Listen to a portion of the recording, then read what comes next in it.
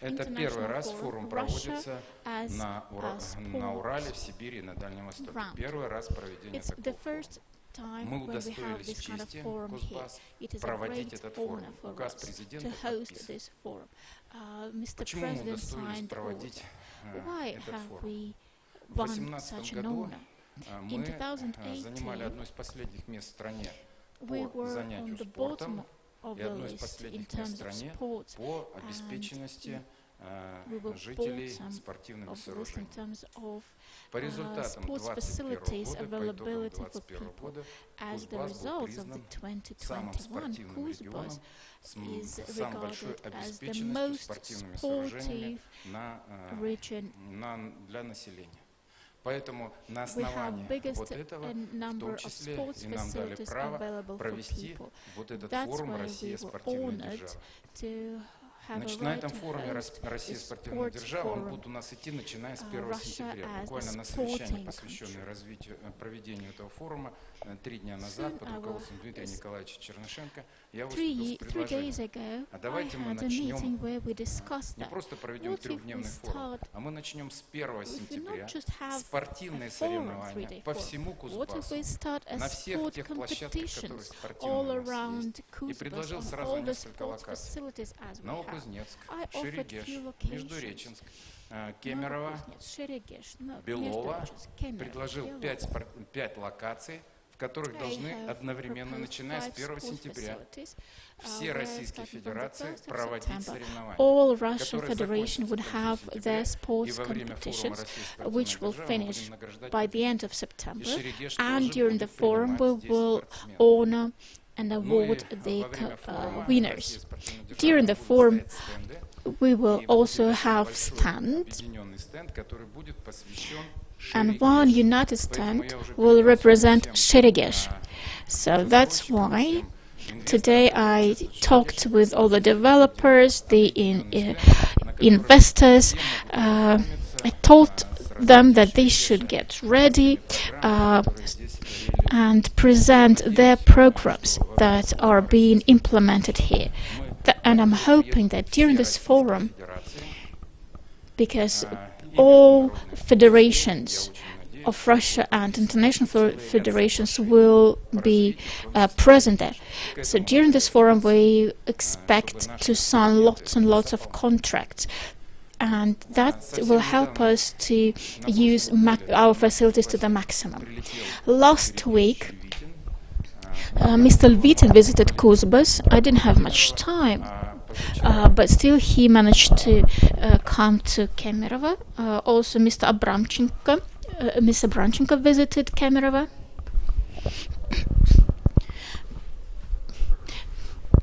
And Igor Yevgenyevich, after he had seen our facilities, said, "I have not seen this anywhere in Russia." So, and we are building a new sports facilities in Kemerovo, and he suggested we call them an Olympic park. I have asked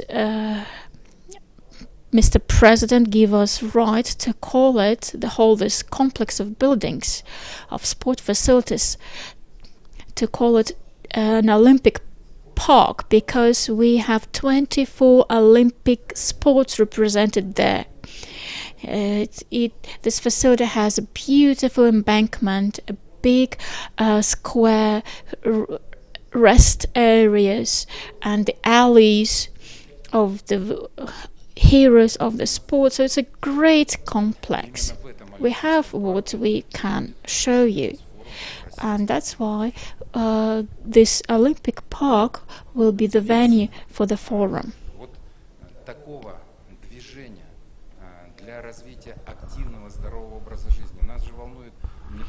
Without such a development, it's not possible to develop sport, because it's not only the Olympic results that we want, but we want our young people to be active in sport.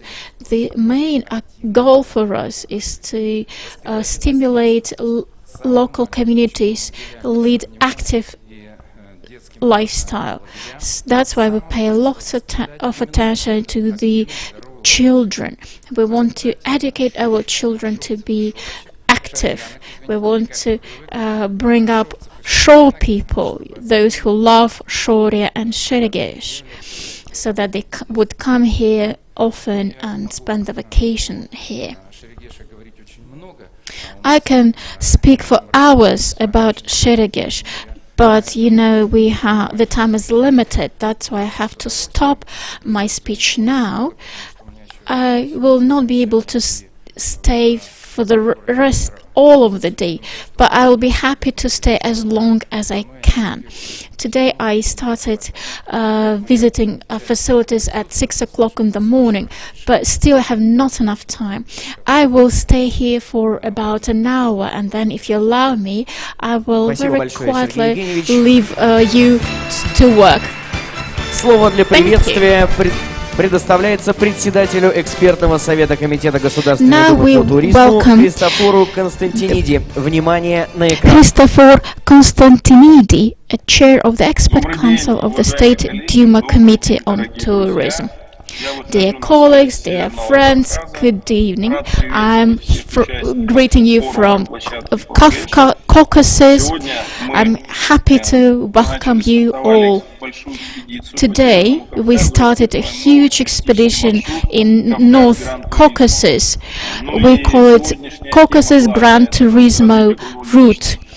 Today the main important part for us is to develop all year-round resorts, but we have to get there first, and that's why the key for us today is the car route tourism. We want to discuss it today. As for the social and economic development of the region, is dependent on tourism, and that's why today in Russia people, all regions, pay a lot of attention to tourism, and we achieved great results, and I believe that we will speak about that today, because it's additional revenues to the budget, new employment, and a lot of GDP in Russia, because as of today tourism is only 3%, but still development of tourism helps to develop the adjacent areas of economy. So I believe that development of tourism in Russia has to keep in touch with the economy, because when we discuss today about building new resorts and the implementation of investment programs, we have to remember, but there could be other consequences, like environmental consequences. That's why we say that we have to ensure sustainable development of tourism. It has to be green tourism. That's why I'm sure that we will pay attention for that today, especially the administrators of all levels and businessmen and investors. I would like to wish all of the participants of this forum so that you come up with great solutions to develop tourism on the territory of Kuzbas and the whole Siberia. And generally, I would like to point out how important this forum is.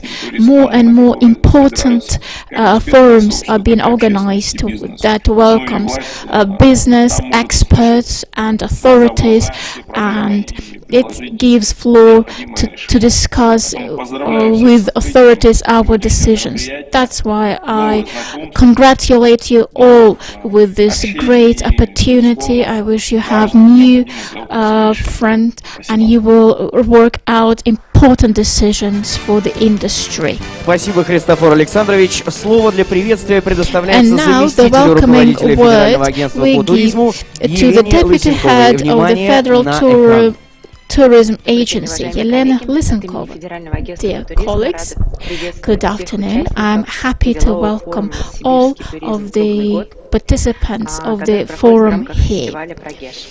It's ProGesh Festival is a unique forum, is a unique site that can become a leading venue for Siberia, because the potential of ChereGesh can provide us with all year-round result, with lots of routes, lots of new attractions, and it is an investment attraction that will help to develop our country. Today, the complex of ChereGesh is a part of many national programs, and I'm sure the joint efforts of local and federal authorities, of business, and all of you will contribute with more tourist programs and destinations and attract a lot of tourists to you. And we can show that summer tourism is possible in ChereGesh, and that there is a potential to attract a big number of tourists in green, sunny, bright time of year. And I am sure that during this forum we will be able to discuss in professional society new routes, certificates for guides, programs for hoteliers, and much more. We can start new business partnerships. So I wish you all the luck. Для приветственного слова на сцену приглашается генеральный директор объединенной компании «Сибшахтастрой», General Director of Joint Company «Сибшахтастрой», and organizer and anchor ambassador of ProGesh Festival, Mr. Konstantin Ivushkin. Good afternoon, dear guests. ProGesh Festival was born basically in a family bed. Let's have applause. Me and my wife were discussing that in the kitchen, and it took us a long way to come here. She took part in many competitions of hospitality skills, and I would like to express my gratitude to the administration of Kuzbas, because in such difficult time, when we started having our doubts in February, they supported us, and the success of this festival, but I know that this is a success, it's our win. So let's applaud to all those who involved. And I would like to say that I am a sure person for 3 years about, because all those who work, all people who work in Shore, they are Shore people. During the winter time, it's beautiful here. In summer, we will make it beautiful. The governor is behind us, infrastructure will be developed, and I also hope that we will have a water body here. And of course, without an airport, it's very difficult. But our dear friends, we are happy to see you here. We're always welcome. And you will know that we are very hospitable host. Уважаемые коллеги, мы переходим к основному блоку деловой программы. Okay, dear colleagues, now we're getting closer to the main program of our forum, tourism in today's realities and change of tourist flows. And we welcome the moderator, Anton Pitovsky, Minister of Tourism and Youth Policy. Dear friends, hello. So after Mr. Tsivilov, it's not very easy to become a moderator, because he said everything. And me being a short person, I also would like to welcome you here. And I'm sure that our dialogue will help to develop tourism not only in this area but in Russia, because ProGesh is a key point of tourism in Russia. And I'm happy to welcome you all here. And уважаемые шорцы и ширянки, я хочу So, dear shore people, I would like to invite the speakers who are going to participate in our discussion today. So, first of all, Mr. Tsivilov, the governor of Kuzbas, dear friends, ambassador of peace and development of international organization SPIMUDA, chair of board of directors for Food Basket of Africa, Jafar Hussein Mohammed Hussein Mustafa. Please take your seat. Так, ну и сразу, видимо, с ним занимает место президент Международного альянса стратегических проектов and president of International Strategic Project of BRICS, Ms. Zelentsova. President of Nationwide Union of Hospitality Industry, Councillor of State Duma Committee on Tourism and Infrastructure Development, member of the Public Council for Federal Tourist Agency, Alexei Volkov, chair of the Public Chamber Commission on Development and of Tourism, founder of Живое наследие РФ platform, director of the Urban Change and Development Center of the Russian Presidential Academy of National Economy and Administration, Mr. Andrei Maximov, member of the Public Chamber of Russia, chair of All Russia Union of Passengers, Ilya Zotov, general director of UMMC Developer, General Director of Yekaterinburg City, Chair, Board Chair of Hotel Development Company, Mr. Mordovin, Management Partner of Alliance Hotel Management, Vice President of Restaurateur and Hotelier Federation of Russia, Mr. Dear friends, all speakers are here with us, and we discussed to have our discussion not like just a speech, but we would like to have it as a dialogue, because we would like to discuss and find solution to the goal. What is an all-year-round resort? How it affects the economy, how do we do that? But first of all, I have a question to Mr. Tsivilov as a governor, as a politician of national, international level.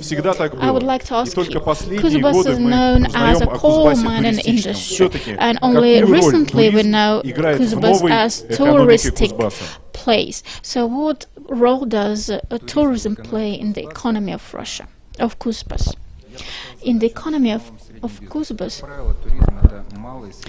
so as I said, to the small and medium business, usually they are responsible for tourism. Last year I set a goal for them, if we speak about economy, to make tourism as profitable as our key industry, which is coal and metallurgy. And tourists must have the same, contribute the same to the economy of Kuzbas. So, and that's why today tourism is included in the development program. Tourism opens new horizons. It lets people travel, interact, communicate, and it creates an important approach to active, healthy lifestyle.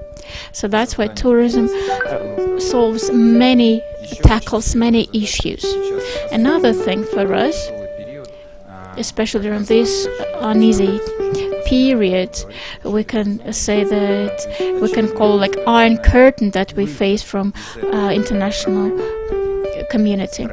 We have only one way out. It's construction. Construction is the way out of the crisis.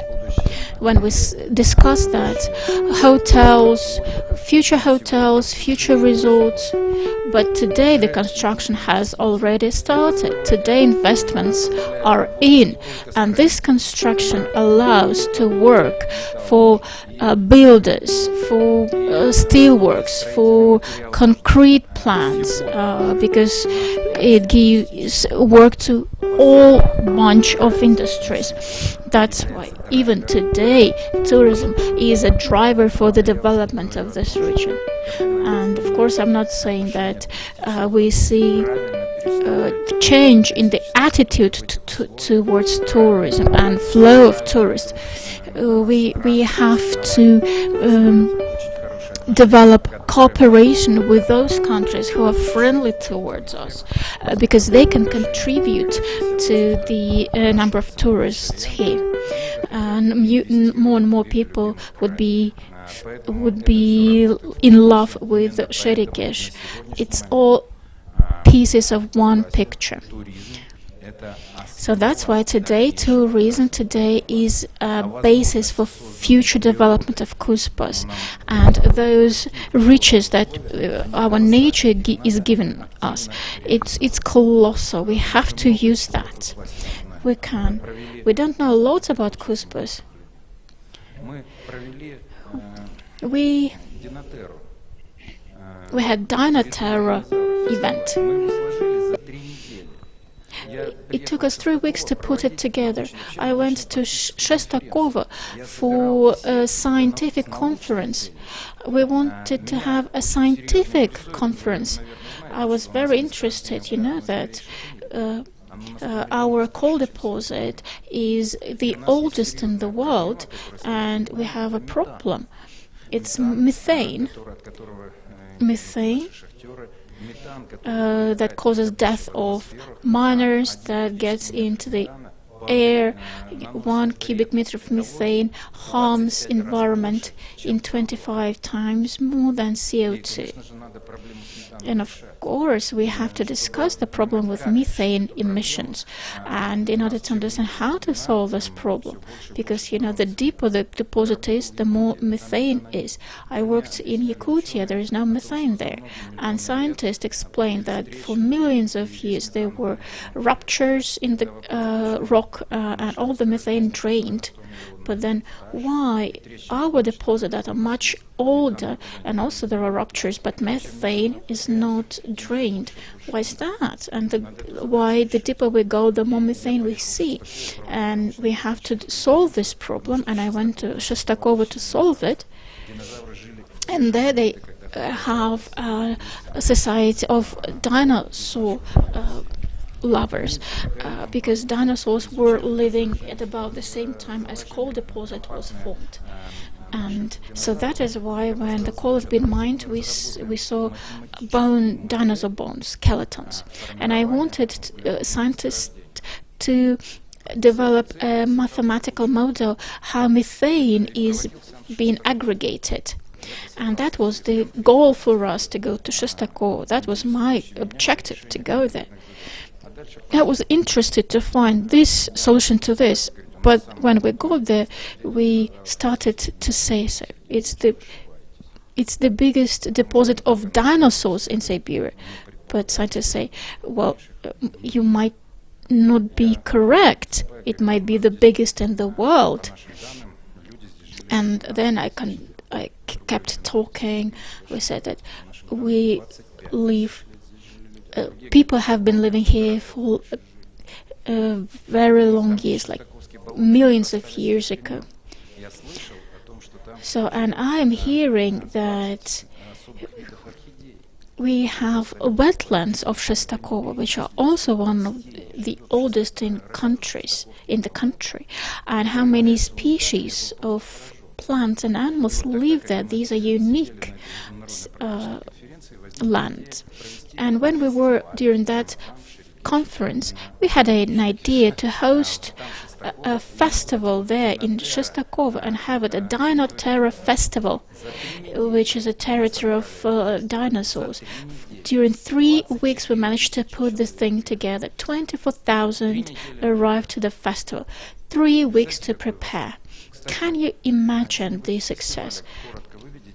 Can we show a short clip if you have something? Could you show it on the screen? We have a lot of interesting things in Kuzbas, natural things. We have to study them. The territory is not too big, 95,000 of square kilometers, but we have everything. Taiga, forest, dinosaurs, mountain, plains, rivers, lakes, everything. It's a unique place, a place of strength, and the tourism will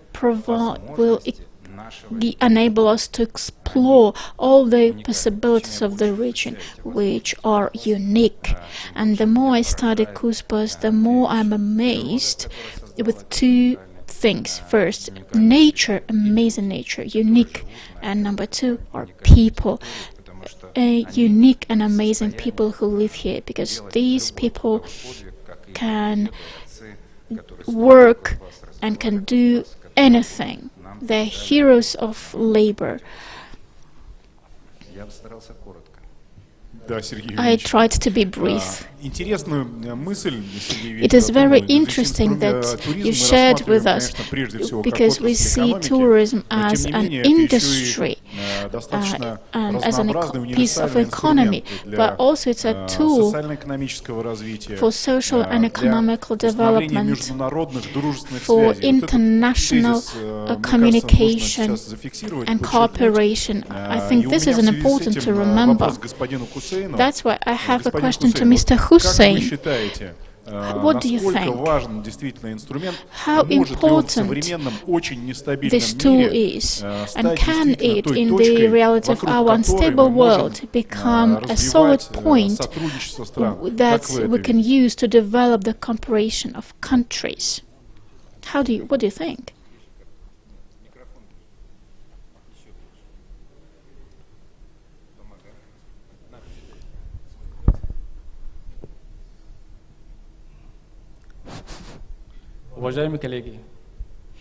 Dear colleagues, good afternoon. I would like to greet all of you present here.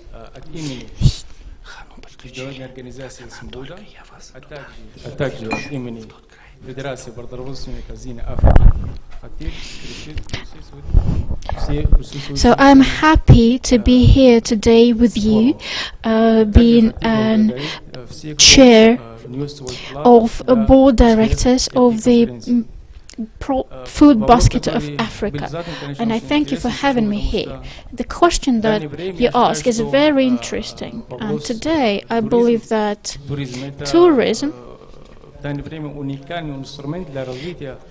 is a unique tool to develop international relations. Relations between nations, continents, cities, inside Russia and outside Russia. We don't have enough communication on tourism. Tourism is an international language. Thanks to this language, I'm sorry that I'm not speaking my own language, that's why I might make some mistakes. Oh, don't worry, your Russian is perfect. I came from Moscow. We had a conference there. I didn't have good night's sleep. 2 days with no sleep is difficult, so please excuse me if I'm not speaking very logically. Okay, so by going back to our topic, we would like our organizations, because we unite 54 countries in Africa, plus our countries, 197 countries. So basically we have influence all around the world. That means that we have colossal opportunities in order to let ends meet in the tourism, well, if we have those connections. And our goals are to realize those preliminary agreements with different companies and our partners, and to start financing. And thanks to that, thanks to those funding, we can invite and accept tourists in Kuzbas, in remote resorts here in Sheregesh. Еще одно слово, пожалуйста. Sheregesh is a unique place. Еще правильное слово произнести. Шорец. Шорец. And as Mr. Governor said, Shorets. Let's applaud to Mr. Hussein as a new shore person. So, I would like to say another important thing. Sometimes we have to speak about other things. When we discuss about joint efforts, what we heard from Mr. Governor today, and from other speakers, when we joined our efforts, it ensures maximum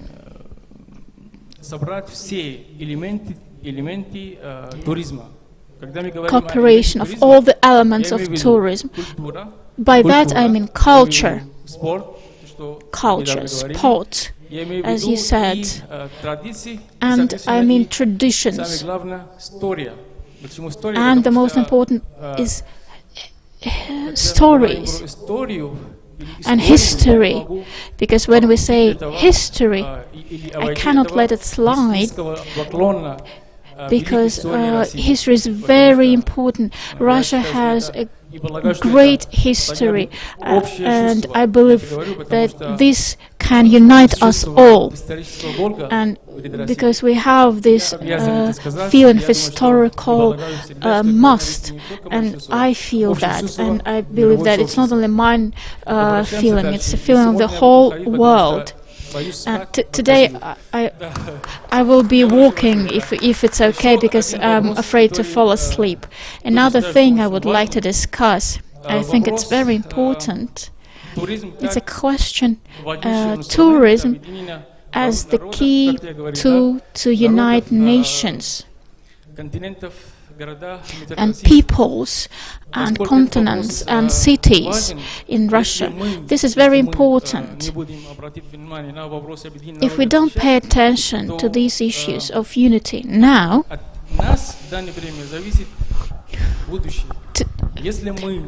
but we are responsible for the future.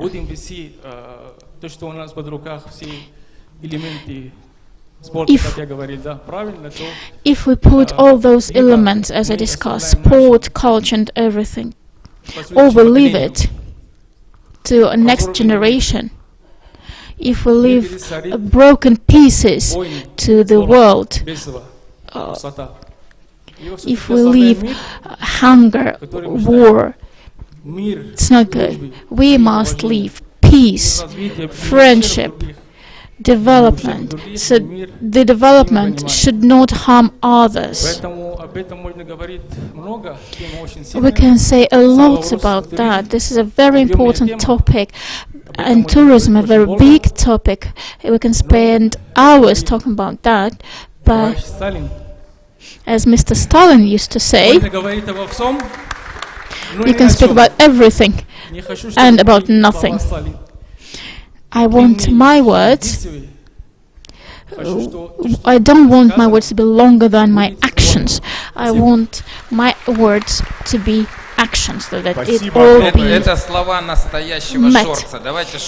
These are the words of a real short person. Please, a round of applause for that. It's not important what is your race, nation, and race and color of your skin. The only important thing is that we are friends and that we are family. Okay, so I have to go. Спасибо, Сергей Thank Евгеньевич. you, Mr. Governor. Thank you.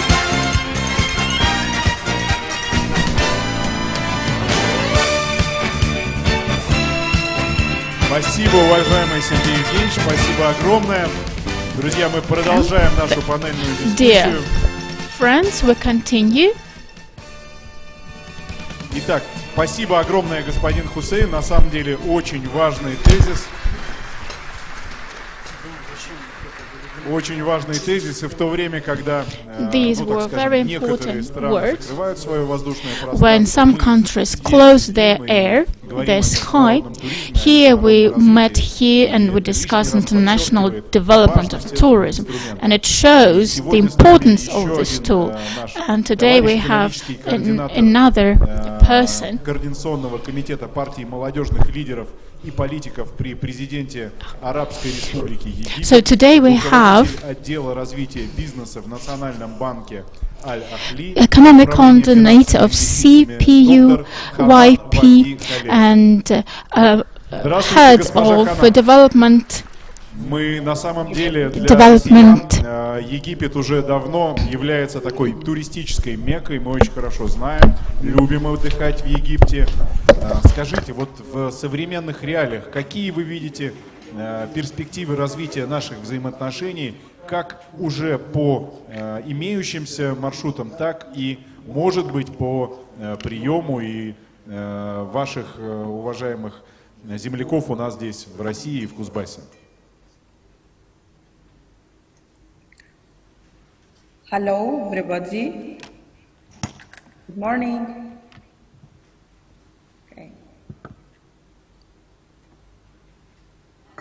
Hello. Hello. Are you hear me? Yes, I can hear you. Hello, everybody.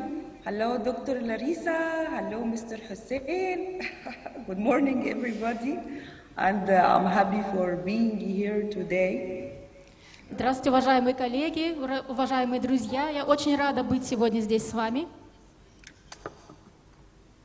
Firstly, I want to thank the BRICS Alliance Foundation, and I would also like to thank the international governmental cooperation represented in Mr. Zilnistova and Dr. Larissa and Mr. Hussein for inviting us as a coordination of youth parties and politicians to attend this important event, which is investment and tourism in Kuzbas. So, please let me introduce myself firstly. I am Dr. Hanan Wagdi Khalid, Coordination of Youth Parties and Politicians member in Egypt, and Head of Business Development in Al-Ahli Financial Investment Management, the investment arm of National Bank of Egypt. So, all my pleasure for my participation in this very, very hot event, investment sector like tourism. Уважаемые друзья, разрешите мне начать с того, что я бы хотела поблагодарить уважаемых членов здесь в президиуме, Ларису Зеленцову и господина Хусейна за то, что они здесь присутствуют. Позвольте, я начну с того, что представлюсь. Я являюсь координатором объединения лидеров молодежных партий, молодых лидеров и партий в Египте. И я хотела бы сегодня использовать этот момент и поблагодарить вас за то, что я здесь, за то, что у меня есть такая прекрасная возможность поприветствовать вас в этом зале. Second, allow me to confirm the permanent interconnected relations between the BRICS Alliance countries represented in Russian Federation, China, Brazil, India, and South Africa, and the Arab Republic of Egypt, represented in various national projects that we are working on now in order to achieve sustainable development and continuous partnership, which makes us always forward to increasing this partnership and the projects between us. И теперь я бы хотела сказать и подтвердить о том, что мы продолжаем работать совместно с БРИКС и со всеми странами, входящими в БРИКС, и Египет, и о том, что мы продолжаем работать над достижением устойчивого развития в сфере туризма и продолжаем добиваться успехов в наших совместных проектах. The great tourism project that Kuzbas state is currently working on, in which it has many competitive advantages, makes it excel, especially in Kimovo region, and sharing is one of the best places on the world. So the tourism is a very big affected sector in the economics of the countries. So please, from here, let us working together how to create new destinations that should help us of how to attract new people and new investment suite with the ambitions of new world. И сегодня, так как Кузбасс обладает прекрасными природными ресурсами и другими возможностями для развития туризма, мы видим, что Кузбасс может развивать новые направления и может вносить свой вклад для достижения туристических целей. Just I need also to mention that the actual economic world now imposed on us as well to think together.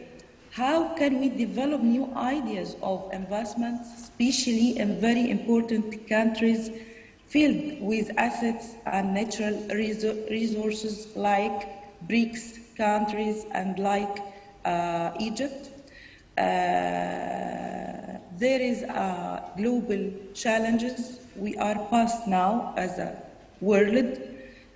So please, finally, I need to mention for that regarding these global challenges now, from high advanced technology, from climate changes, and many other factors that we should think together now in very new kind of projects and new solutions that enhance our country.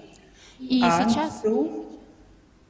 сейчас мы должны подумать о том, как страны БРИКС и Египет могут работать сообща для того, чтобы решить те сложности, с которыми мы можем столкнуться, как преодолеть те вызовы, которые ставит современный мир перед нами, и смотреть, какие проекты мы можем развивать и продолжать работать вместе. Спасибо. Dr. Hanan, thank you very much for your time. We were very happy for you being here and spending time with us. Thank you a lot. Thank you so much. Thank you, Dr. Larissa. Thank you, Mr. Hussein. All my pleasure, really, today. Большое спасибо, госпожа Лариса, господин Хусейн, спасибо вам за ваше время. Всем спасибо. Спасибо большое, госпожа Ханан. Я понимаю, что мы готовы выполнить поручение губернатора и показать всем ролик про то, как прошел у нас один из дней фестиваля Динатера. Один из дней. Всего было 3. Давайте попробуем вывести на экран. Прошу.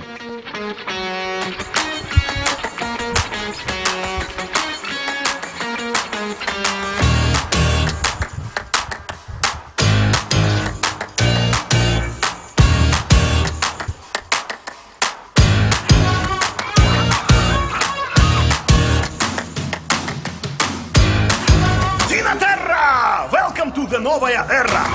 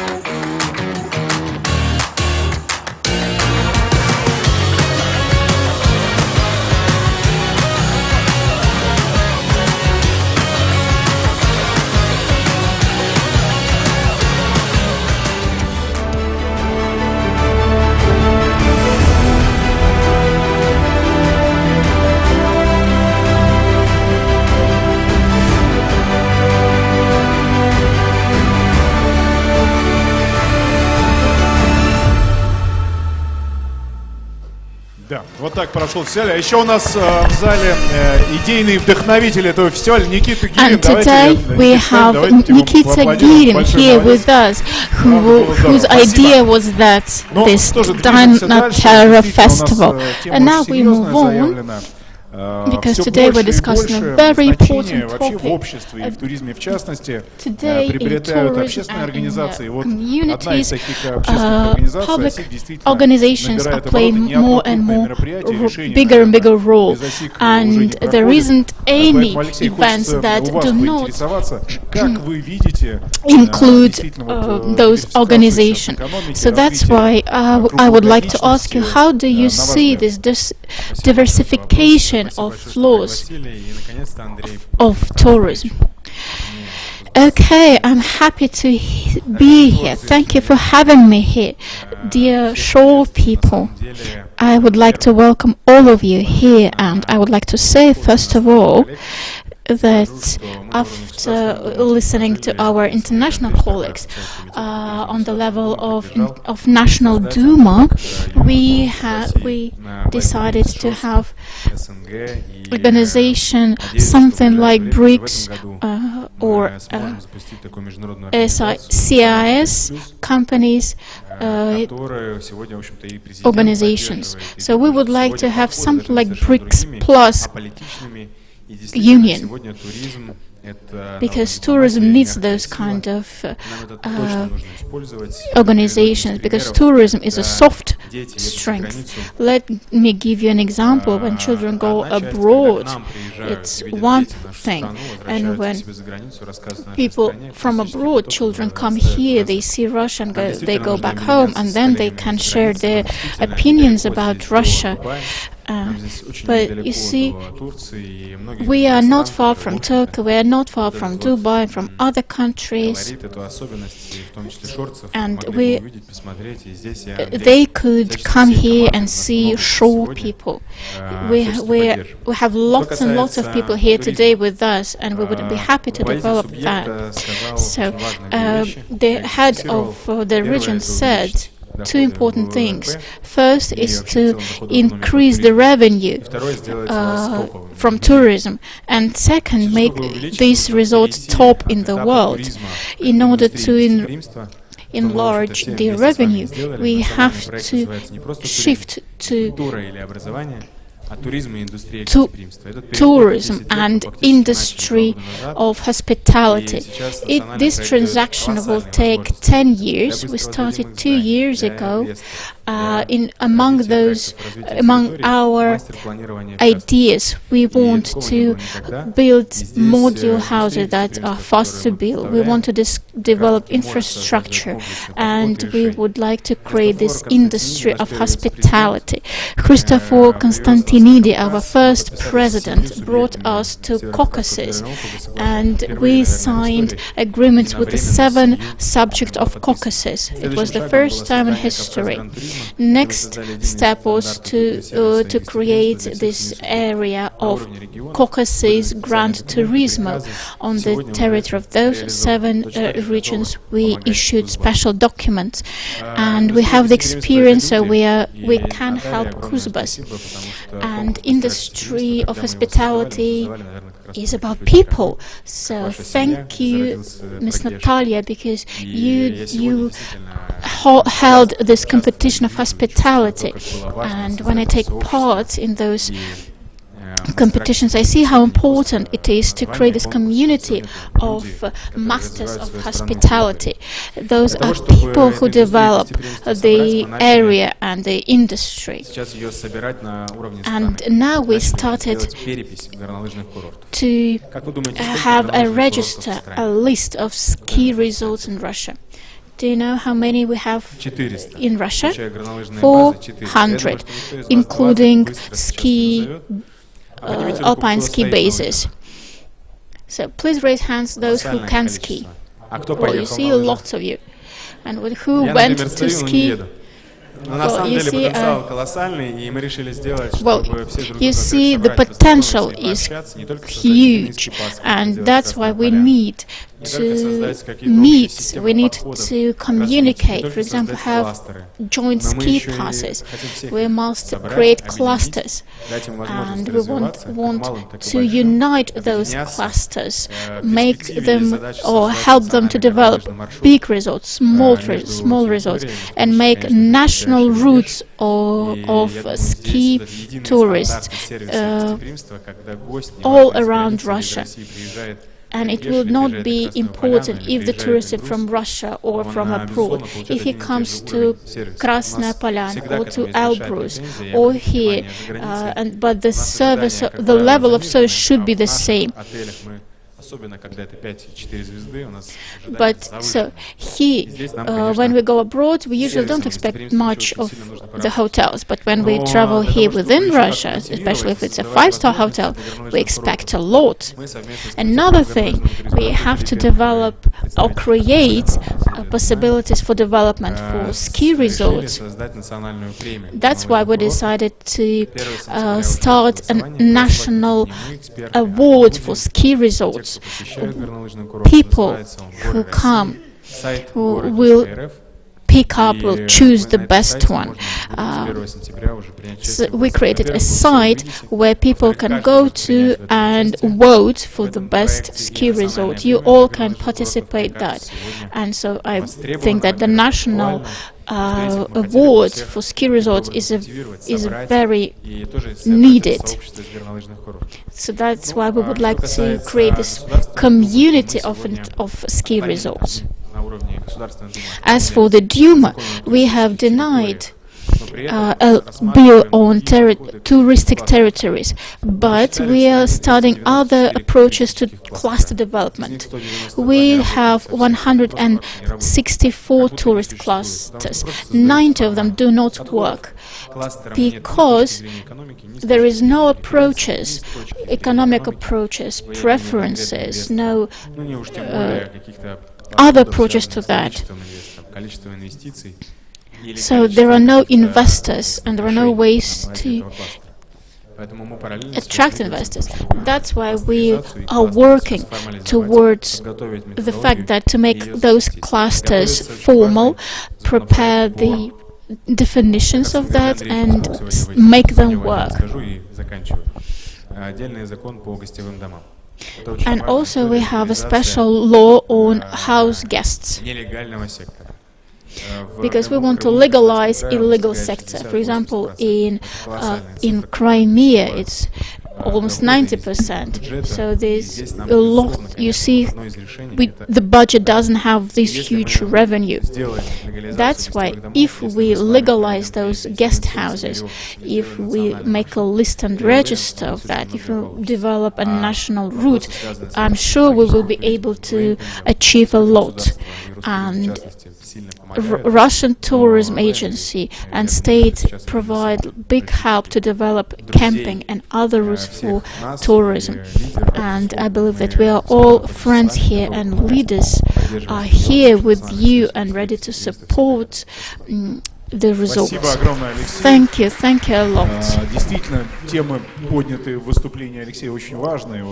Yes, we heard very important topics, especially the last one about guest house, because for ski resorts it's very important, because if there is a huge ski resort, there is always something small growing up nearby, but these present some issues. First of all, safety issues. We understand that we don't know what's happening with those grey, let's say, guest house. If those guest houses meet fire safety and so on.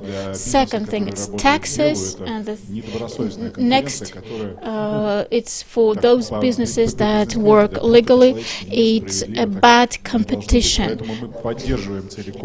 So that's why we totally support your work if you need our support. So thank you.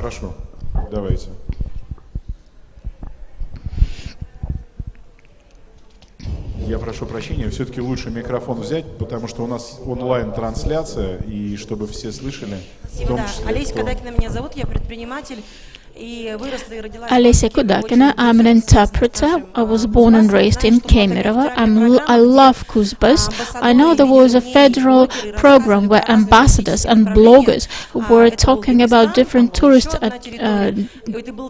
destinations, Dagestan and other. It was a pilot project where interesting people were presenting their territories. Is it possible that we would have something like that here in Kuzbas, so that some famous blogger would talk about Kuzbas? So, because I would like people from other cities would know about us, what we can offer, how many interesting things we can offer. Ну, во-первых, про вас не забудешь. Это точно, абсолютно.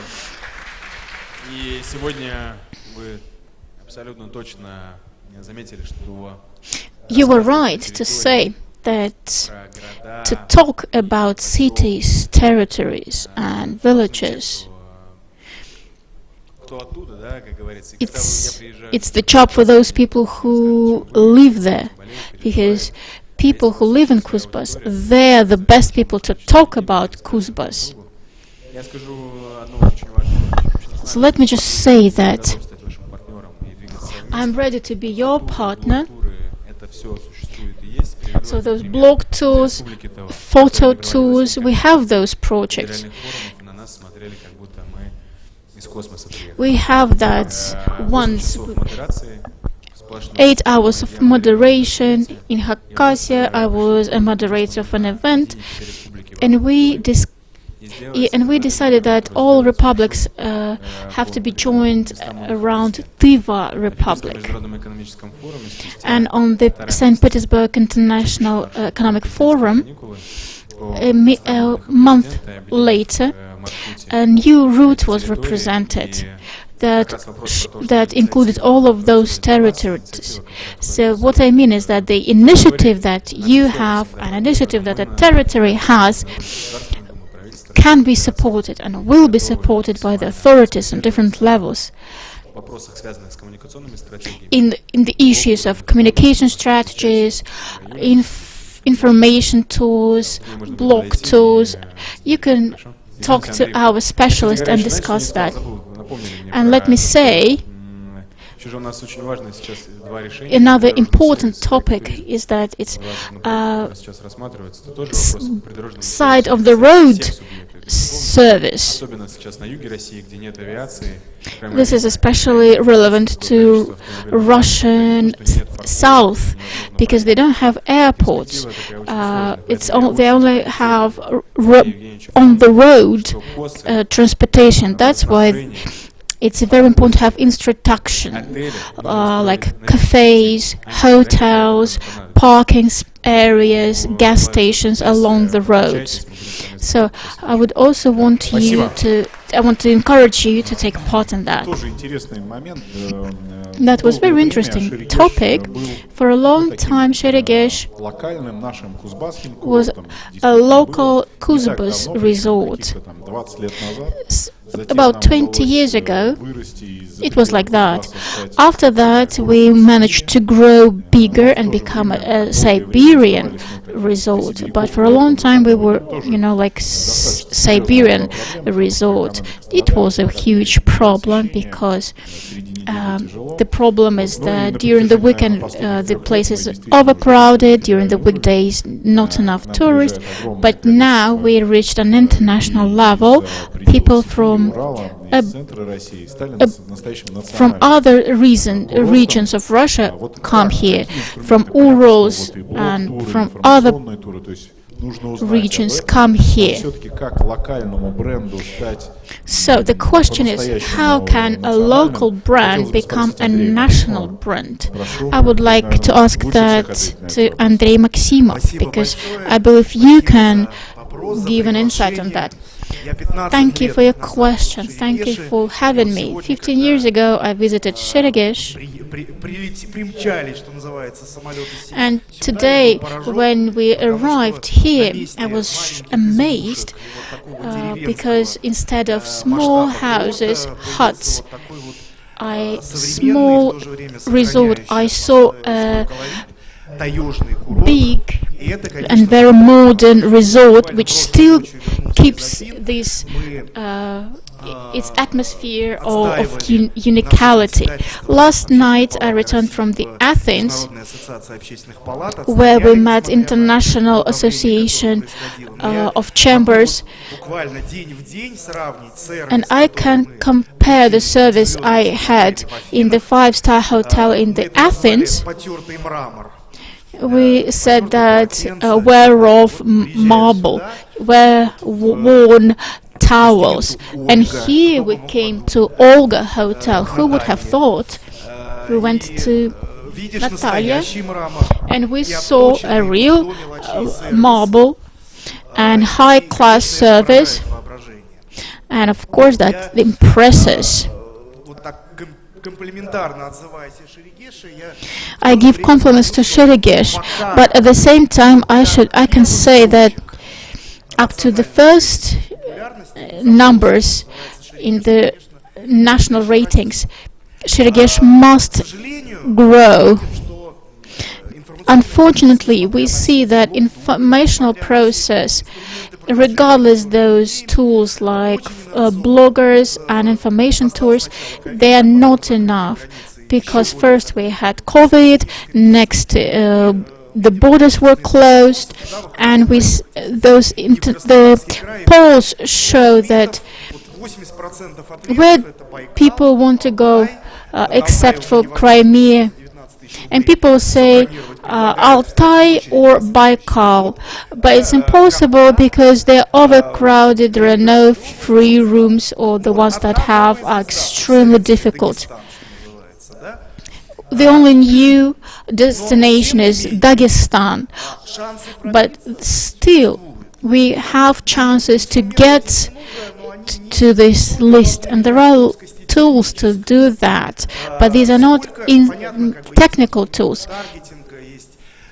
There are targeting instruments, there are communication channels that we use, but the most important thing is to understand how and what do we promote. Sometimes there are very basic solutions, starting from the names.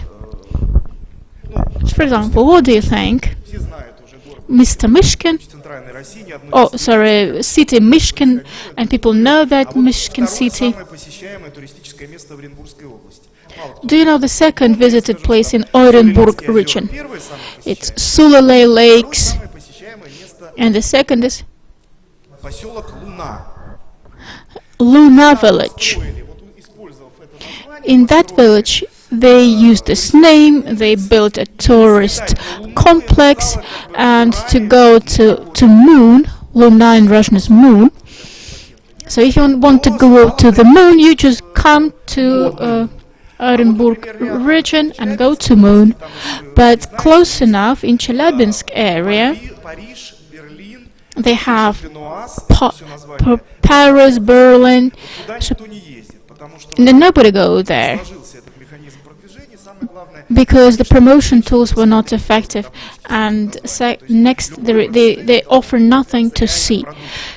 What I mean is that every promotion must offer a real product. So today, if we speak about Sheregesh, in terms of all year-round resort, we need some very interesting tools. Maybe they will be not connected with the sun, or to be closer to the sun. Well, I just checked. In those places that have solar religions, our local mountains are higher than any other mountains. So in Yakutia, the mountains are lower. So basically, we can make up some interesting solution. We have to make up with some, shouting and catchy steps. Something, like this grelka. So you remember, it's that you came up with this idea of bikini skiing, and we considered it to be a very good idea.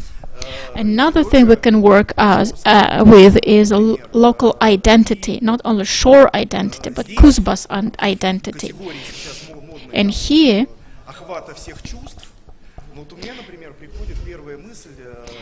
when we speak about all senses must be engaged, I think that maybe we can create a museum or a platform where we can combine coal in industrial tourism with Gorne Shore resorts. We can bring some that here. For example, Russian Museum shocked me because you know that it was in Berlin they had this Russian museum that showed this coal mining industry. People would come there because you could hear how coal is produced. You could smell coal. You can feel the smell of the underground mine, and you could see that the visual effects. It's relatively cheap, and I believe we could bring this here. That would be a good idea, good catch here. Some local and ethnic identity that we can use. Very often this resource is not used enough. Very often I give an example.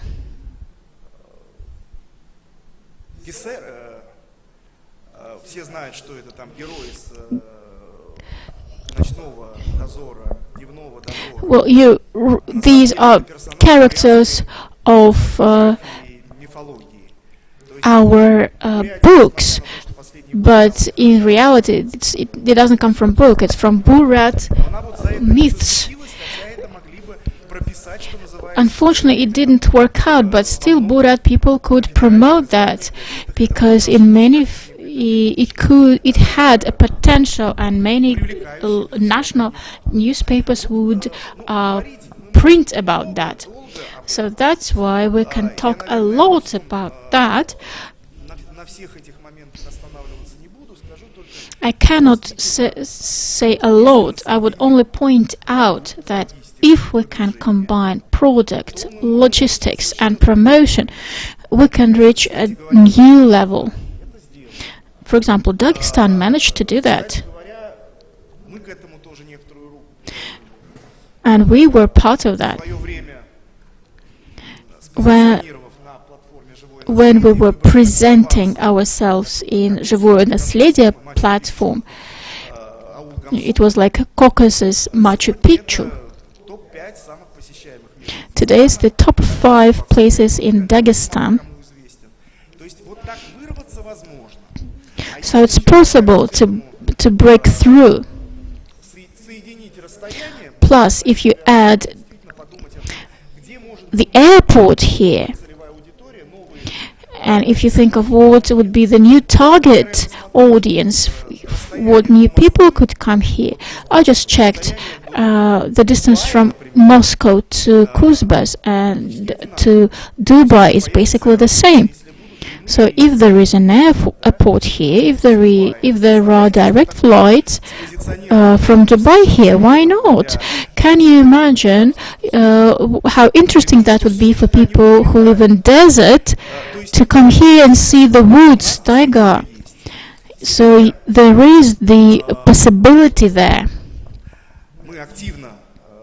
Today we're working actively to develop national project of industry of hospitality, and such ideas have been realized as award for entrepreneurs grant to create in-country charter routes. And when we were discussing that, we knew it was important. Today we know it's important not only have charter flights, but we also can make like joint locations for charter flights.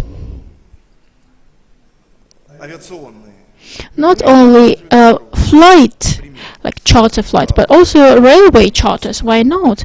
Water charters, but you don't have water here. So there are solutions to attract the new audience that we want to attract here. I would like to say that on the platform живоенаследие.rf we have been implementing this project for 3 years, and we collected the most important brands within Russia.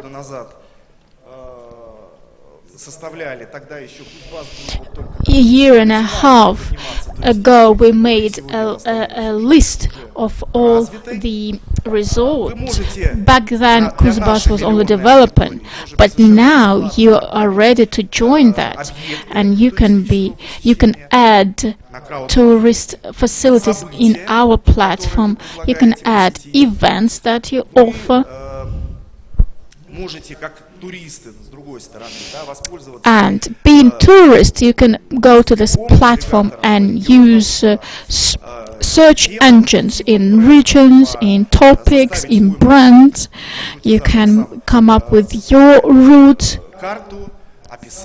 and the program will make a map for you, a timeline for you. We have apps for that. You can download them and try them on. And together with you, we can create new brand routes. And we are working actively in this sphere. That's why we invite you to cooperate. And I would like to tell you one story, and which I often repeat, and I believe it will be very relevant here in Sheregesh. Some time ago, administration of in Paris, Jacques Chirac started his speech with the words, "We have problems, dear friends. Paris is losing the most important thing. Paris is losing its atmosphere." And before COVID, I went to Paris and I saw that Paris was losing its touch. But here, when I come to Sheregesh, I see that the atmosphere is here. That's why with this boom development that we witness today, please don't forget about your atmosphere that is still interesting in Sheregesh. Thank you. Anton, I would like to ask your forgiveness. Unfortunately, I called you a different name. Please forgive me. Да, но несмотря на то, что мы выбились уже из тайминга, я прошу следующих спикеров все-таки Unfortunately, the time we broke the timelines, but still, just very briefly, if you could just give us some words for the best resorts. So, the most important thing, first of all, is complex. There should be a complex of facilities. Number two, it's creativity. So, it should be interesting for people. And the atmosphere. The brightness, if I may say so. Okay, thank you.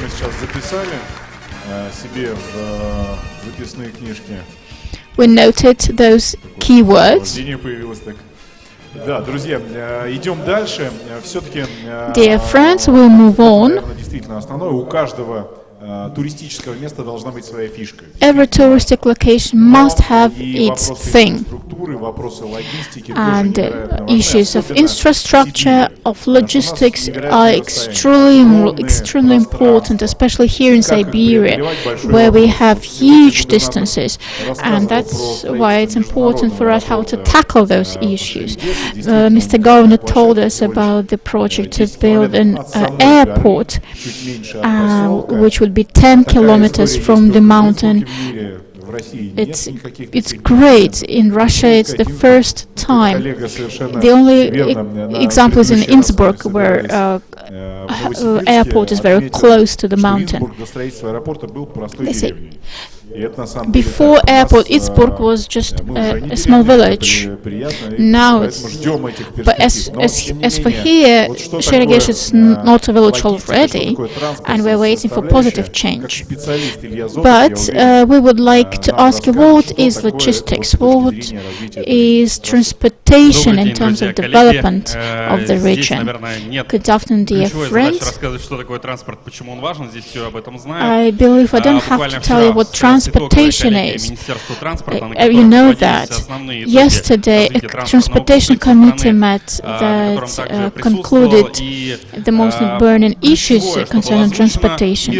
And the key issue that was discussed is that the world will never go back to the old aviation routes. We must develop new routes. Today, Russia is working with 11 countries. That's why when we say that it will be an international airport, we have to be real. It won't be flights to the US or Venezuela. No, those would be flights to the former Soviet Union countries. That's why I would like to stress attention to within Russia flights, inland flights. And we discussed on that committee issues of transportation availability of regions. The key goal for us is not to connect cities among themselves, but to connect cities within the federal district. If you look at the prices from Novosibirsk to Krasnoyarsk, and you see it's not possible to go from Kemerovo to Novokuznetsk or Barnaul. Well, there are some flights, but first of all, they're extremely expensive, and that's why people do not use this opportunity to travel within the region. People would like to go and see areas within the region, but there is no chance. That's why if this airports would be open, I would suggest that you also have a helicopter platform there, because it's very important to use the money that we have with most efficiency, and you don't have huge resources to create the helicopter platform. It's important just to have availability of helicopter communication within cities. A few days ago, a new program was adopted which stresses on helicopter communication. With those helicopters that can be used to develop tourist directions. Today we went by a mini bus, and I can tell you that we were ready to pay to come here by a helicopter. Another thing is to synchronize the resources.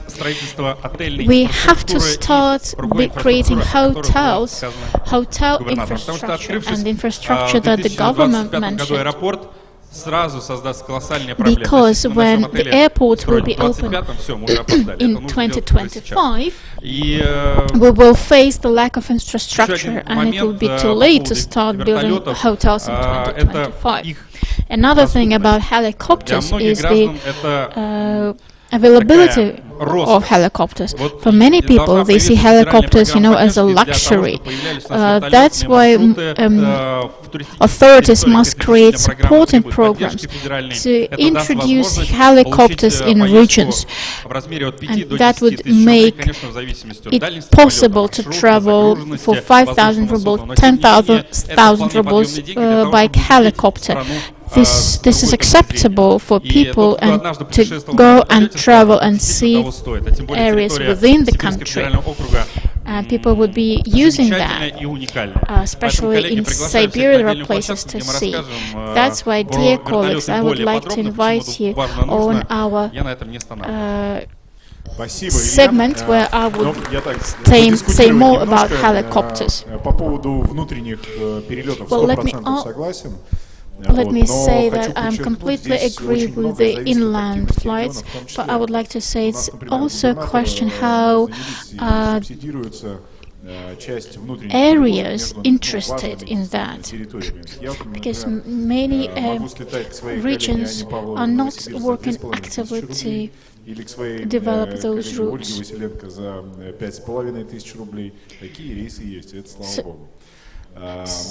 The good thing is that we do have inter-regional flights for reasonable money. And I would like to add, in 2021, new terminal in the airport was created.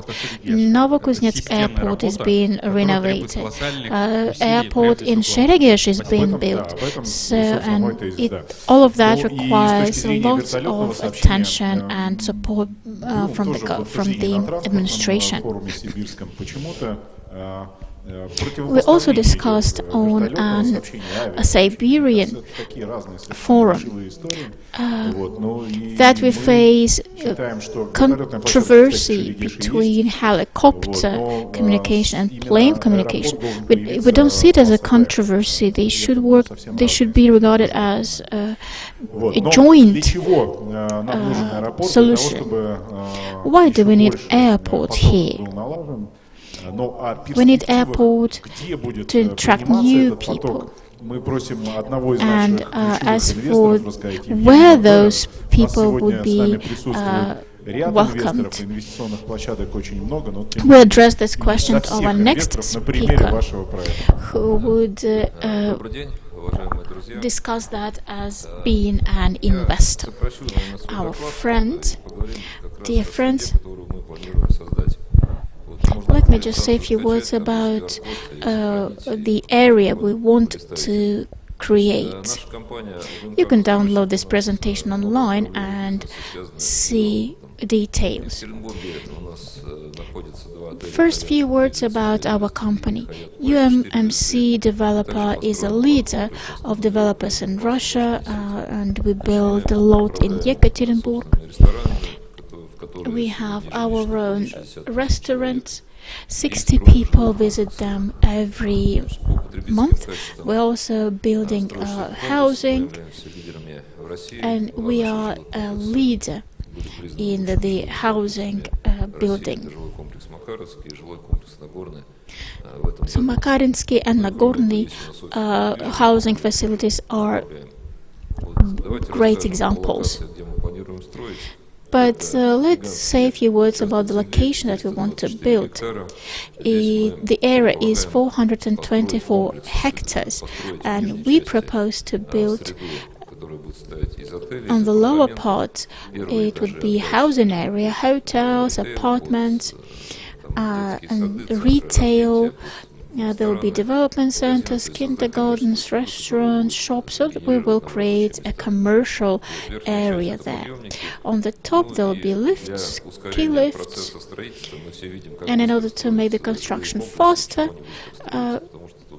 we will build housing very quickly, because we will attract investors there. Because investments in the apartment is it's very profitable, and we would like to have big number of investors come to us. So we will be building apartment complex and housing complexes. So here you can see the plan, how it will look like. One of the districts of our region. When a person comes, there is a walking area, transportation availability. You can drive your car there. So you use your car, left your equipment, left your car at the parking lot. So and then people can keep walking home. First and the second floors of those buildings would be retail areas, and all the rest would be housing, living areas.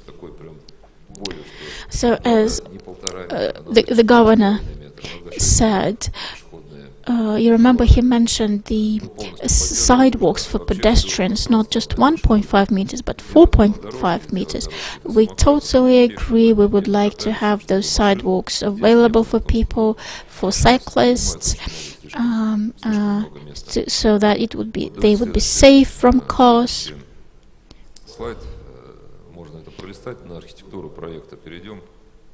And we can move forward to the architecture.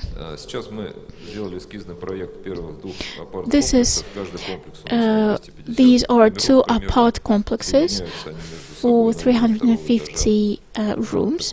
They are joined together on the second level. First and second levels are retailer, fitness clubs, spa salons, hairdressers, childcare centers, educational centers, cafes, restaurants, everything, shops. We believe that the commercial area would be about 60,000 square kilometers. That's a huge business. We will also sell apart complexes. The smallest one would be about 23.3 square meters, 4 or 5 million rubles. So a person could buy it, and in 5 or 7 years.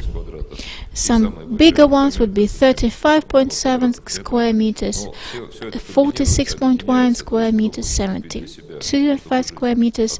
So that depends on what people want. If they want to buy it to live, or they want to buy it and then rent it, well, lend it. So it depends on people. We will also build restaurants, cafes. That's why we invite all people interested in that to participate. Let's together create an area where our guests and residents would feel comfortable, safe, where they would be able to go to the cafe and everything. And I believe that when people who do not ski would come to Sheregesh just to spend some nice time. Thank you. Знаете, с Евгением общались, и мне очень понравилось, он с удивлением для себя обнаружил, when we talk about with Evgeny, he was surprised to know that at some point they became the biggest hotelier and restaurator in Yekaterinburg, because it's not easy to run. And we are happy that the best practices come to Sheregesh. And I have a question to Vadim Prasev. Do all hoteliers and restaurators have the same opportunities and perspectives as UMMC developer? Because we see even now that some grow, some fail. So what is the key to success now? So, dear short people, пошло, да, то есть как бы дорогие шорты сначала, да. Обычно же говорят, уважаемые дамы и господа, ну так будем с дам начинать. Дорогие ширянки и шорты. Значит, вы знаете, я вот здесь зимой был очень-очень давно. Well, I was here during winter time, a long time ago. Well, about maybe 15 years ago, and it was very different. And last winter, I had some few calls. Please help to find me a vacant place to come to Sheregesh, because everything is booked. And I'm sure when people call me, it means that they have no other means to find a vacant room. The governor said that people even call him to find a spare room. Yeah, that's interesting. очень хочется, чтобы, конечно же, I would like that Sheregesh during summertime was viewed the same as the wintertime Sheregesh. Sheregesh during wintertime, those people who ski, they know it, it's a well-known resort that they see as a habitual place to go. And since the air flight to Sochi and to here are more or less the same, I believe that this is a good advantage for us. As for the hotels, I have been working in this hotel business for more than 25 years, and I should say that those people who were investing in hotels, those people always viewed as, you know, a bit of crazy, because like, why people would invest in the project that would pay back in 8 to 12 years, but many people understand that they will only pay back in 15 years. Well, of course, that depends how you build, how you manage. But an important factor to remember in hotel business is continuous work. That's why when we speak that all year round resort, it's important. If you have flow of tourism all year round, the revenue will double. It's not only about the economy of the process, but also about staff, because we do understand. So in those areas where staff feel that they enjoy their labor conditions, service grows dramatically, and it is very important to have all year resort, because that also contributes to the fact that when tourists come, they know they will get good service in winter and in summer. And hotels, restaurants work in summer and winter. And we see the continuous growth of skills of the staff. The salary of the staff grows. Happiness and satisfaction of tourists grow. So that's why we say that this is the territory. I don't like the word cluster. I would say this territory that where the hospitality is developing, and we feel it. Another stereotype that I remember is that sometimes when some of my colleagues would fly in Kemero or Novokuznetsk, they have this feeling, strange feeling, that this is an industrial area. But 2 years ago I flew in summer, and I didn't have such an feeling. I saw a fantastic nature. I saw hospitable people.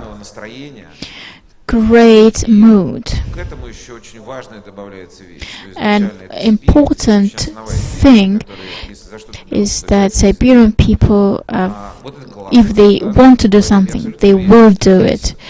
So that's why I'm absolutely sure that here in Sheregesh, in Kuzbas, there will be this attraction point, not only Russian but international. And for some time, well, for some time, all people from former Soviet countries will come. But I'm sure the time will come when people from different countries will come, and those people will feel comfortable here. And I believe that the process is already started, and those people who are developing, I'm so thankful to you, because Natalia was the one who made me fall in love with this place when she was doing this Master of Hospitality award. I witnessed that. And I want to thank you for that. Thank you. Пойдет в народ ваша фраза, Вадим, ательер по неволе, даже, Константин? Ательер по неволе. I like the way you said hotelier against the will. Sometimes people are like that. Okay, So we also do believe that one day we will welcome people from far away countries. Of course, we are looking towards Asia because it's closer. Of course, there are issues if we speak about, for example, Chinese tourists, but nevertheless, if we speak about interchange of tourists, one thing that we didn't touch upon is international investment, because investments from abroad help us with to combat import. So, if you could share your opinion about investment in today. If you would like, I would like first go back to the issue that was raised by the governor. It's about the cooperation of civil societies. The strategic alliance of BRICS was created for such purposes.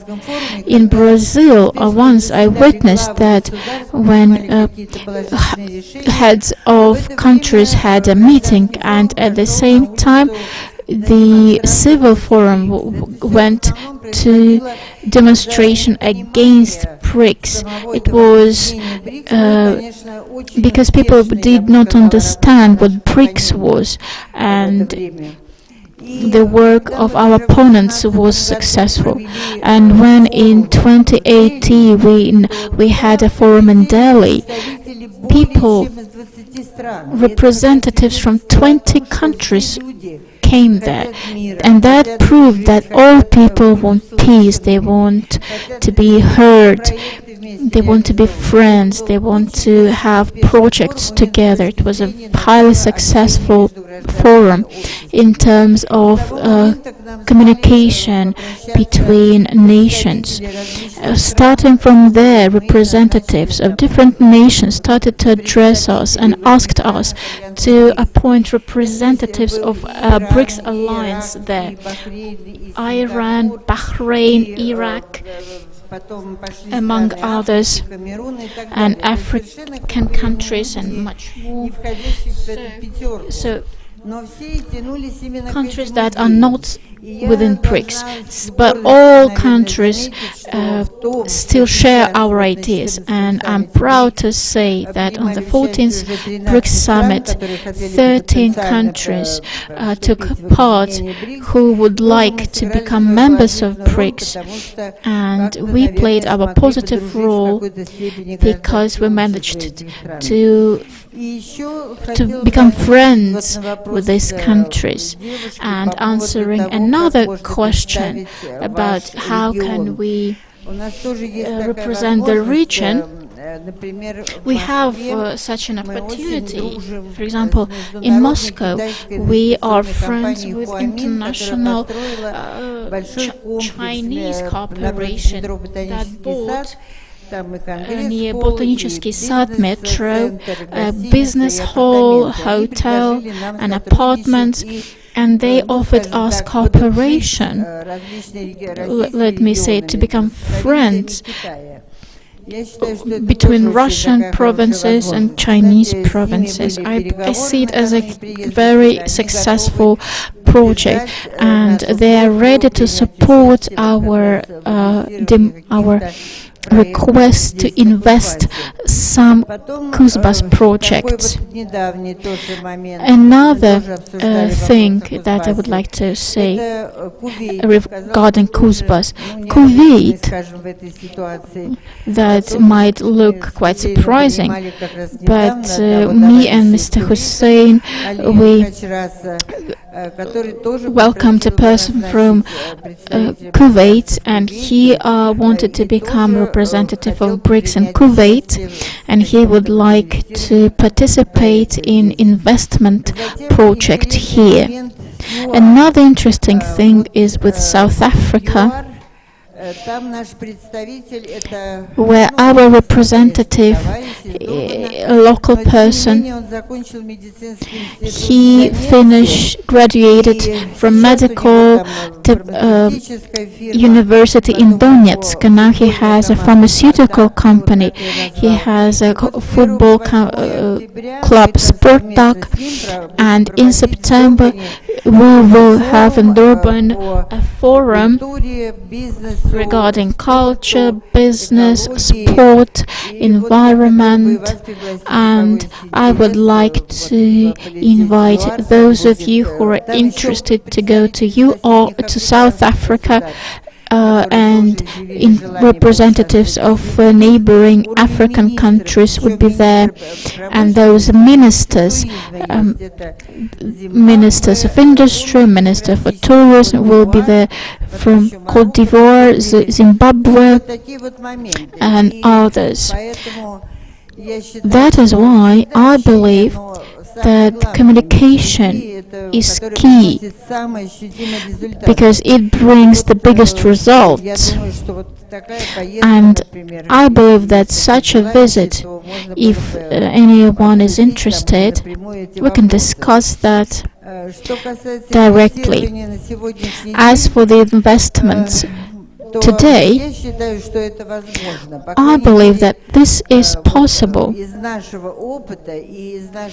Judging from our experience and from what we discuss with our colleagues, we see huge interest to take part, and we see interest towards the region. And when we discuss that with Mr. Hussein in the Emirates, there is a company that owns real estate. The owner was interested in taking part in the investment of projects here, and in Fujairah Emirate there is a very interesting project. A partner from Russia is implementing it. They are engineering mount with artificial snow. But it is not a joke, it's quite serious. There they can study how to ski and come here to, so to say, ski in reality. So we can develop a plan to discuss all of those questions. And last thing, before I left, my partners in Peru called me, and they offered so that we talk and discuss here, as I discussed already with Mr. Governor, a project to make salt water into fresh water. Business sector is financing that, and it's a Russian project. And we were asked to know from the governor what machinery building plant can provide for the equipment for such a project. It's a huge project that will last for many years and in many countries. That's why if we manage to do that, it would be a contribution, great contribution to tourism. Thank you a lot. Dear friends, unfortunately the time is up. I don't have even time for some closing remarks. Just I would ask Deputy of State Committee for Tourism to say a few closing words. Слышно? Да, спасибо. Действительно, мы со временем перебрали, но губернатор поручил эту часть нам отработать. That's true. So we are out of the time limits, but nevertheless, the governor wanted us to work thoroughly. First of all, let me thank all the speakers, of the guests here in on the board. I'm sure that this forum will bring positive emotions, new friends to everybody. Yesterday we started, today we continue the work, and we all can work out those solutions that we can try. And in general, we speak about tourism as a priority in Russia in today's realities. And the second thing I would like to mention, those who came to ProGesh for the first time, please meet new people and have new emotions, because that will stay with you forever. Thank you, dear friends. We stop here. We still have a lot of things ahead of us, and now the host will explain what is going to happen next. Dear colleagues, we have 10 minutes break. Please pay attention that in a few moments panel discussions will start their work, and you can choose the ones which you like. Участников мы просим распределиться по другим залам. Наши помощники помогут вам сориентироваться, чтобы распределиться по залам. Волонтеры находятся возле входа в наш зал. В конференц-зале «Мустак» на третьем этаже ГРК «Ольга» пройдет панельная дискуссия по теме «Национальный туристический маршрут. Межрегиональное взаимодействие». В конференц-зале «Чердак» на четвертом этаже ГРК «Ольга» площадка от центра «Мой бизнес». Панельная дискуссия по теме «Событийный туризм. Создание потока круглогодичного курорта. Кейс, живой опыт, дискуссия». В зале ресторана ГРК «Ольга» на первом этаже мы приглашаем на панельную дискуссию по теме «Новая реальность продаж. Собственные продажи, собственный сайт, продвижение, маркетинг, работа с сотрудниками». Еще раз напомню, что перерыв 10 минут. Помощники ожидают вас у входа на каток. Также, уважаемые друзья, 10 минут у нас кофе-брейк. В угловой зоне нашего зала, здесь, на катке, располагается зона кофе-брейка.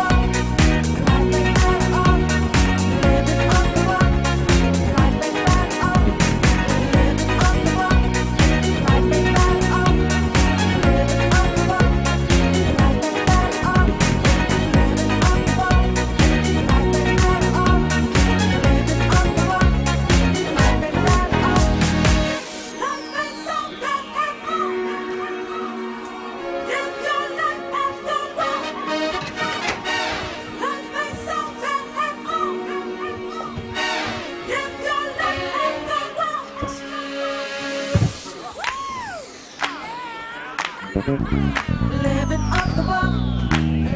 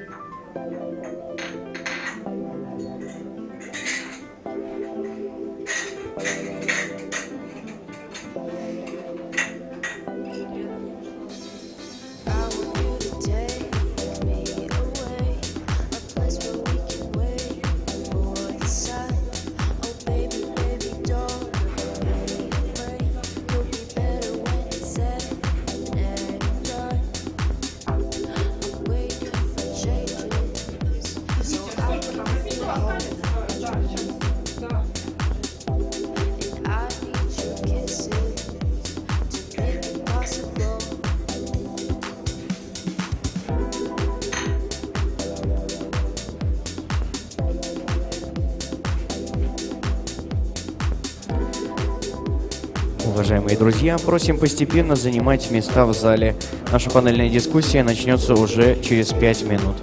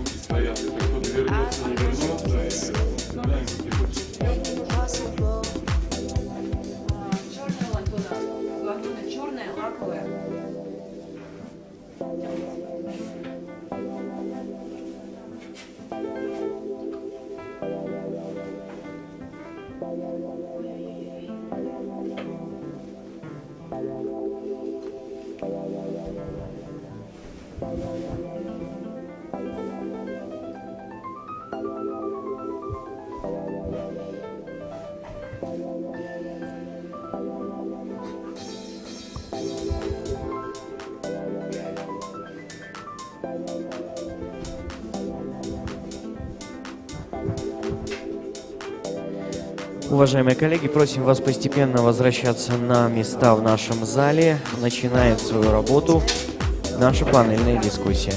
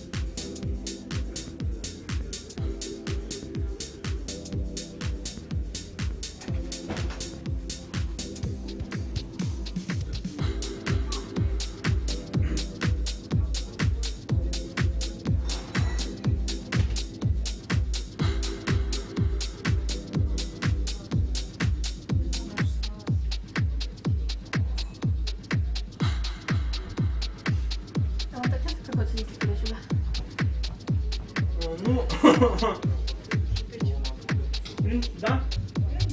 Важно было проекты. Ешь, делаю. Ты грелку, там заказчик у нас был мегафон. Так что, первые проекты были. Сейчас у нас проекты все.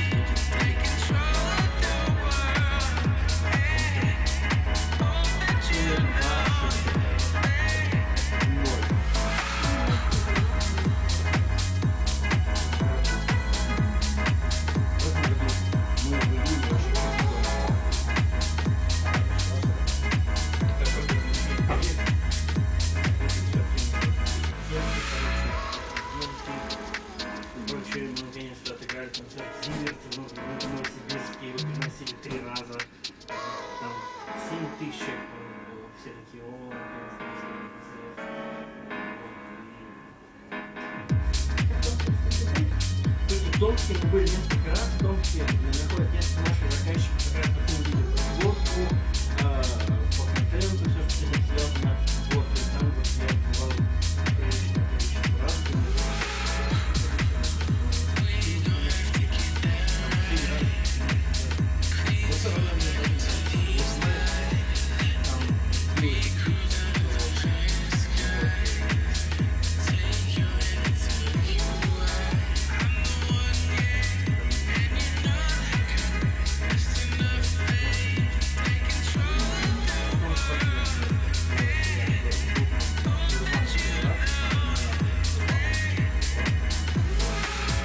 Уважаемые коллеги, мы просим вас вернуться в зал для начала работы нашей дискуссии.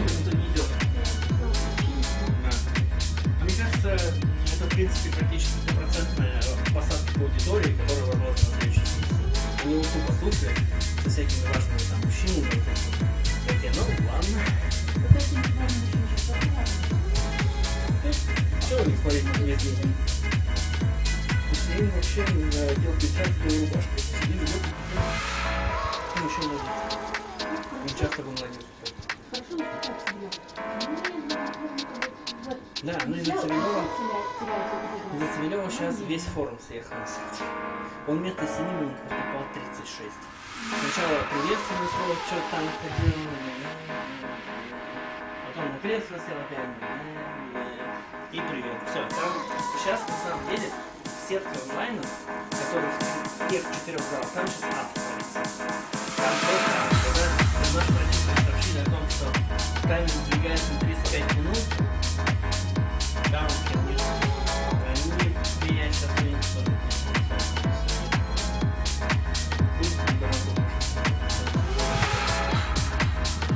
Опять же, такое подключение такая, вот я реально не понимаю, зачем, почему один большой зал должен зависеть от него, зависит от их проблем. Я вот из того, что люди, которые тут сидели здесь, они должны быть здесь по будильнику закончили, и вся толпа разбилась маленьким залом. Да, типа вот там кучка пошла, мука, кучка там, ресторан там, и тут по интересам начинают говорить. Ну, короче, вот, не то. Так не делается. Сразу ничего не происходит.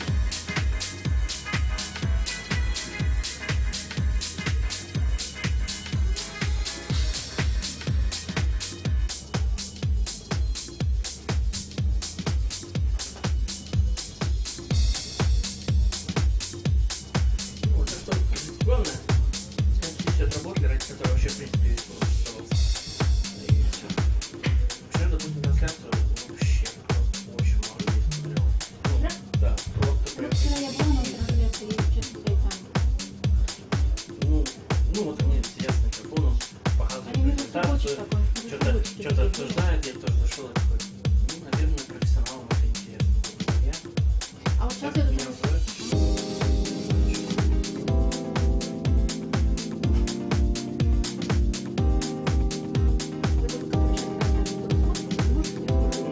Смотрим, но очень мало. Тут стучали, человек 30-40 там было, потом все ушли. Практически как два дня осталось, и привет. Сейчас после перерыва.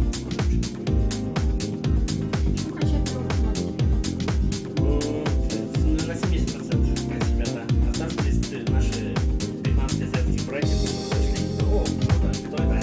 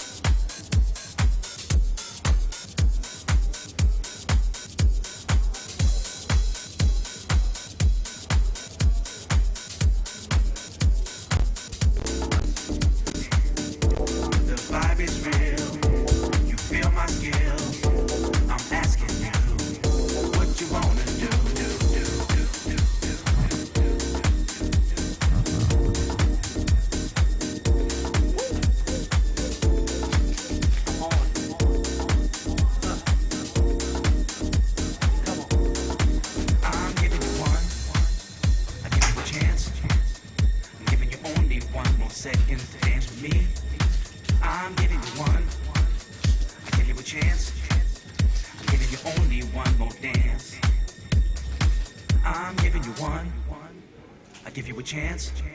I'm giving you only one more second to dance with me. I'm giving you one. I give you a chance.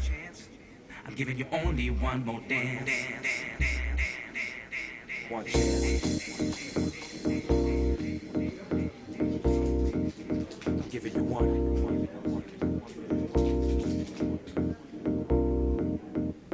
Уважаемые друзья, просим всех занять места в зрительном зале и перевести ваши мобильные телефоны в бесшумный режим.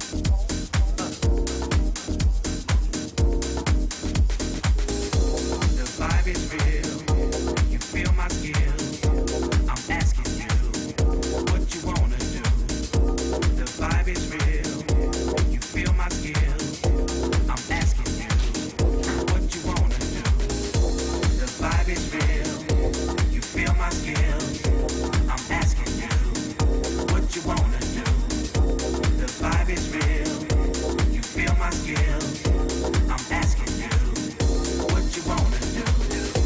The vibe is real. You feel my skills. I'm asking you what you wanna do. The vibe is real. You feel my skills. I'm asking you what you wanna do.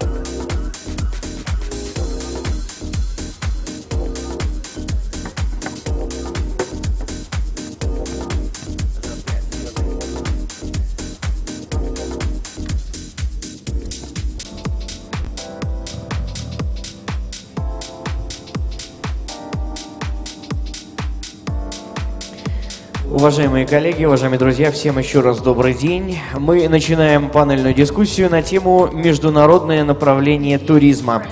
Модератор дискуссии – президент Международного альянса стратегических проектов БРИКС Лариса Зеленцова. Tourism. And the moderator for us today would be Larisa Zelentsova, head of Strategic Alliance Project for BRICS.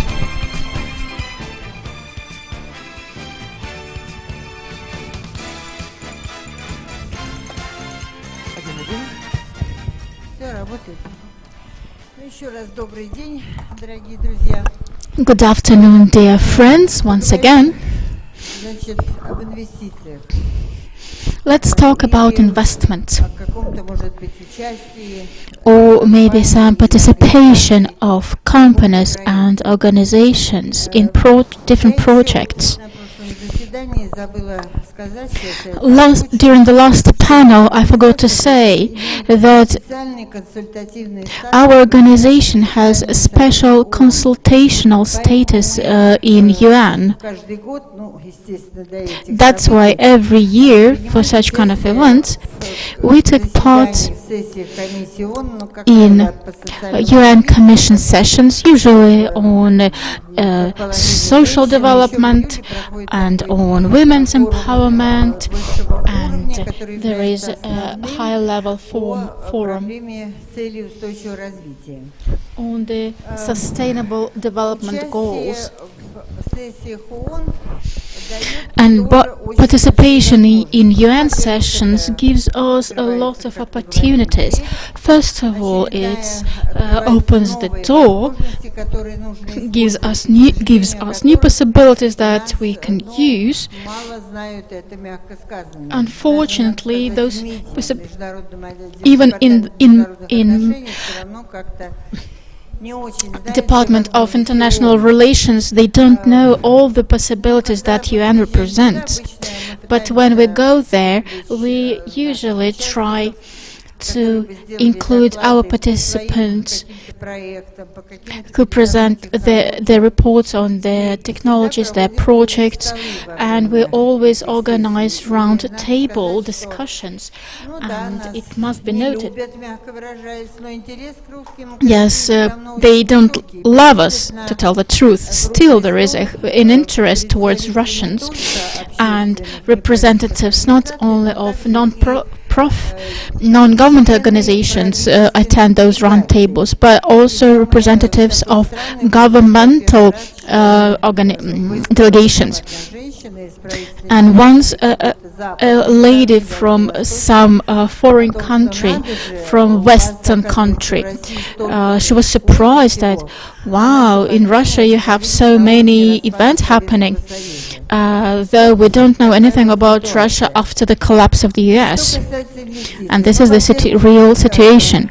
As for the investments, first of all, there are opportunities, and we have to name the projects, and we have to prioritize those projects. Just now we had a discussion about creation of a medical center. It is also very important. And now we can find people interested because representatives of other countries are interested in Russia. You only have to choose the project and file it properly. Unfortunately, some people could not be here with us. This is an ambassador of Bahrain in Moscow, Asati, and his first counselor, Wali Mustafa. They also are ready to participate and invest in some projects, and they wanted generally to make acquaintance with different companies and enterprises. And now they would like to come at the end of this month. Then they will organize Russian days in Bahrain.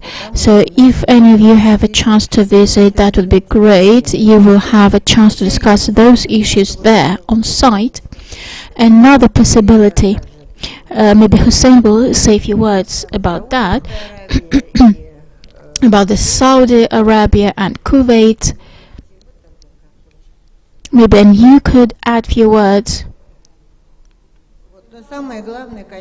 But the most important thing is we're waiting your project, because we only have one project so far, and we need to have several projects, just to understand the priority of how we present those projects to the investors. Thank you, Larissa Nikolaevna. Dear guests of this beautiful event, it's the first time forum, but we hope it will be held on a yearly basis.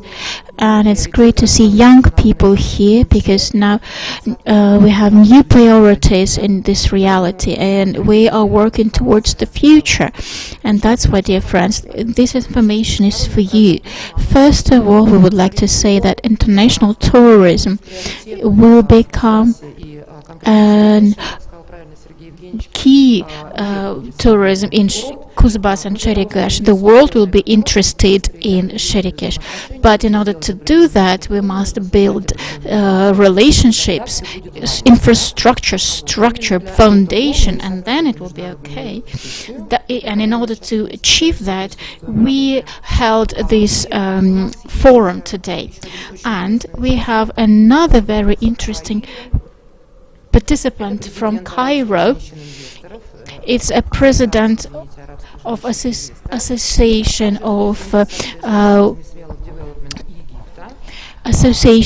Women Investors, Huda Yassa. Let's look what Huda Yassa is going to tell us. Good morning. Good morning. Уважаемые господа, нам попросили бы переводчиков сейчас.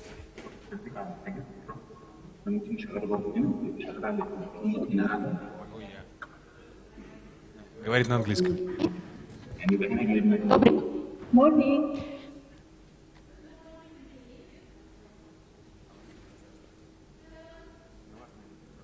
Good morning.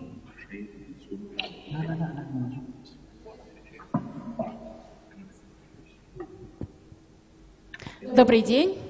Oh, hello, we can hear you now. Yes, I can hear much better, thank you. You're welcome, we are listening to you. Thank you.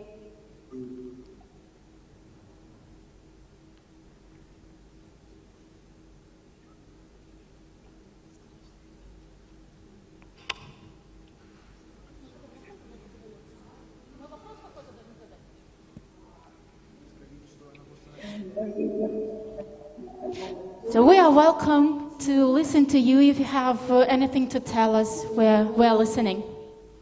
Okay. I will first of all introduce myself. My name is Dr. Huda Yassa. I am the president of the Arab Women Investors Union and the president of the Business Women Association for Development. Позвольте, я начну с того, что я представлюсь. Меня зовут Худа Яса, и я являюсь президентом Ассоциации инвесторов, и также президентом женщин бизнес-леди.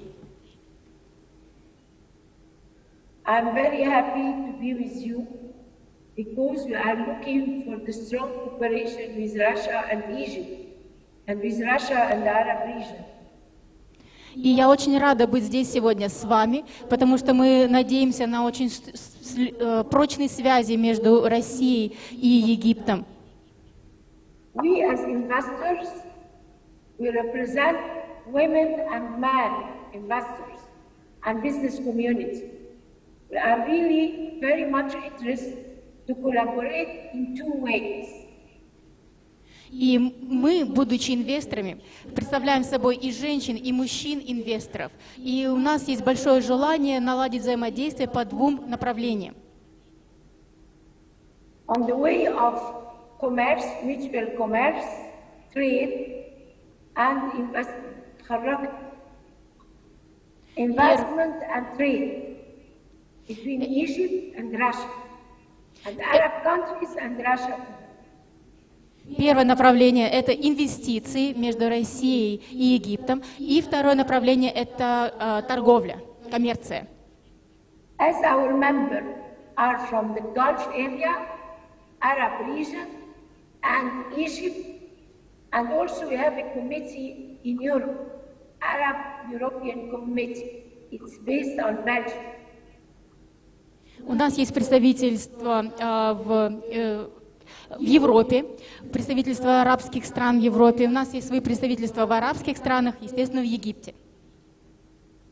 And as we know, you have a lot of good opportunity for investment. You are very ready to start it. И мы знаем, что здесь в России есть множество интересных проектов, в которые можно вкладывать, инвестировать. That's why in October next, from the 26th to the 30th, we have the biggest event, the 25th edition for the conference, Arab-African Investment and International Collaboration. It will be a big opportunity to meet all of you in Luxor, the land of pharaohs.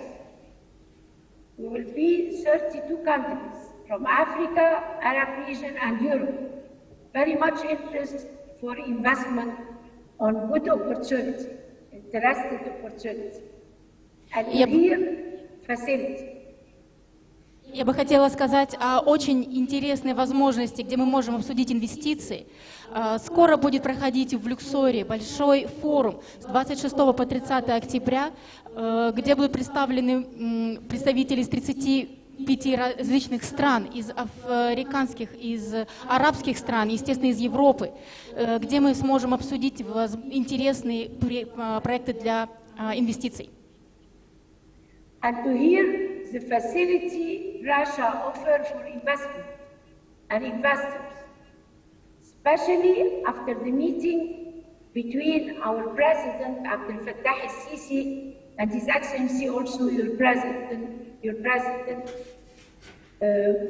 will be, they give a lot of facility, a lot of big deal between them. We, as a private sector and NGO, to benefit from these deals for the benefit of our countries. И после переговоров наших президентов наших стран, неправительственные организации и частный сектор получат стимул для развития различных проектов.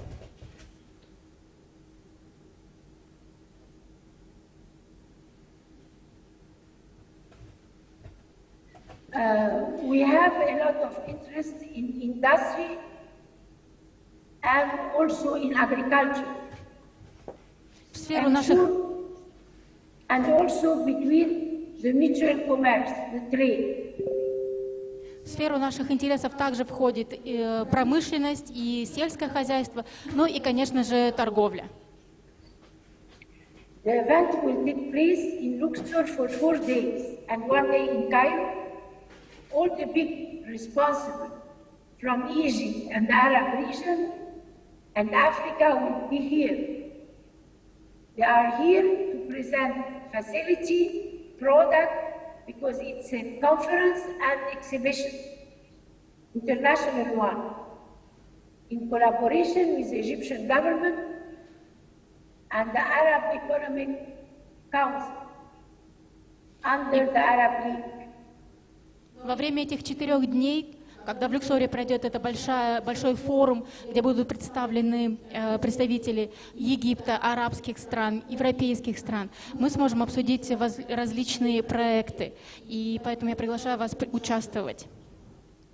And as our president, Fattah al-Sisi, this year, make it the year 22 is very special for the NGO, and he's one of the most supporters for the women in sustainable development. That's why we have a lot of special facility where we can offer it during our conference to our partner in Russia or in Europe or in the Gulf, everywhere. You will have a lot of facility, a lot of, bonus for the collaboration Egyptian-Russian together. We'll have a very special support as women and as youth and businessmen. Наш президент объявил год 2002 годом неправительственных организаций. Это дает большую помощь всем женщинам. И поэтому во время нашей конференции, встречи будут представлены различные площадки и инструменты помощи для того, чтобы и женщины, и в целом мы могли добиться больших результатов. For us, one of our major interests is tourism.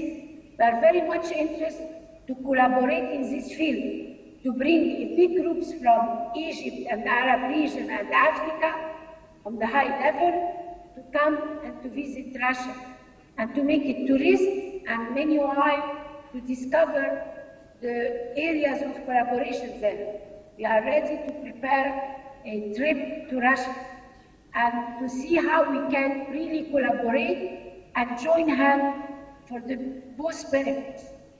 And also our interest for the Russians to come to Egypt and to prepare for them special programs, business one and meantime touristic one. In Sharm el-Sheikh, Hurghada, Cairo, Luxor, Aswan, everything. We are totally ready to do it and also to offer a combined program with other Arab countries to offer to the trip coming from Russia. To all of us benefit from the facility and at the same time to enjoy tourism. Но наш особый интерес – это, конечно же, туризм.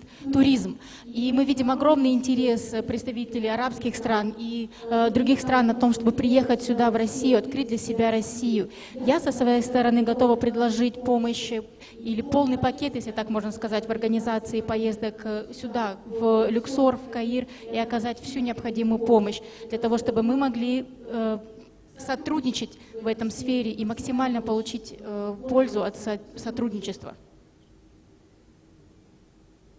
The last 5 years ago, we received also first ladies from Africa representing their national society and their NGOs.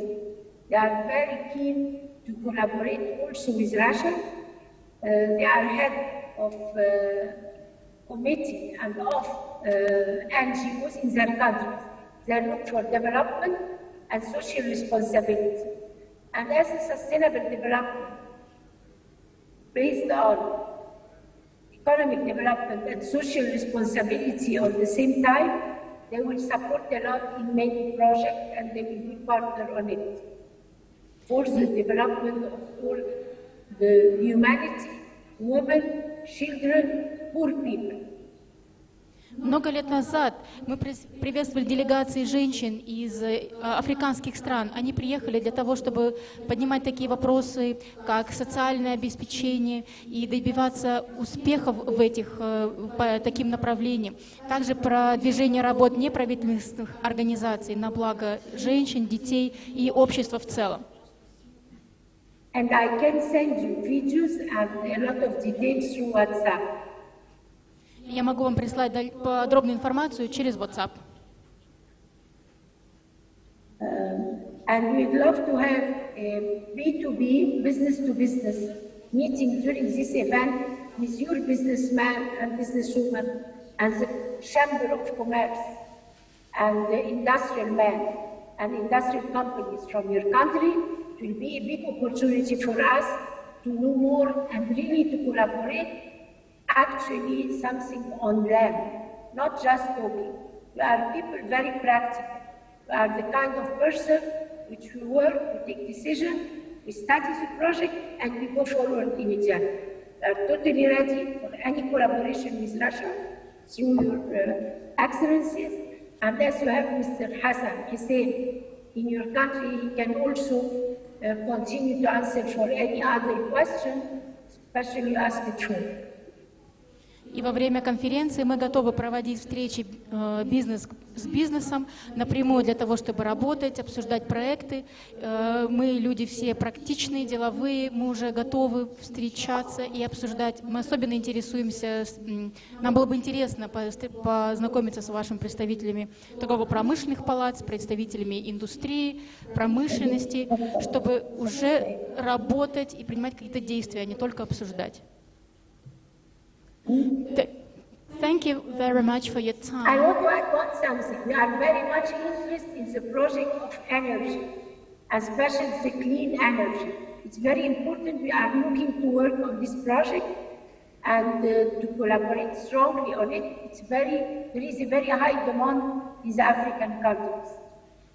Еще я бы хотела бы добавить, что есть большой интерес к сфере энергообеспечения, особенно чистой энергии. Есть большой интерес, большая потребность в африканских странах именно к чистой энергии, энергетике. Большое спасибо. Мы благодарим доктора Худаяса.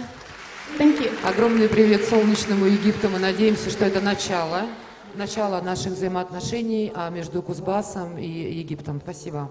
Лариса Николаевна прокомментирует выступление. Я вот хотела бы к словам Худы добавить вот такой момент.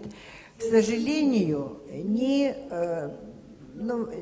правительственные организации и бизнес очень мало общаются на международной арене. Очень мало. Вот, например, где-то у нас в России порядка 350 тысяч неправительственных организаций. Let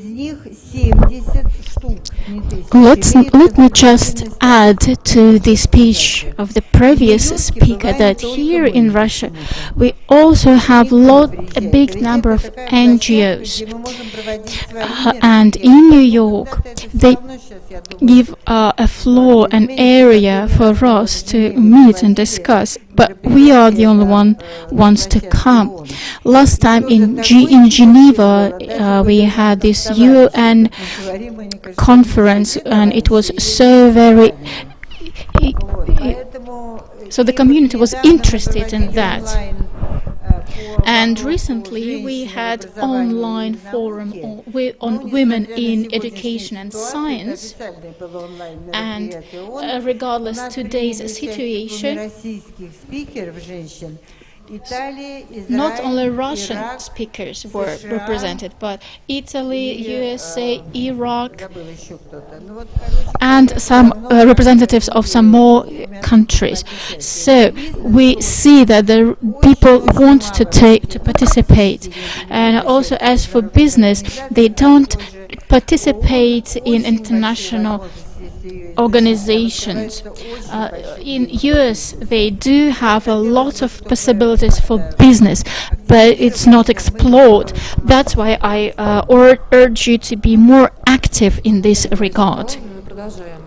Thank you, and today we continue to discuss and make some kind of conclusions. Here in ProGesh, especially everything that concerns this area of Kuzba's fantastic tourist destination. Also now we can listen about tourism from Africa and Arab countries, and so that's why we welcome Mr. Mustafa to talk to us now. Good afternoon, dear friends. we understand that today the interest towards Russia is growing from Arab countries, from Africa. Well, thanks to the recent events. So in this regard, they were beneficial.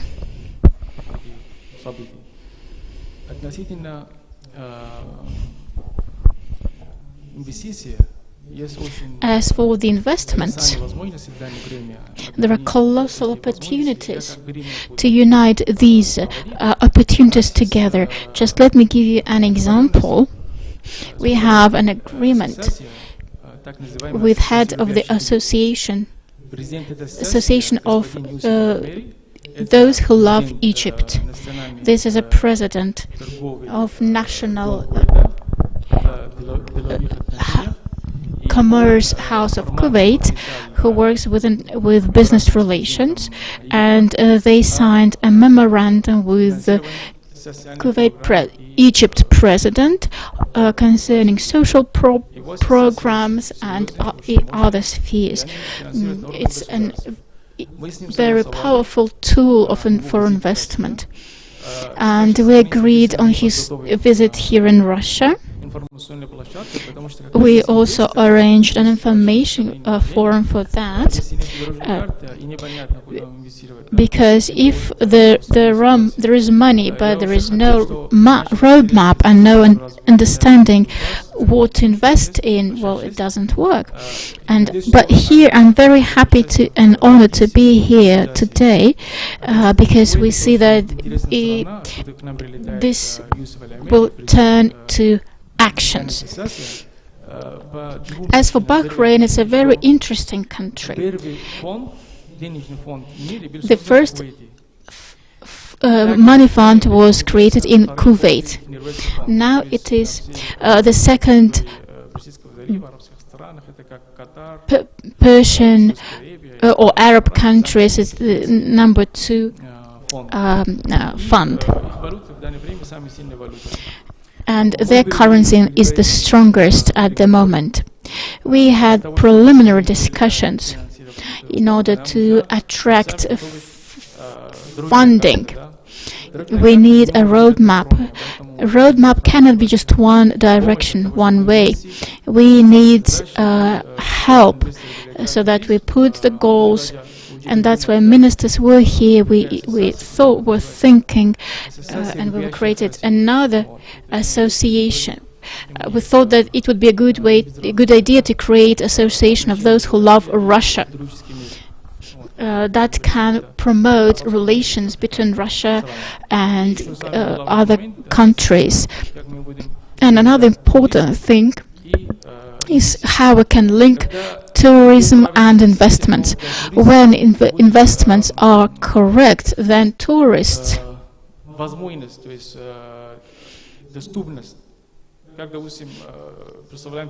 then there is availability for tourists. For example, how can a tourist from Africa come to here? So, for example, if I fly to Moscow and then it's just 2-hour drive to here, that's okay. That's why Governor said it's very important to create an airport here, because as soon as the international airport will be here, then the tourists from Africa, from Arab countries, who are dreaming to see the snow and ski. Because when I was a child, I remember, we were watching different films, and snow for us, winter for us, skis, that was, a miracle, a fairy tale.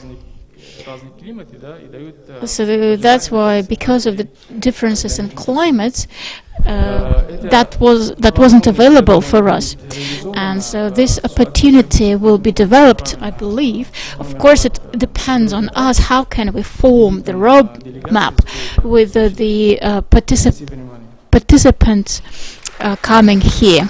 Thank you for your attention. Mr. Hussein, thank you a lot, and we continue. Now we have online speech of Rishab Sidhi.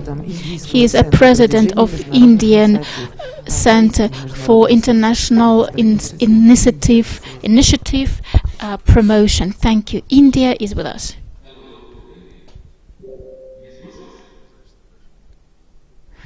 Good afternoon. Can you hear me?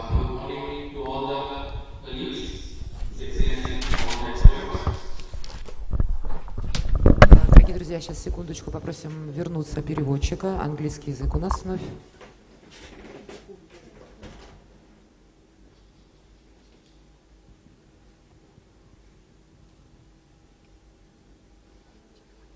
Hello. We can hear you. We are glad to have you here.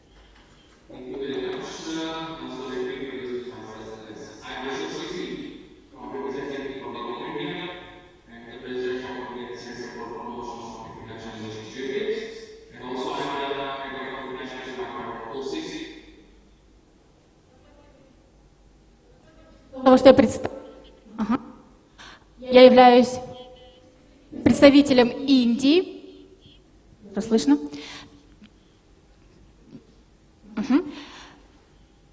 Okay. И представителем и международной... Да, Ришаб является нашим представителем Общенационального союза индустрии гостеприимства. Ришаб, hello.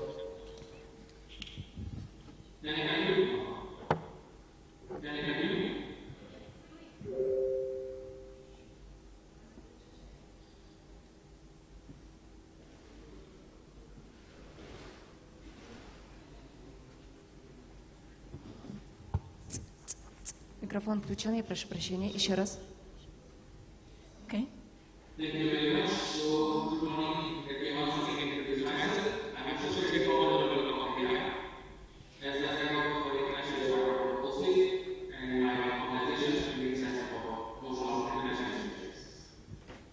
Итак, давайте попробуем еще разочек.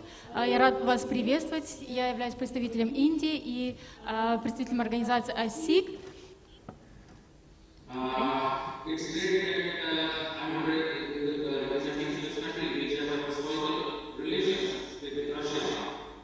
Я занимаюсь тем, что отвечаю за отношения с Россией.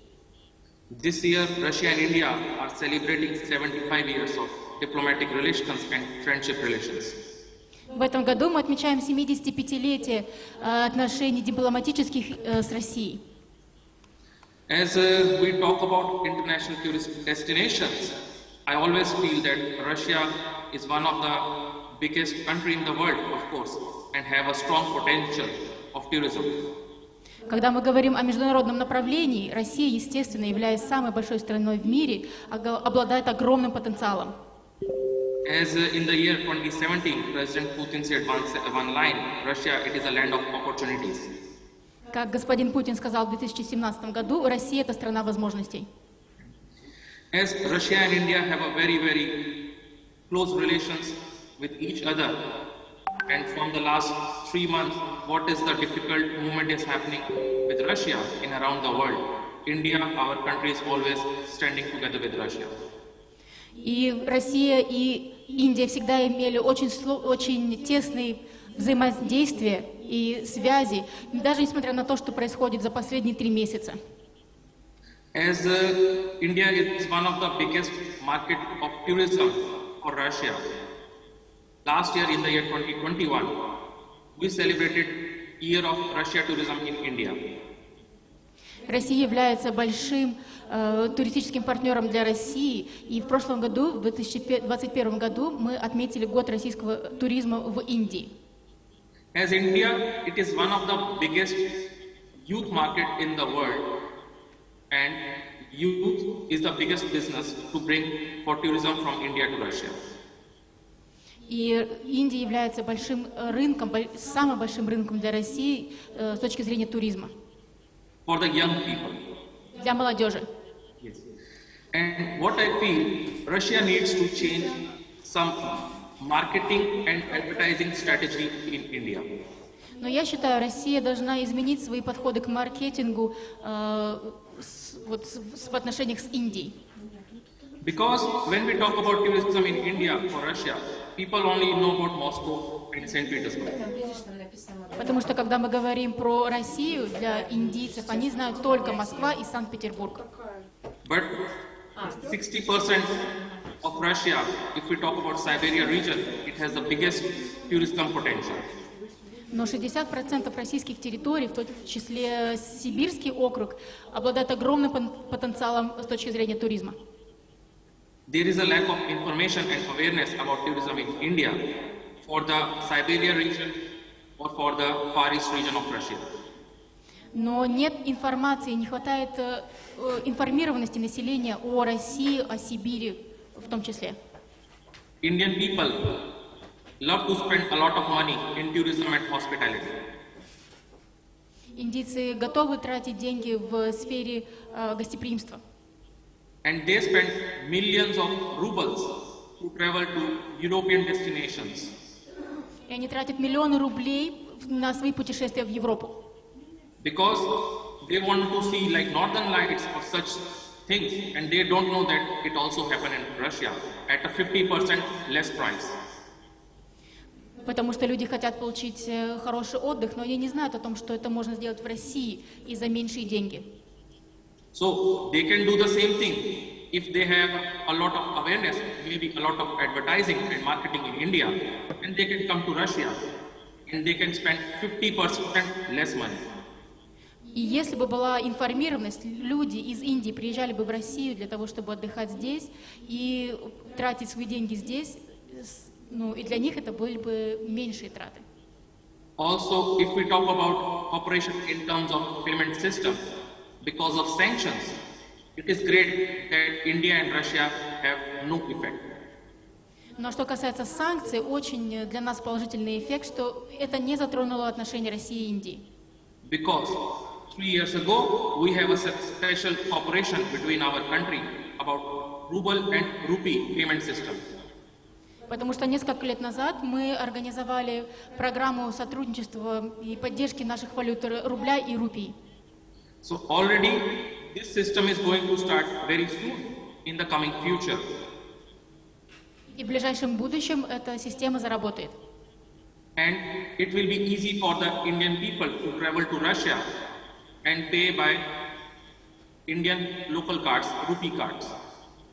Соответственно, станет намного проще для представителей Индии приезжать и путешествовать по России и тратить свои деньги здесь. One point I would like to add. Я бы хотела еще добавить. It is very important to connect the other 3 megapolis cities of India with Russia. Очень важно соединить 3 мегаполиса в Индии с Россией. Because the capital city Delhi is already connected only with Moscow. Потому что есть транспортное соединение из Дели только в Москву.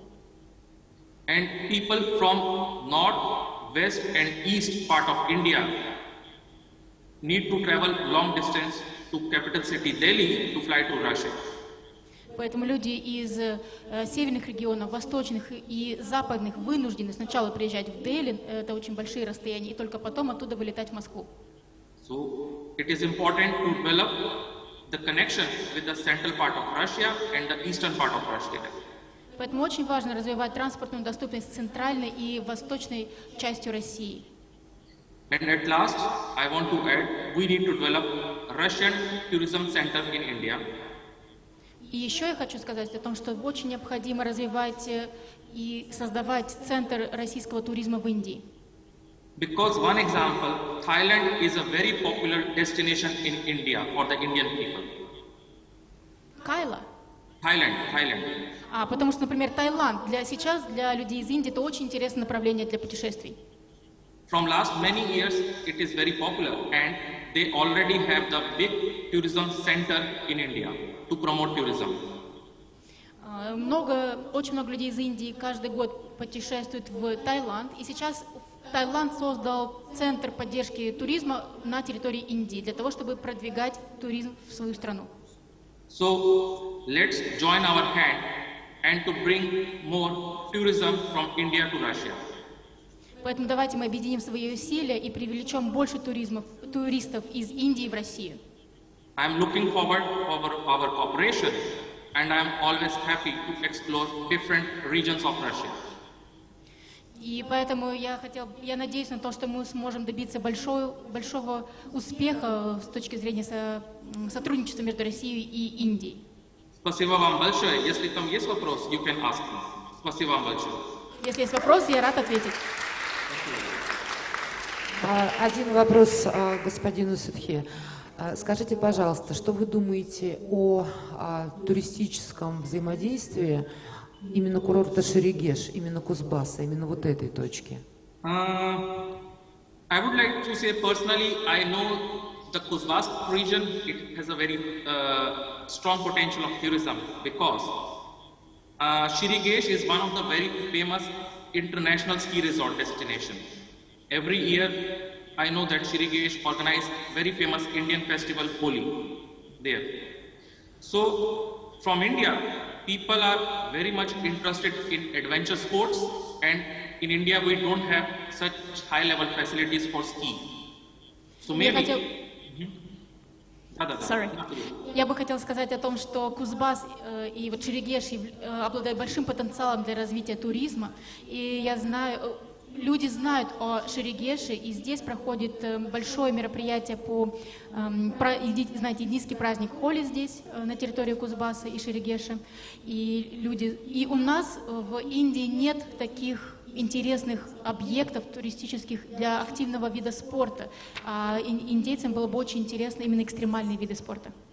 So maybe, as I told before, we need to change the strategy for advertising, for marketing in India, for the Siberian part of Russia, or also for maybe Kuzbas or other regions. Поэтому, как я уже сказал, нам необходимо изменить свою стратегию рекламирования и продвижения Сибири и Шерегеша в целом в Индии.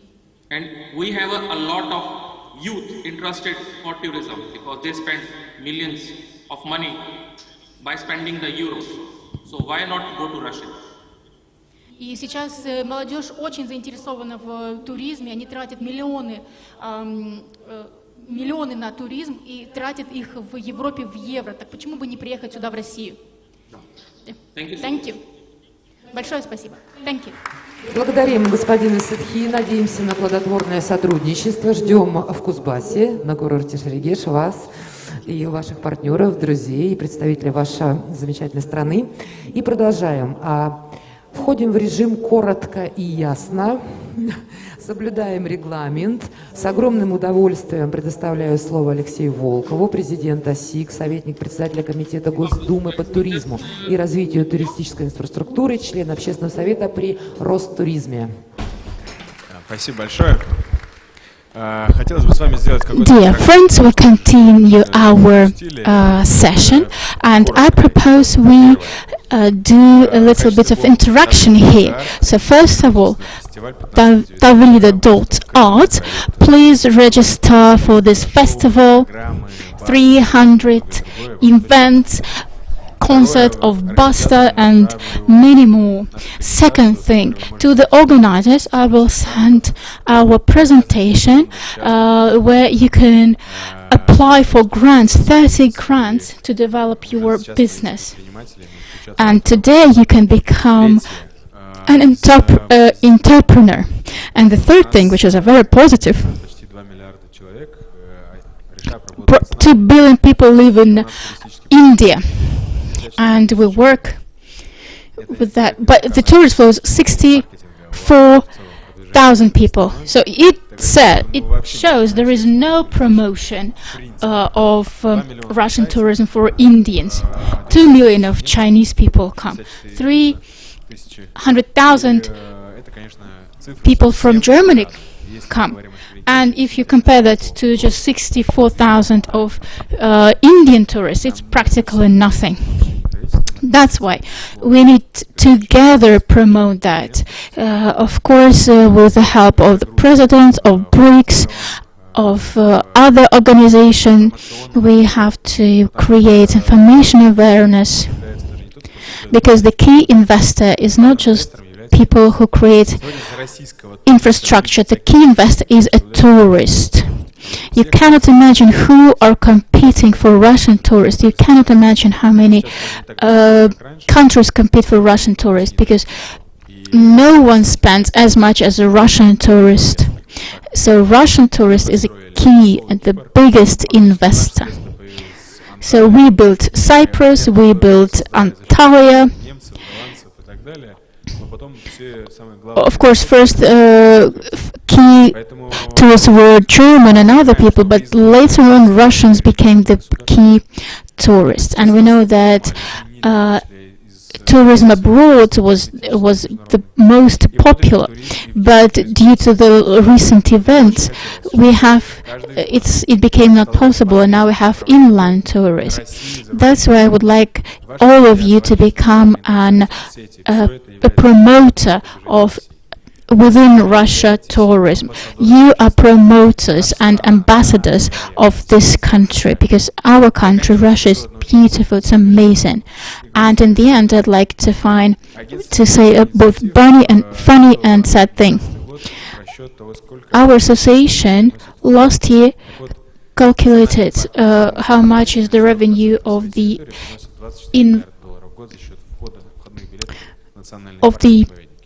national of the green tourism, if I may say so, green tourism.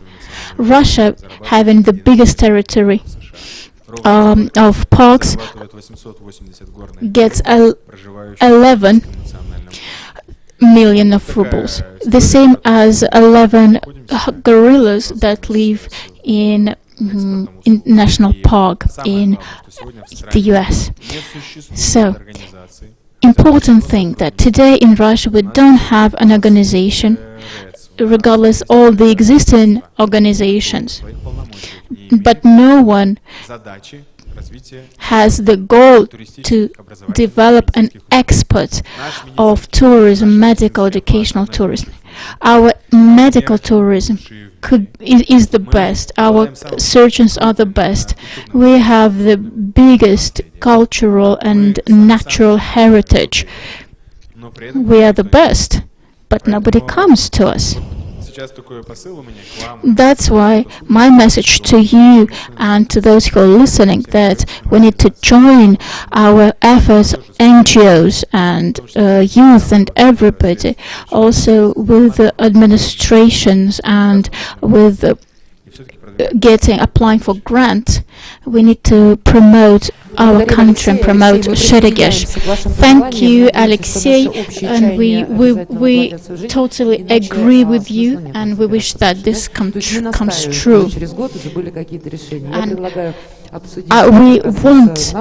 I hope that next year we will have the already made decisions. And so, I think that now next step would be to sign some kind of agreement. Maybe it's better to create a working group that would be engaged in discussions and distributing responsibilities. Of course, including local and federal authorities and people who are interested in that. We are ready to do that. Okay, so basically we have the resolution ready. Okay, so now Olga Filipenkova is here with us today, an expert for development of tourist territories. Hello, I would like to represent a case of Krasnaya Polyana. We know what flagman is, and I would like to share our experience, how we work with tourists in 2019. So I would like you to start the presentation now, if you please. Пока коллеги, я надеюсь, найдут эту презентацию, хочется сказать, что на самом деле для иностранных туристов и вот 19 And let me say that And now you will see in my presentation that 2019 international tourists are interested in the goal of their visit, why they come here. I would like to say generally so that international tourism is that Russia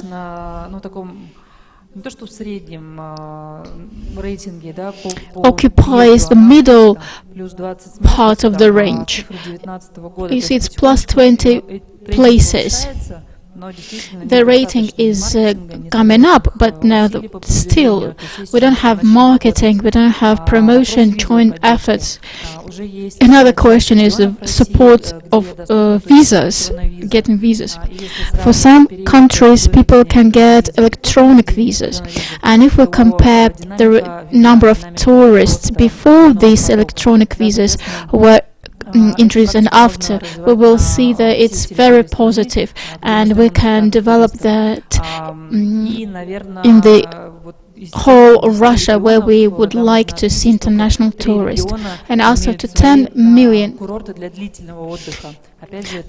Another thing is that we don't have many resorts that can offer relaxation for a long time. It's another question. If we look at Krasnaya Polyana resort in 2019, which was the most informative in latest event, there is 5 countries, top 5 countries.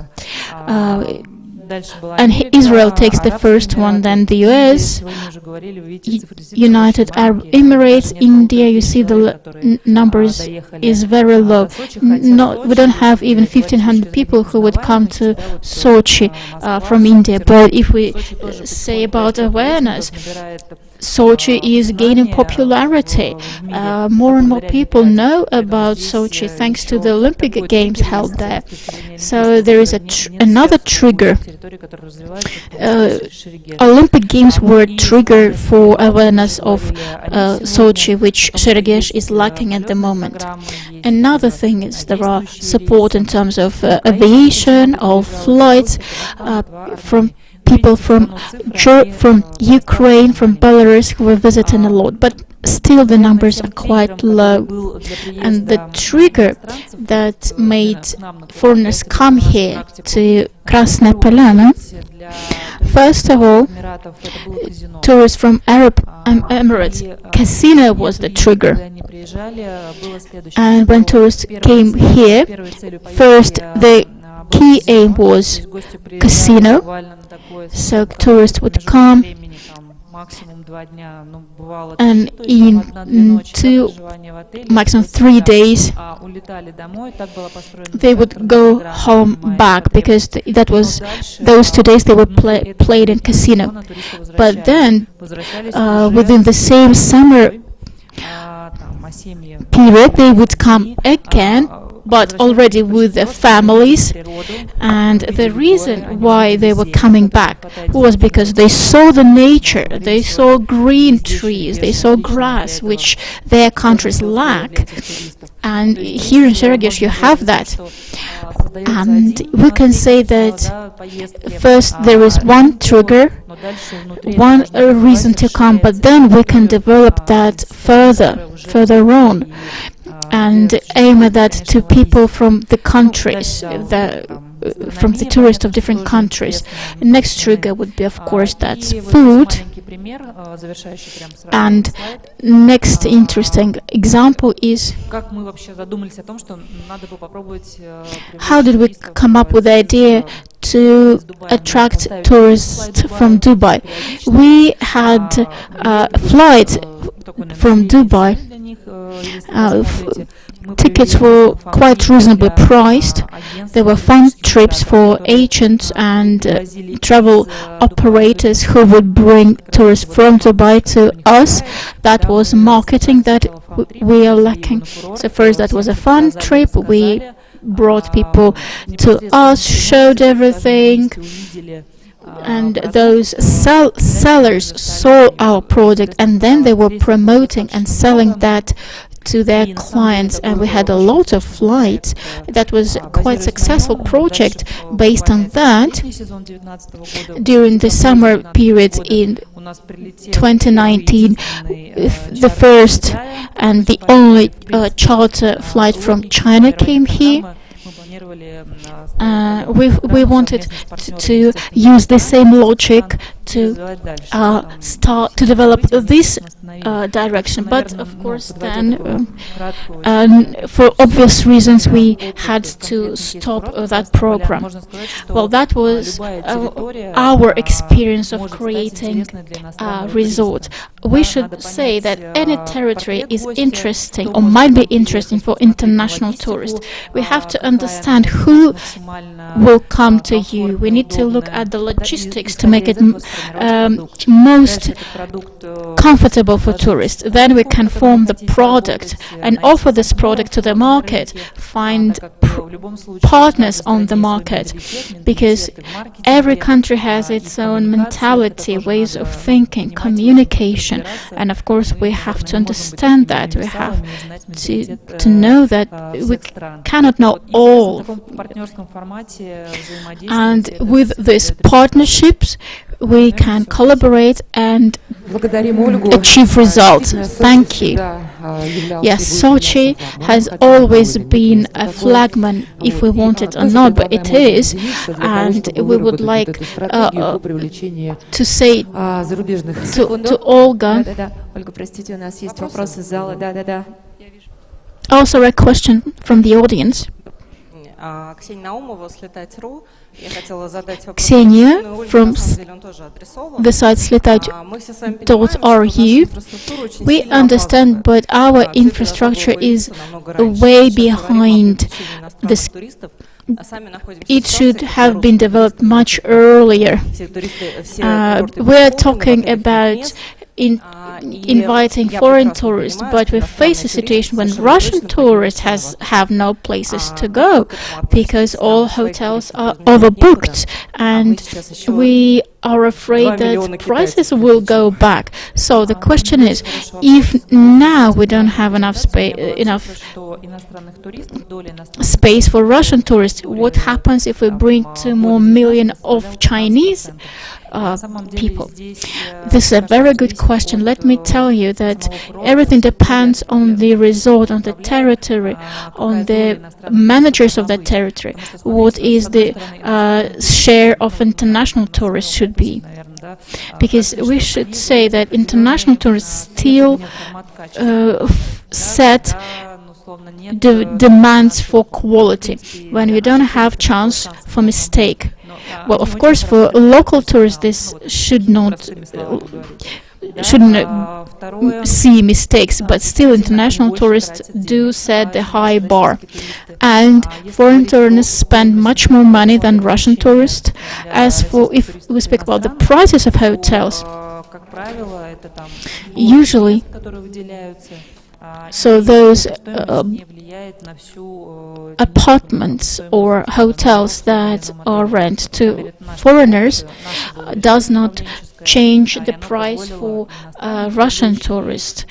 That was our decision that helped us both to attract foreign tourists and still keep Russian tourists happy.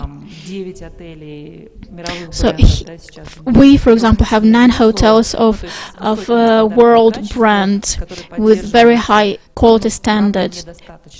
We see that these are not enough, and those construction rates that we hear, we see that those rates would be very fast. In 2 or 3 years, we expect to see very developed infrastructure in territories. We have to keep going, because next 2 years we believe that we will not see a big number of international tourists. I have big news. So there are only 2 guides in the area who speak English. So it's not the question of infrastructure, it's just there is no one who can work with foreign tourists in Sochi, for example. There are no guides who speak English to work with tourists from the UK or the US. Good news. Foreign tourist is someone who sets a very high expectation bar, and also they attract foreign investors, because if there are no enough hotels, so international foreigners, investors would be interested to build new hotels.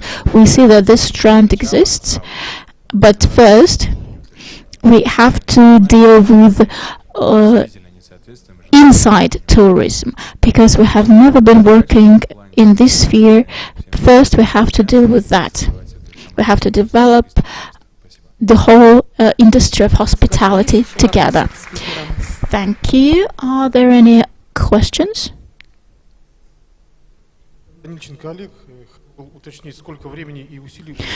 I would like to ask, how much time did you spend to arrange this Fly Dubai flight? From the idea and first discussions till the first flight, 4 months.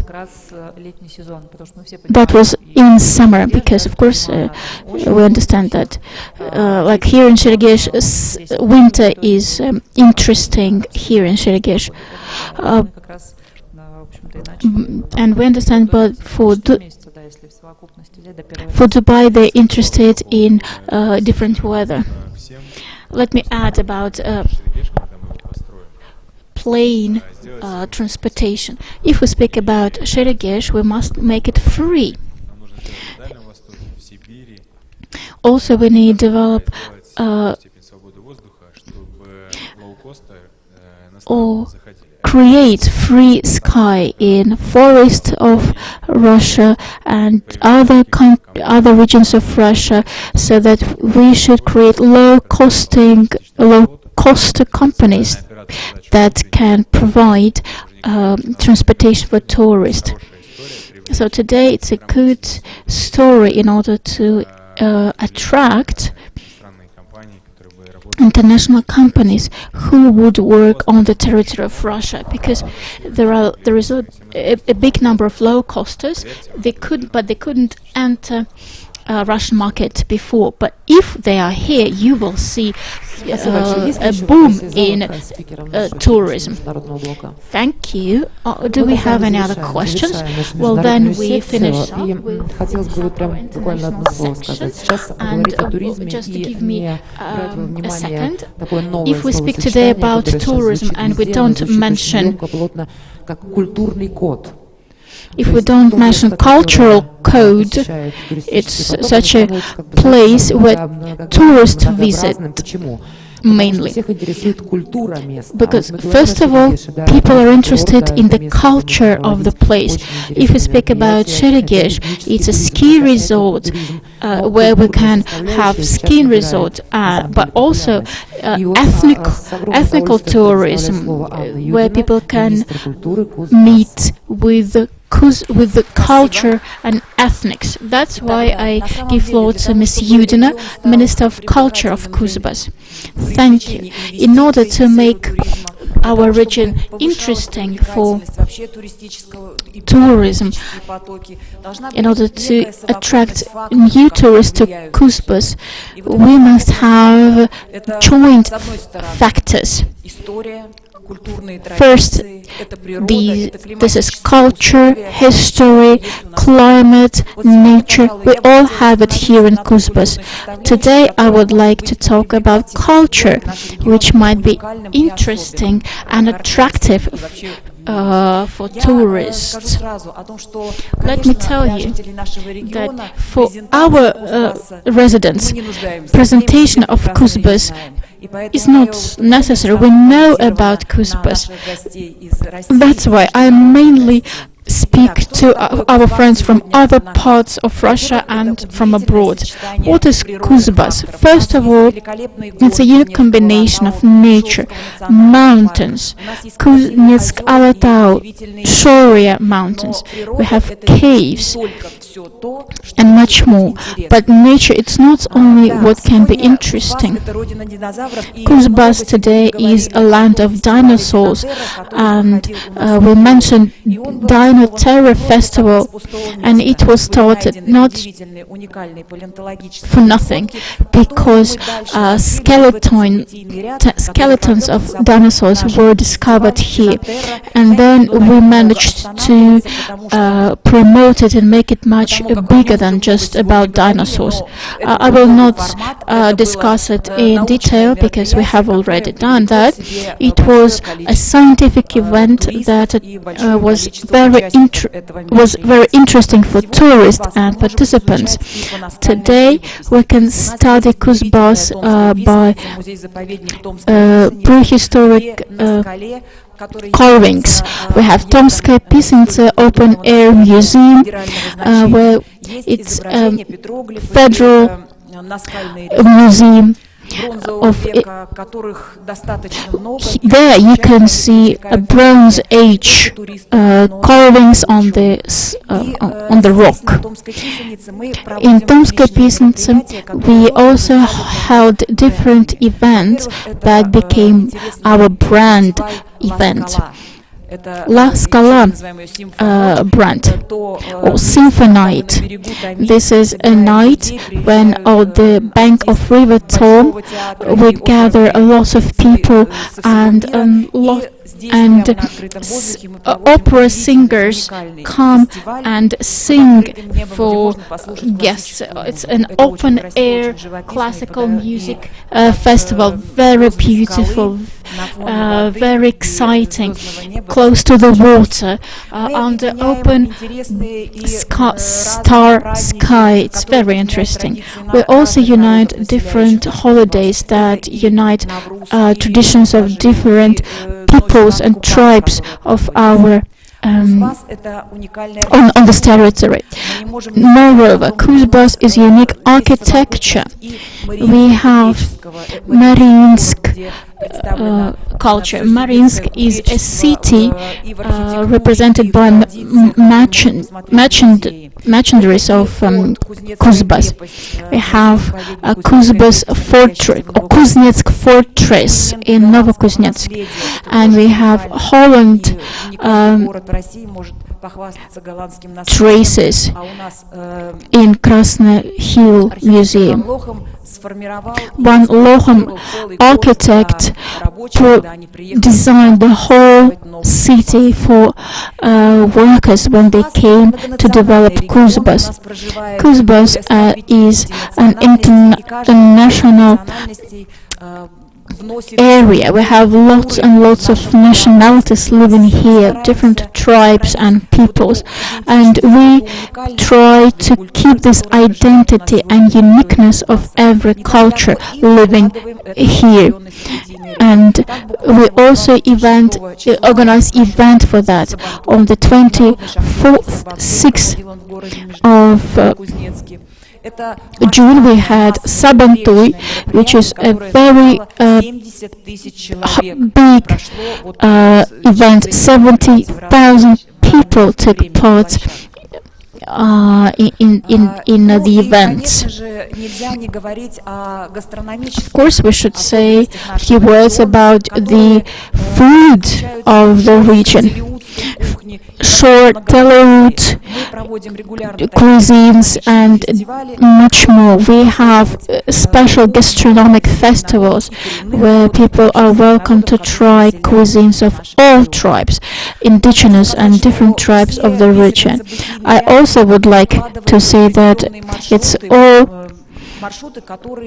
can be packaged as a route on the territory of this region, and we are going to arrange those routes, and we see that they're interesting for tourists, and I'm sure every tourist can find something interesting.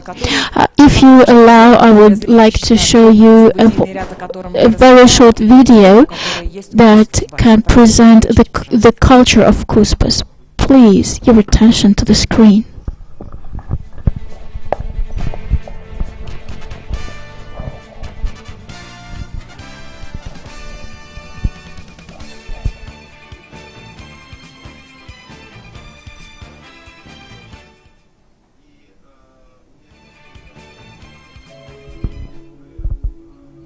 The unipolar world is the thing of the past, and the multipolar world Это очень красивый ролик, но не тот. faster and faster.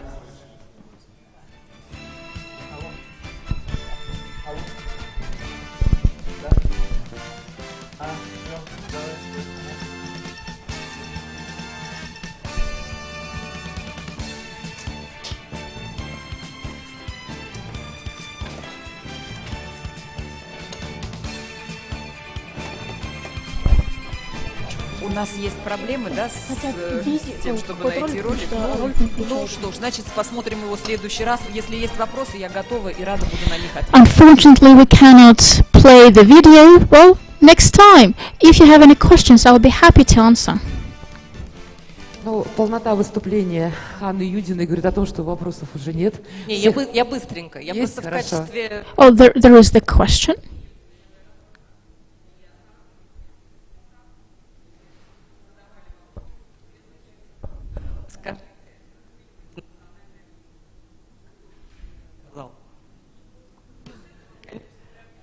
Я смотрела вашу презентацию, и они разные. Наверное, надо еще с населением работать. Я реабилитируюсь за весь регион и скажу, во-первых, папоротник орляк. Обратите внимание, растет папоротник орляк, и, пожалуй, вы никогда We have a unique plants that grow on the territory of this region, Kuzbas, that can be used for salads, for food. We have pelmeni, but local style. Of course, I recommend everyone to try them. Спасибо. Ну хорошо.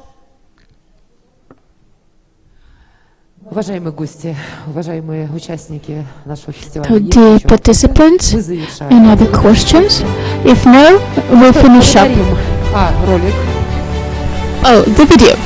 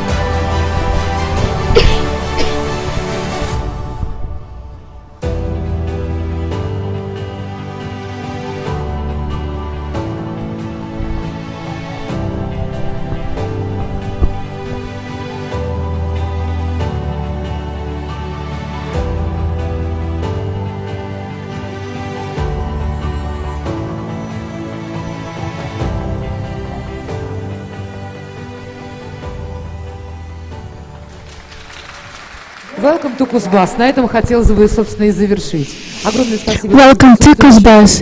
And with these words, we would like to wrap up our session. Thank you for all the participants. We are positive we will achieve our goals in terms of international tourism. Thank you. So, dear friends, we have 30 minutes break for lunch, and in 30 minutes we will start the next session. Thank you.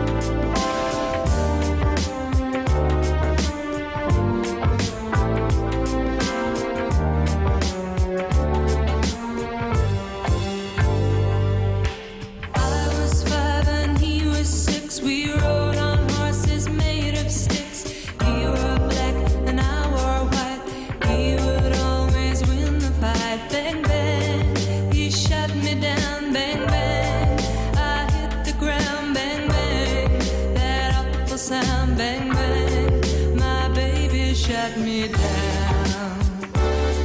My baby shut me down. My baby shut me down. My baby shut me down.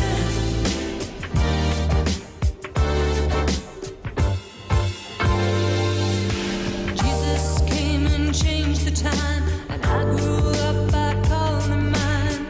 He would always laugh and say, remember when we used to play bang bang, I shut you down, bang bang, you hit the ground, bang bang, that awful sound, bang bang, I used to shoot you down. My baby shut me down. My baby shut me down. My baby shut me down.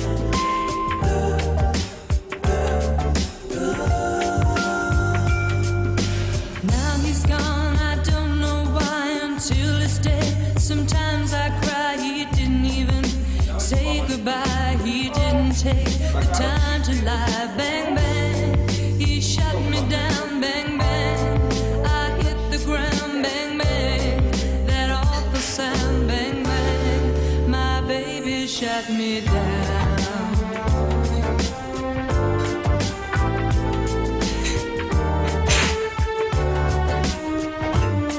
My baby shut me down.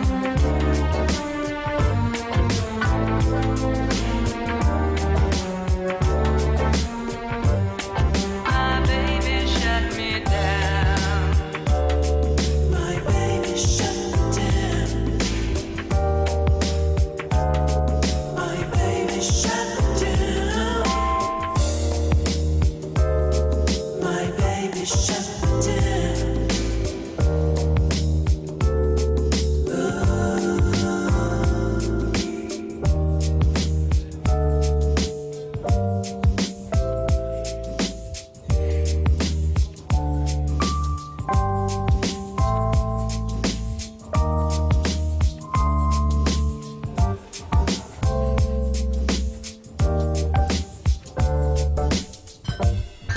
Every breath you take, every move you make, every bound you break, every step you take, I'll be watching you.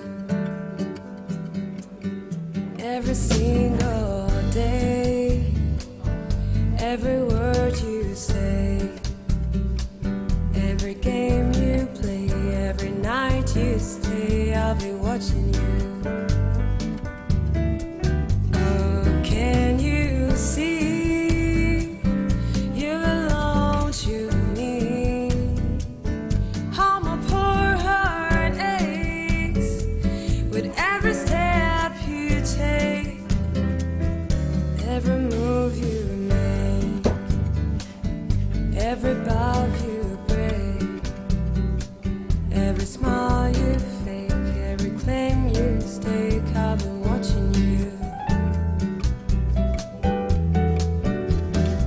Since you've gone, I've been lost without a trace. I dream at night, I can only see your face. I look around, but it's you I can't replace. I feel so cold and I long for your embrace. I keep crying, baby, baby, please.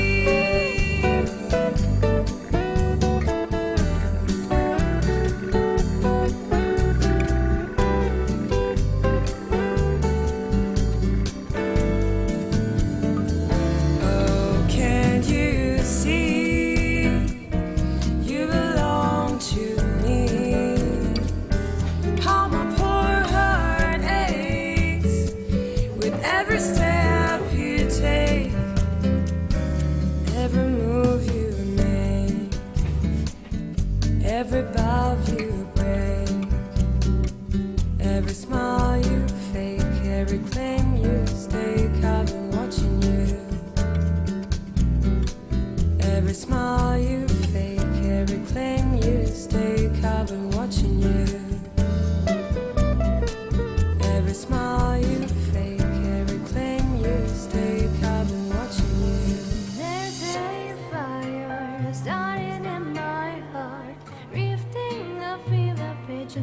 dreaming me at the dark. Finally, I can see your crystal clear. Go ahead and sell me out in the alley or street bed. See how I live with every piece of you. Don't underestimate the things that I will do. There's a fire starting in my heart, drifting up with a pitch and it's bringing me at the dark. Scars of your love in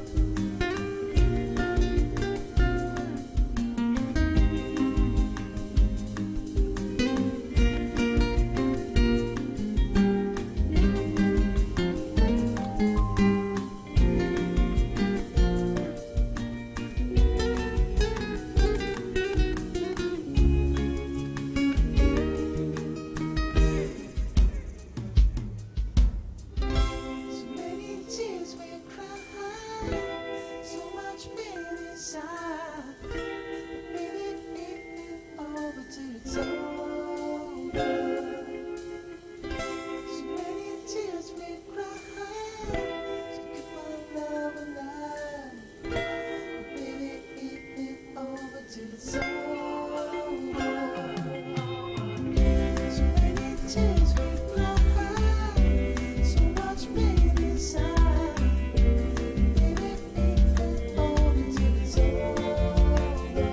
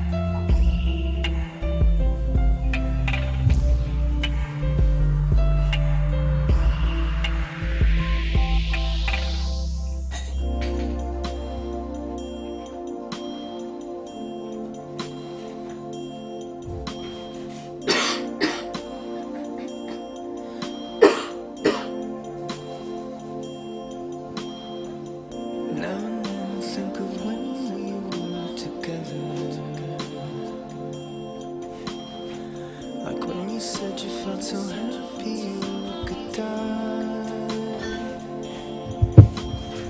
I told myself that you were right for me, but felt so lonely in your company. But that was love and it's innate, I still know.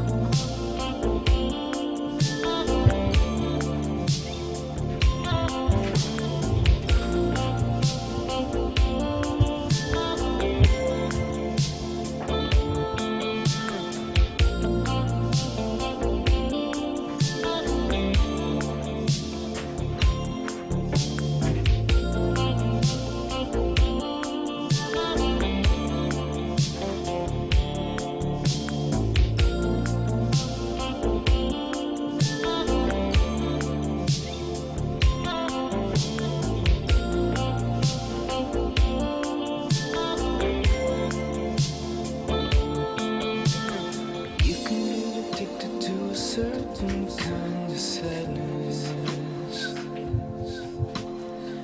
like resignation to the end, always the end. So when we found we could not make sense, well, you said that we would still be friends, but I'll admit that I was glad that was born.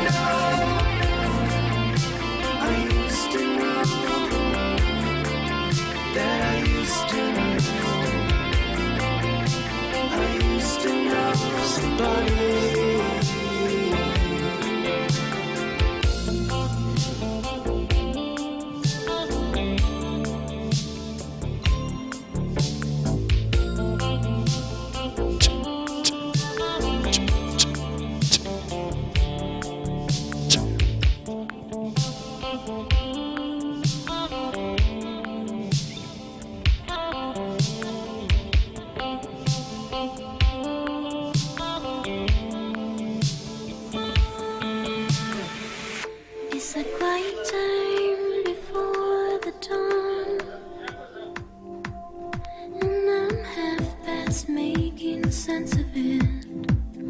Was I wrong? Should I think to give it all? In a world where not much ever seems to last long. If this love's not meant to be, if our heart's not ready to open, if we make it, I won't see it's broken. If this love's not meant to be, if our heart's not ready to open, if we make it, I won't see it's broken.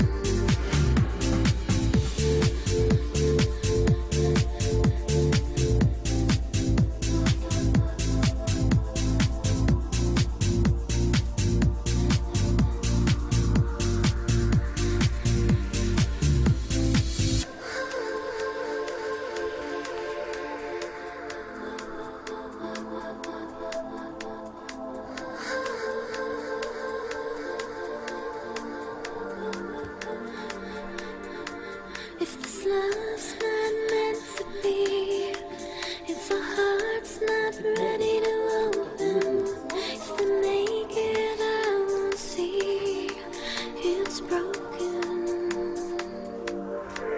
If this love's not meant to be, if our heart's not ready to open, if we make it, I won't see it's broken.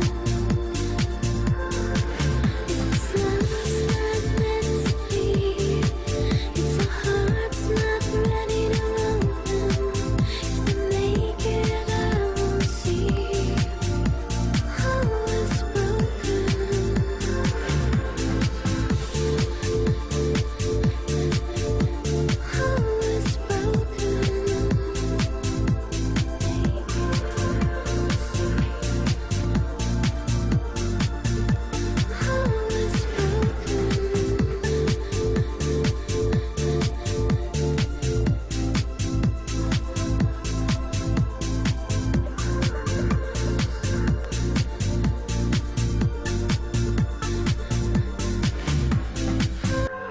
shine bright like a diamond.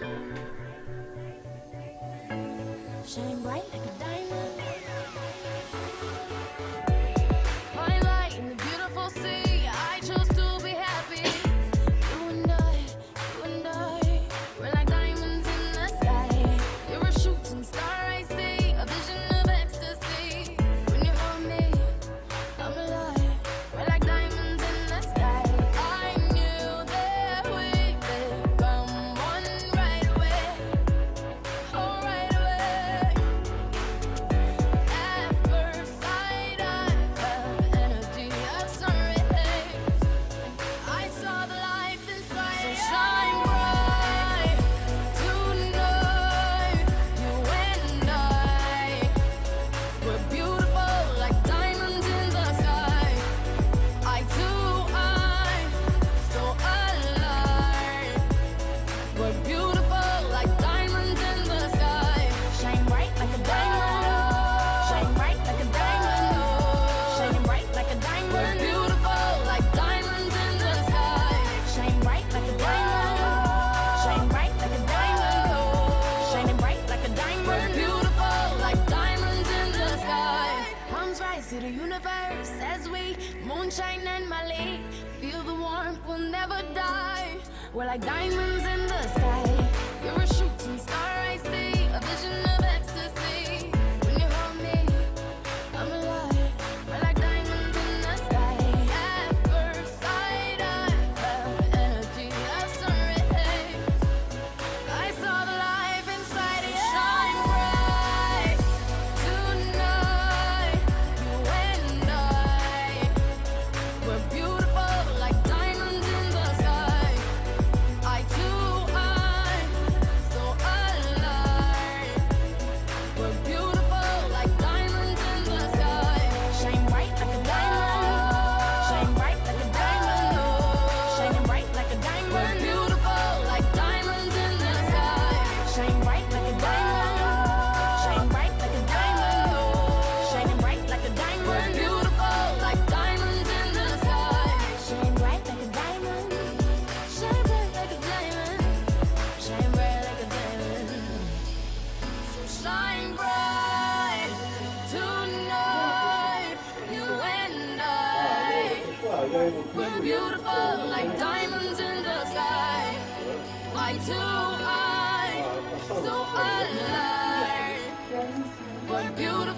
like diamonds in the sky.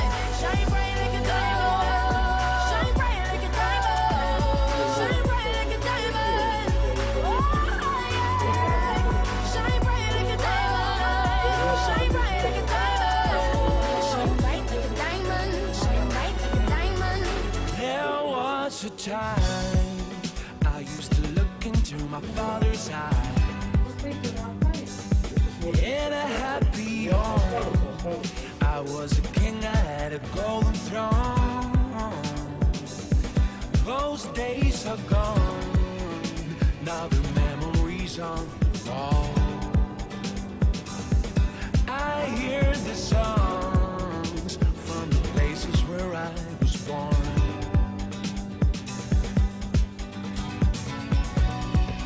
Upon that hill across the blue lake, that's where I had my first heartbreak. I still remember how we all changed. My father said, don't you worry, child. See, heaven's got a plan for you. Don't you worry now. Yeah.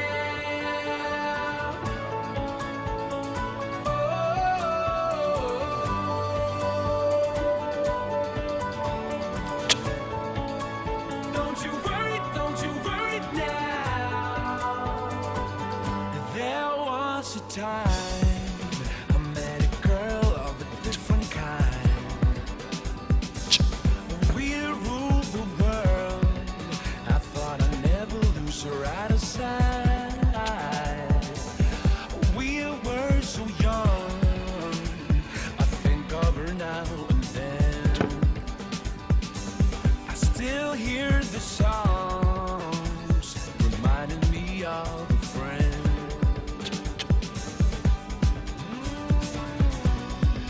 Upon that hill across the blue lake, that's where I had my first heartbreak. I still remember how we all changed.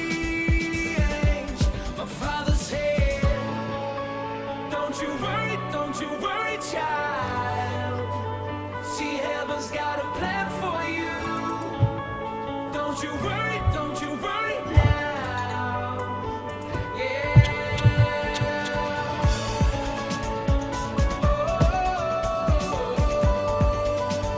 See, heaven's got a plan for you. Don't you worry now.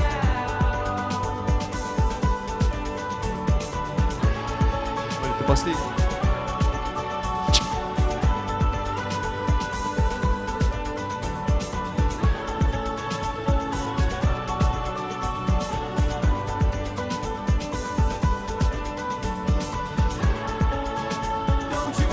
Don't you worry, child. See, heaven's got a plan for you. Don't you worry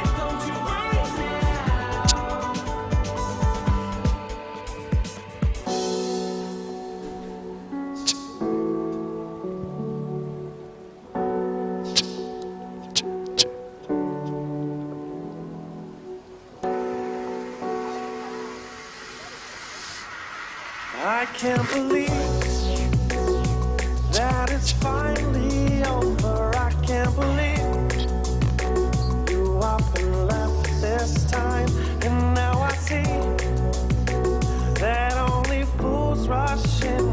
I can't believe, I can't believe you're gone, you're gone, you're gone, you're gone, you're gone. Can't believe that you're gone.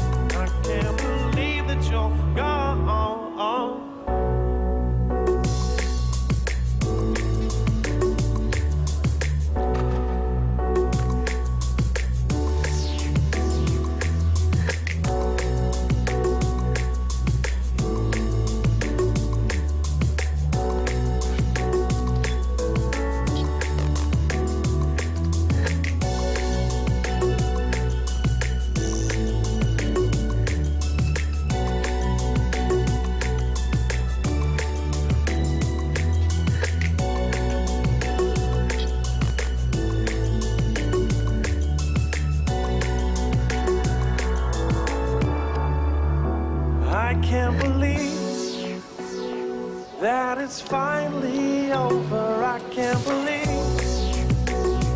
that it's finally over. I can't believe you up and left this time. And now I see that only fools rush in. I can't believe, I can't believe you're gone, you're gone, you're gone, you're gone, you're gone. Can't believe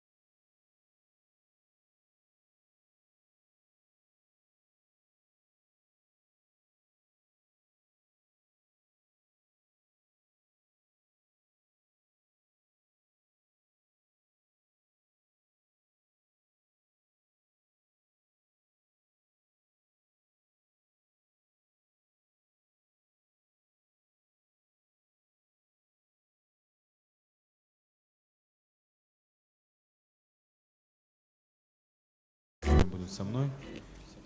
Андрей Максимов, председатель комиссии Общественной палаты Российской Федерации по территориальному развитию, основатель платформы «Живое наследие РФ».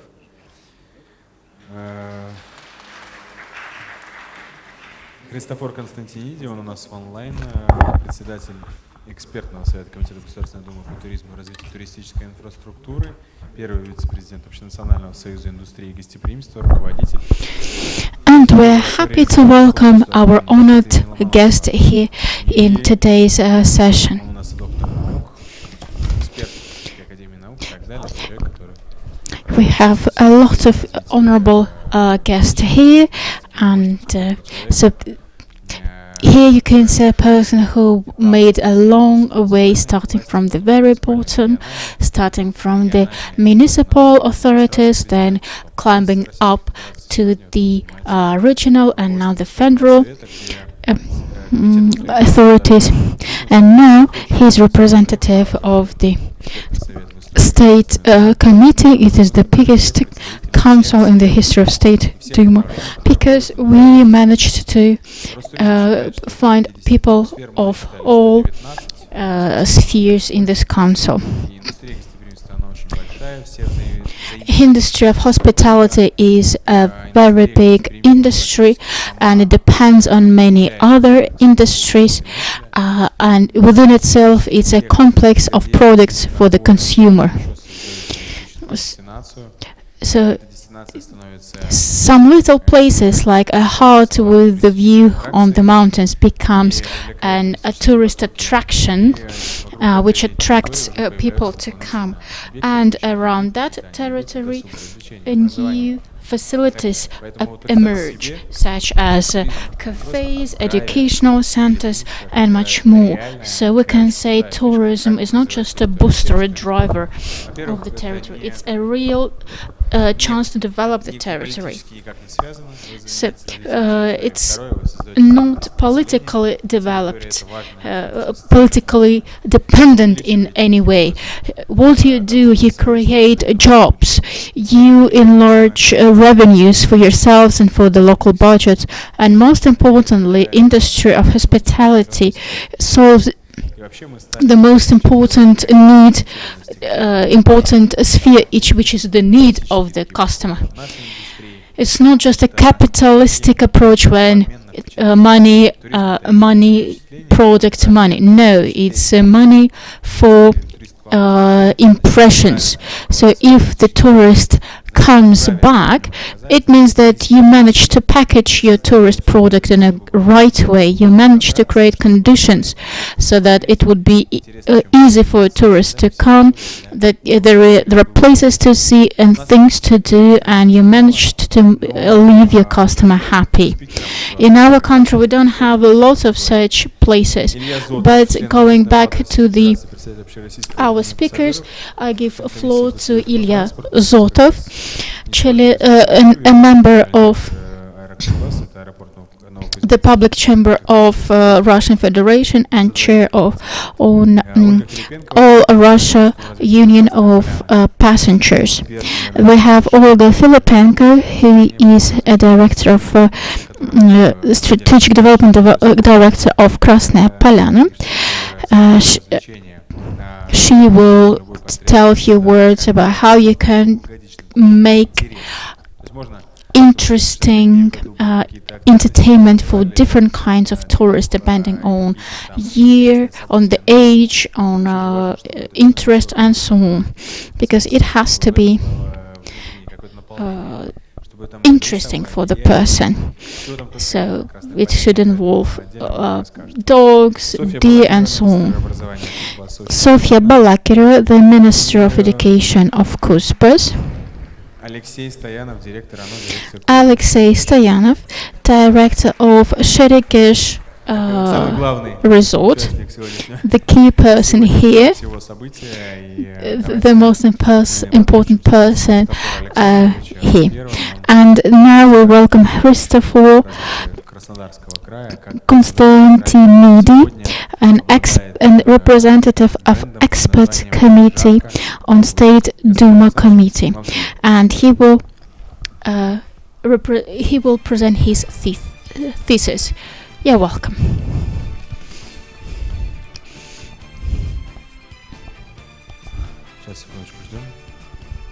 Just a second.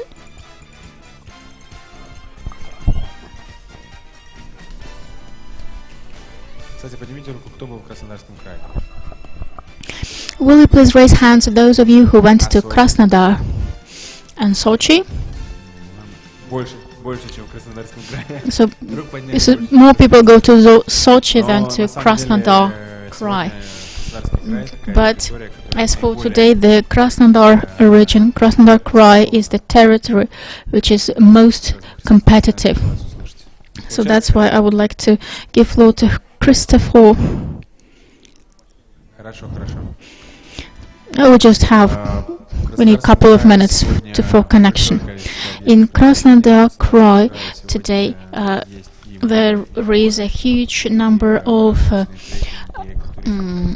accommodation. They have sea, they have the mountain, they have everything. Today they have the most famous resorts are Gelendzhik, which has the longest embankment, 14 kilometers long, and they have all kinds of entertainments, cafes, bars, restaurants, and thanks to that infrastructure, the territory and the resort and the whole region becomes interesting for investment and interesting for tourists. So maybe Olga, we give floor to you since we started to talk about Krasnodar region. Okay, thank you. The topic of all year round of resort is interesting for any kind of region because that is a sphere of infrastructure and employment and everything. When resort is being built, it's important to understand the economics and to understand the market within which this product is developed.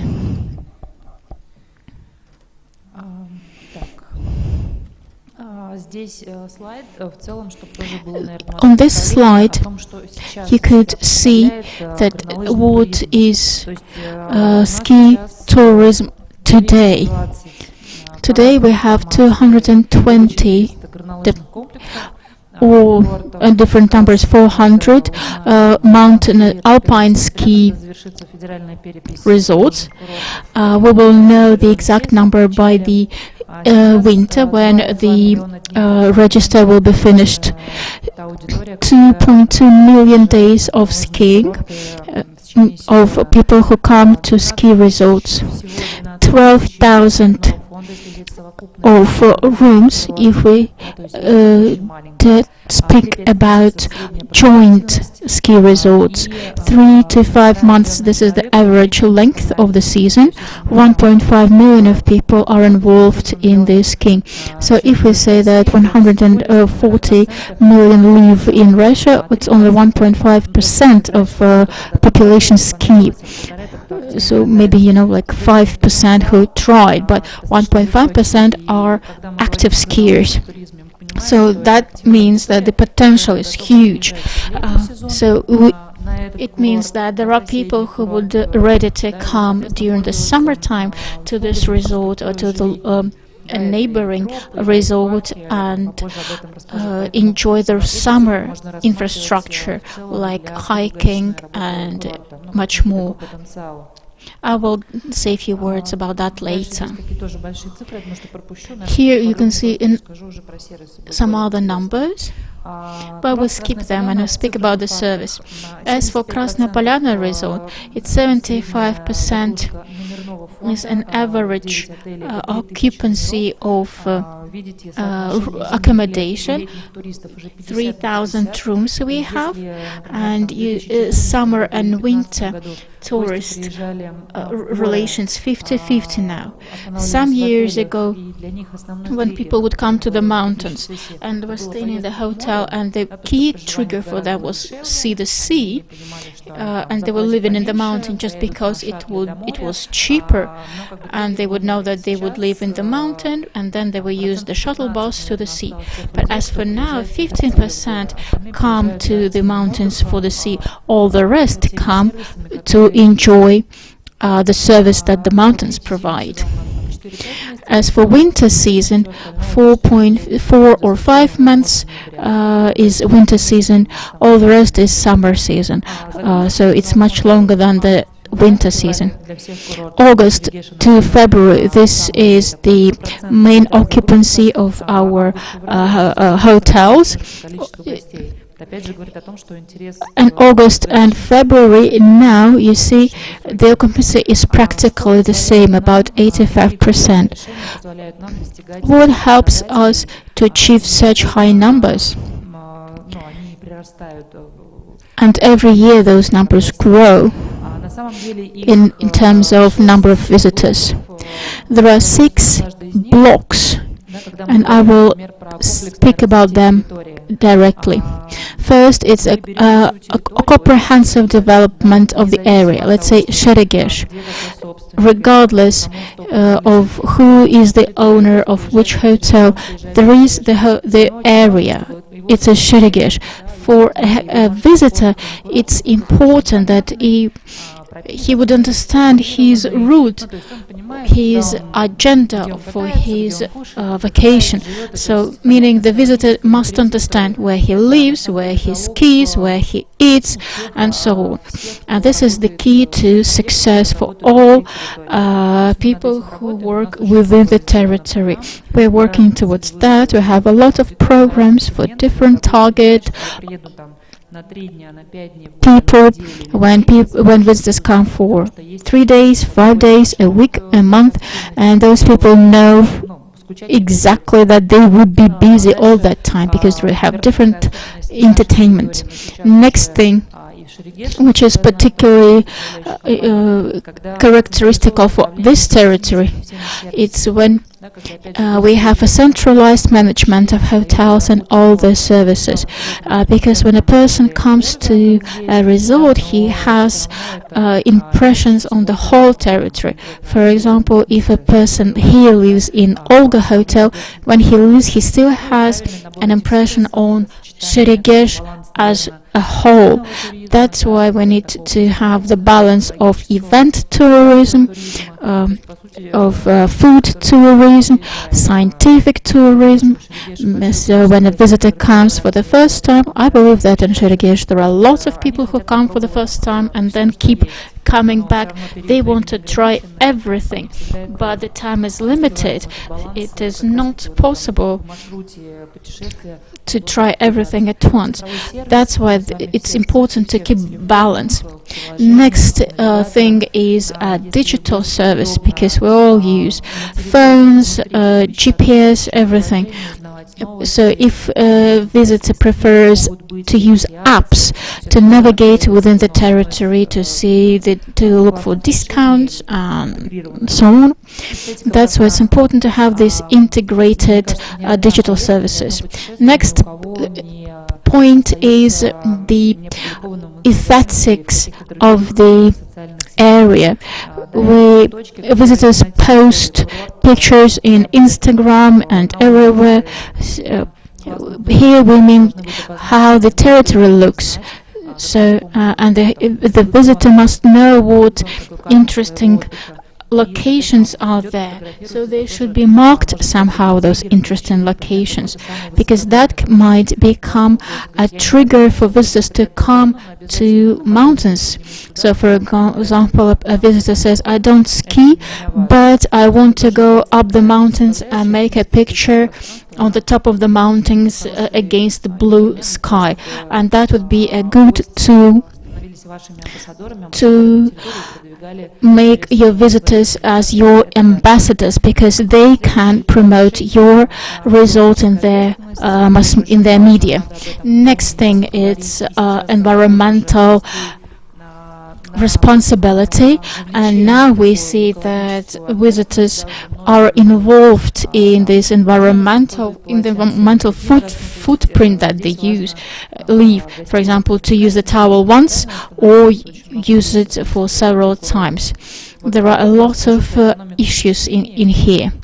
I would like to stop on the next issue, economics of impressions.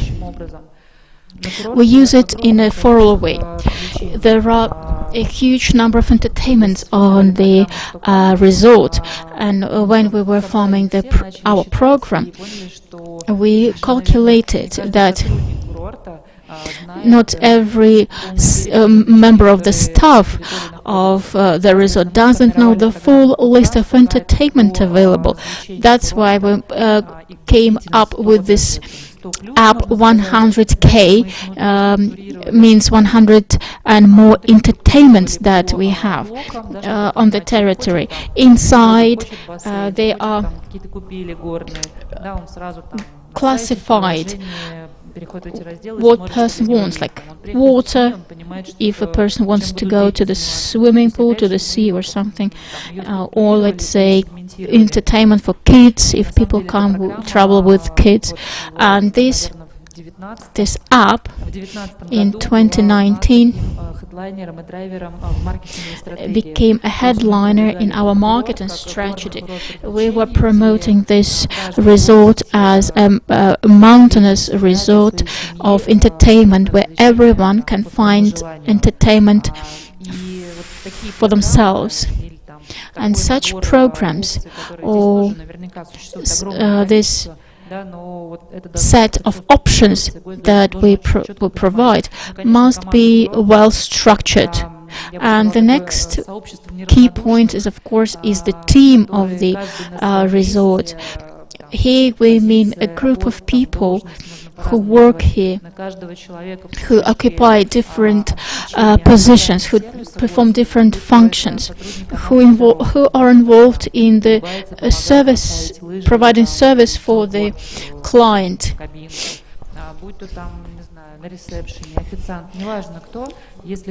Doesn't matter who, receptionist, waiters, everyone.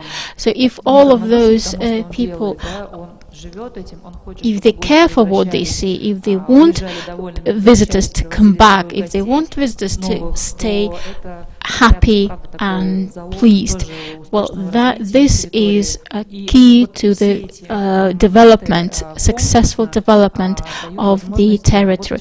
All of those aspects provide the possibility for the resort to work all year round. We all understand that we don't work just 3 or 5 months. Staff, for example, if they work all year round, they have different motivation. This is very briefly. I can go on for hours. And in conclusion, I'd like to say that it's possible, 100% possible, to work all year round on any territory. Every territory has resources for that. You only have to find them, package them, and offer them to the visitors. Thank you. Thank you. So now can we welcome Christopher Constantinidi. Hello. Добрый день, друзья. Меня слышно? Good afternoon, dear friends. Can you hear me? We continue our expedition, and today we are in Yessentuki Park. The topic that we are discussing today. It was interesting.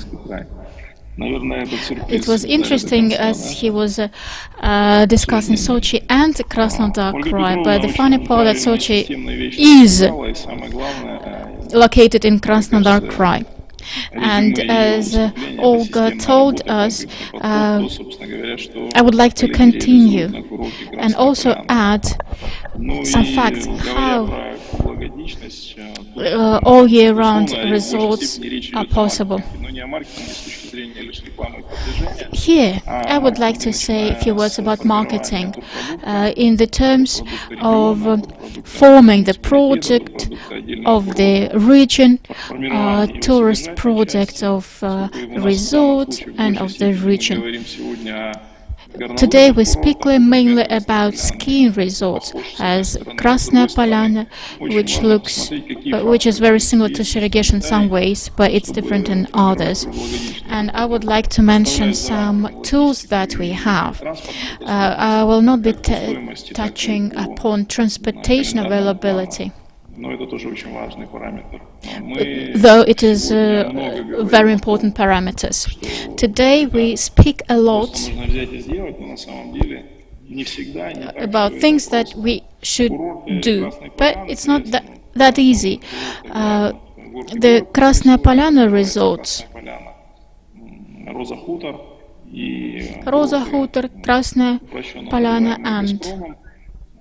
and Gazprom resorts, these three are the most important resorts that got very developed infrastructure after the Olympic Games in terms of ski lifts and modern accommodation variants.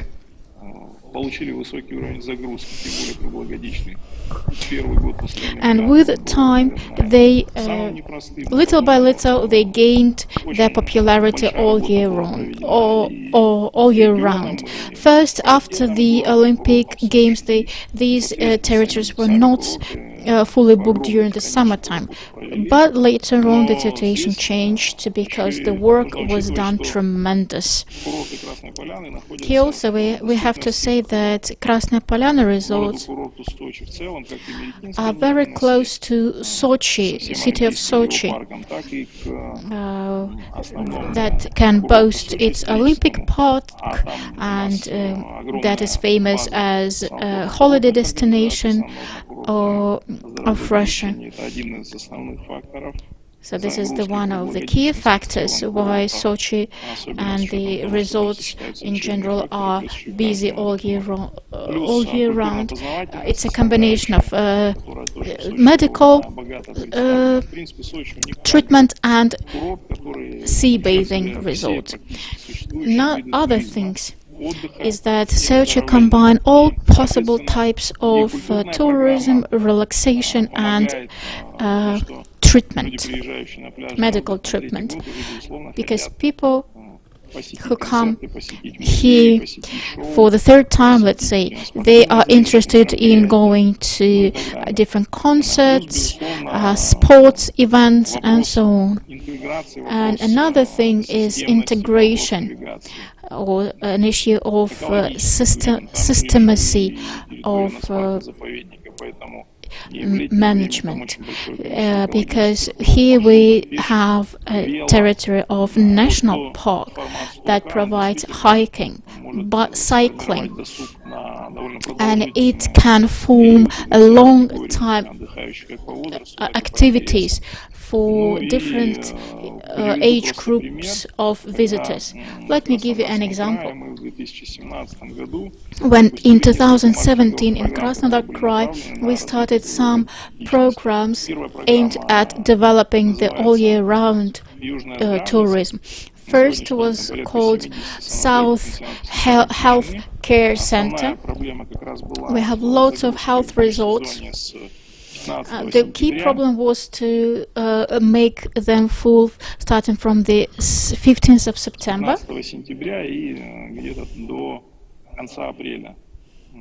till the end of April, and we included different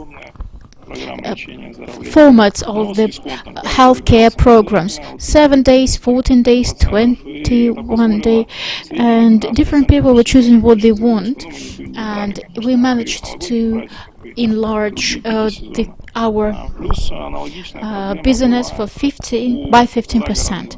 Another problem that we saw is off-city resorts that usually provide weekend holidays. We also enlarged a number of entertainments that they provide. For example, a relaxation with view on the mountain tops, plus whitewater rafting, diving, cheap trips, and so on. And we also offered discounts for weekdays. During the weekends, those areas are fully booked, but during the weekdays, they are free. That's why we provide people with some discounts. And next program is that we managed to have promote or implement promotion strategy to raise people's awareness on that. People could book weekend relaxation or weekdays relaxation and so on. So basically, I would like to sum up that our project was to offer everything: healthcare facilities, entertainment, active sports, and of course environmental tourism. So it helped us to make the season longer. And when we make the season longer, it helps tourist companies, travel agencies, to invest in the development, in the increase.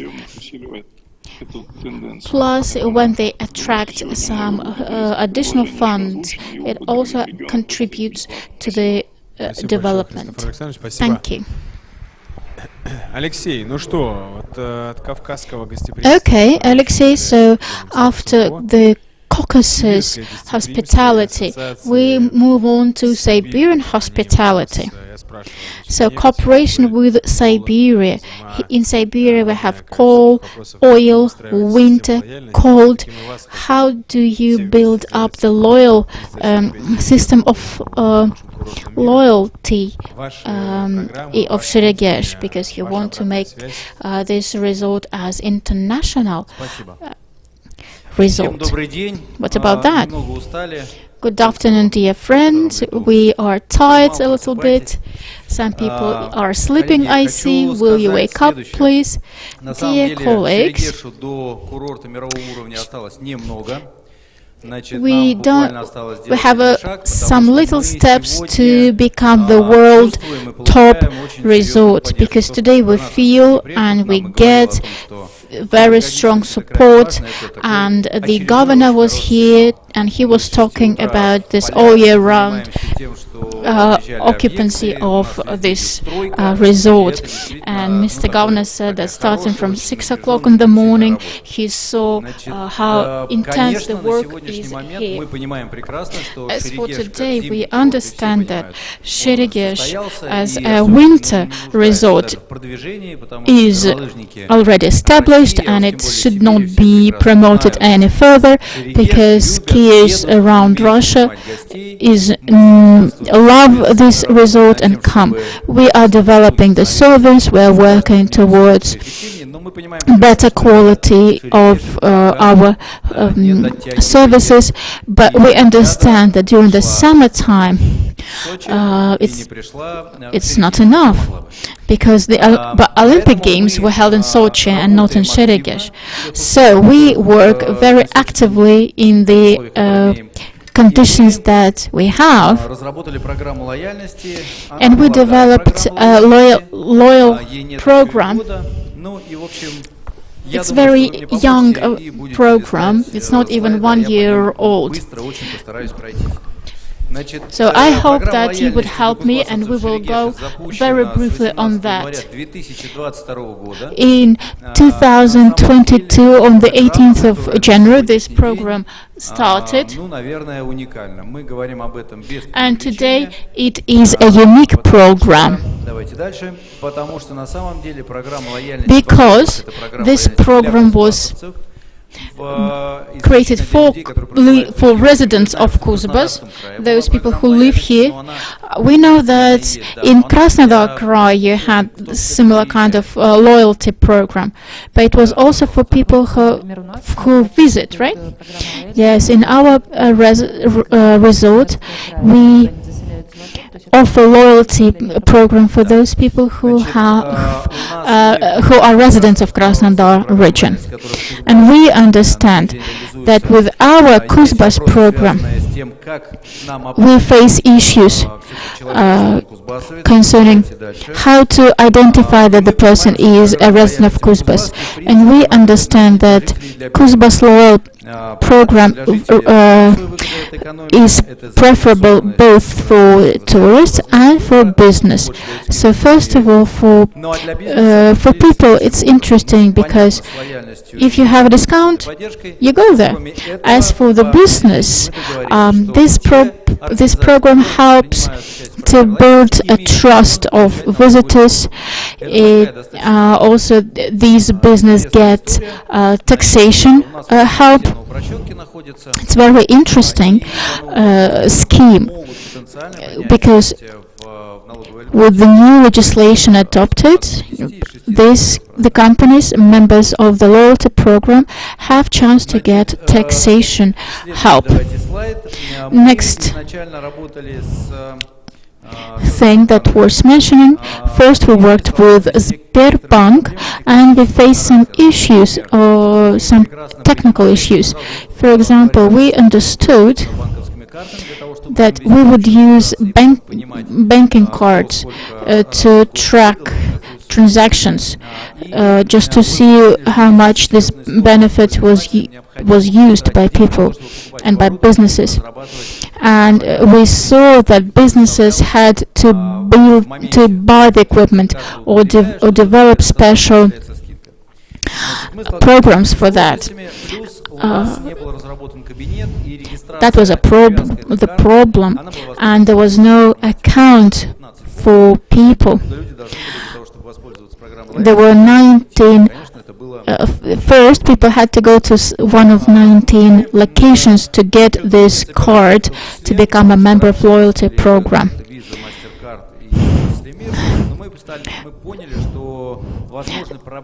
Next issue that we faced, it's the use of Visa and MasterCard's banking cards. So we had to change the details of the program, and we changed or shifted to the use of mere bank cards, and it works as a cashback system. For tourists, it's very easy. They go to Gosuslugi website of Kuzbas, they register their card, and I urge all of you who are here and who live in Kuzbas, visit the site, to register and become first people who participate in a new stage of loyalty program. While we're working with the authorities, we know that the registration will take for about 5 days. This is the maximum, usually just 1 day, but 5 days is the maximum. Then you buy products, and then within 7 days you get your cash back. Next thing, it's that we know we have very good prospects.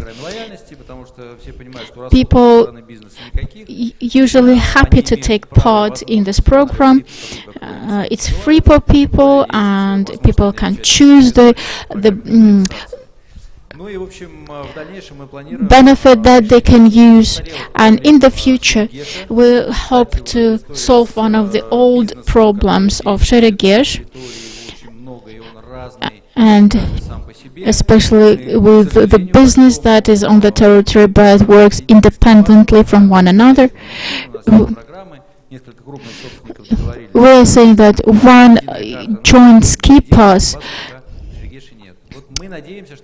does not exist, and we believe that this mere credit card can be used to solve this problem.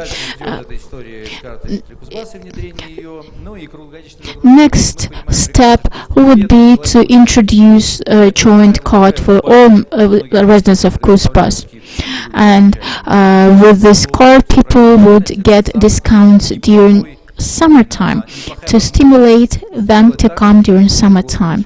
And that would contribute to make ProGesh all year round resort, and even during summertime people come and enjoy their vacations.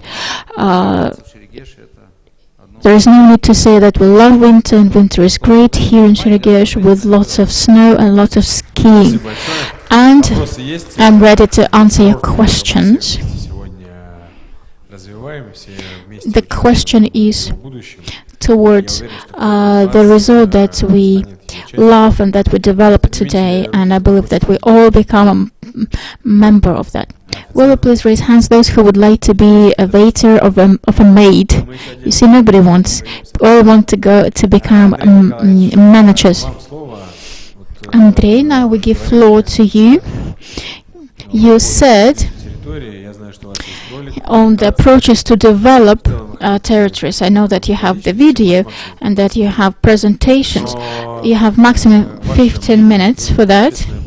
So what is your opinion? Because in the public chamber, you work in this sphere. What can you tell us?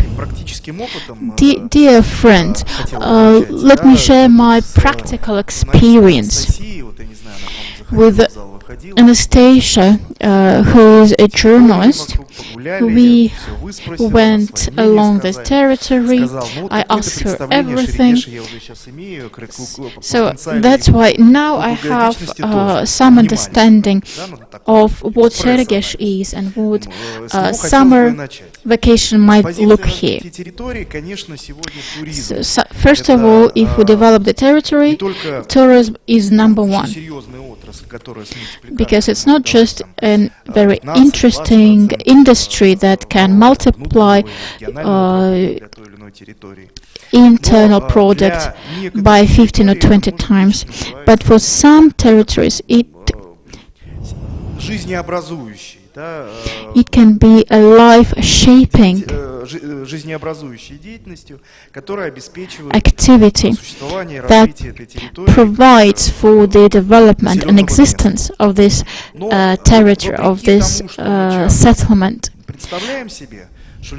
Regardless of what we think, what we understand,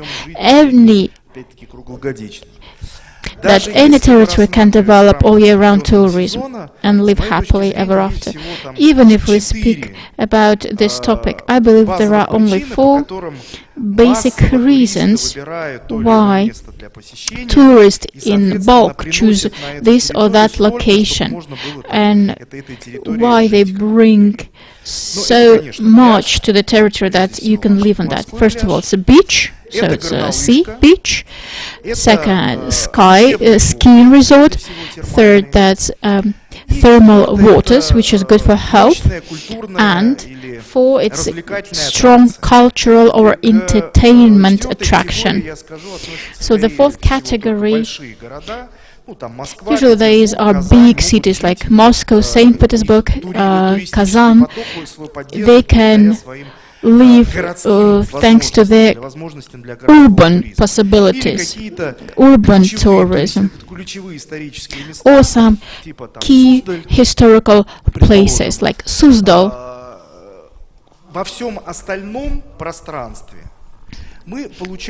Other territories, we see situation when, in order to stimulate all year round flow of tourists, we have to work very, very actively in order to make people come.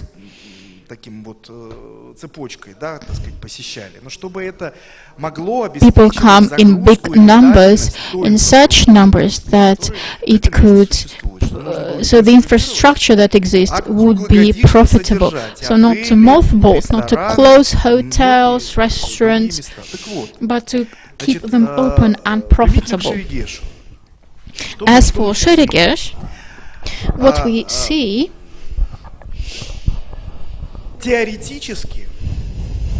in theory, today we see a demand for non-sea relaxation. in summertime. So we understand that a lot of resorts are closed and people try to find location for relaxation. What's the problem? Usually this requires water bodies. In ProGesh we don't have that. Only swimming pools. Swimming pool relaxation may be an anchor, but usually it's not enough. Везде необходима достаточность выбора, да? Вот этого наличие бассейна для того, чтобы приехали, недостаточно. Swimming pool is not enough to attract people to come to ProGesh. There are some water bodies, as we heard before, which are located close enough.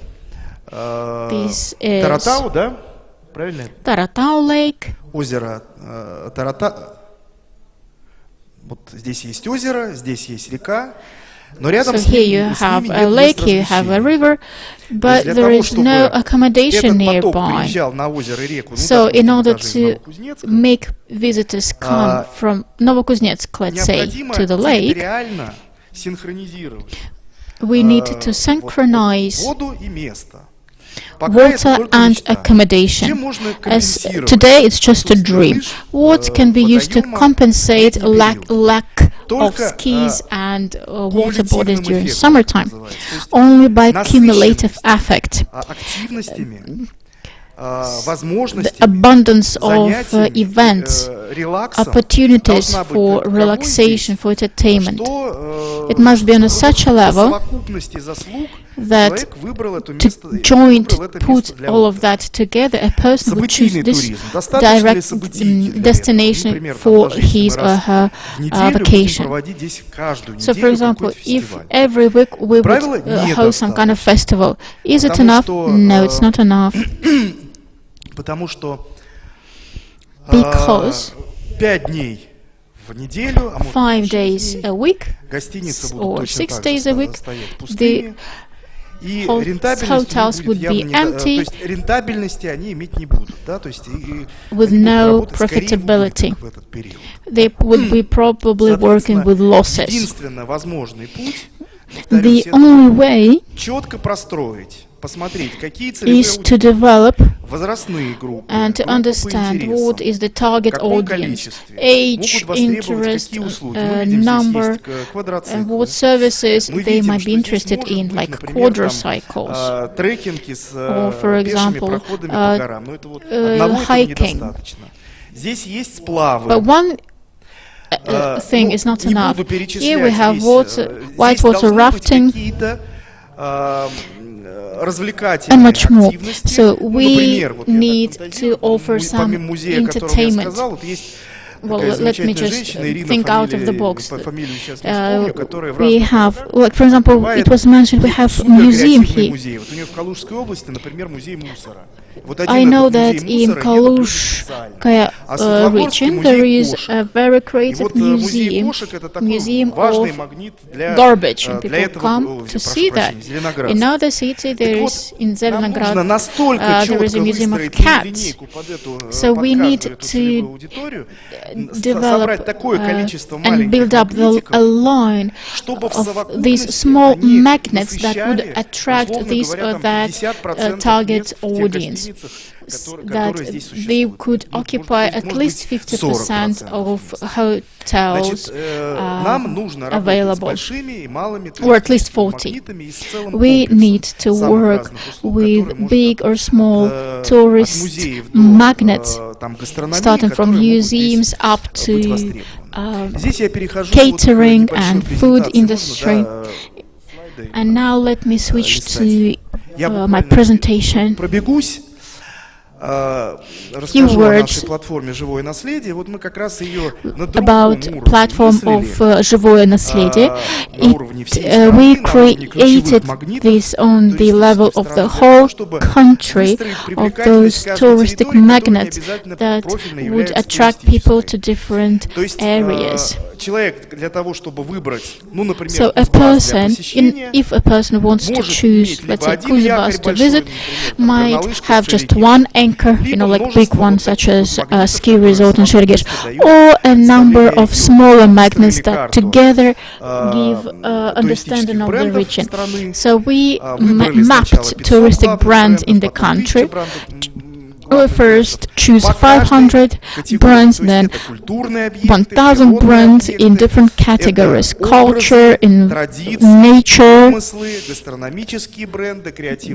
food, creativity, and much more. We made a map, we made a list, an event calendar, 2 apps for your phones, a rating system, top 500, top 1,000, and much more. And today this information platform is active for tourists who are choosing different regions to visit. So these numbers are old. Now we have about more than 500 active users. We have a whole number of subscribers. Every person can apply for his or her own event or brand or area for this brand to be included in the list. One limitation that it should be quite a big brand in order to be included in the list. So, for example, if we speak about a scarlet flower, which is very important for children, or a green oak of Pushkin fairy tales, where is it located? You speak about food, this special cheese, where is it? Where does it come from? Here you can learn. And we invite you to participate. You being an actors of hospitality industry, you can raise awareness of your brand in our maps, and you can develop brand routes, brand expedition, create new products like new tours, for example, or excursion routes, or you can just mark yourself on our map, or being a tourist, you can use this platform to familiarize yourself with what we provide. So, for example, there is an online of creative history. We also published big catalogs, 500 places, 1,000 places, top 100 creative ideas, and much more. And I would like to show a couple of 2-minute videos. First is about our platform, our site, how to use it, and the second one is what we don't know but we can learn about those non-material magnets. If you don't see those objects, but if we knew where it is, if we learn that, we have a push to the territory to attract more tourists. So, dear callers, can we play the video now?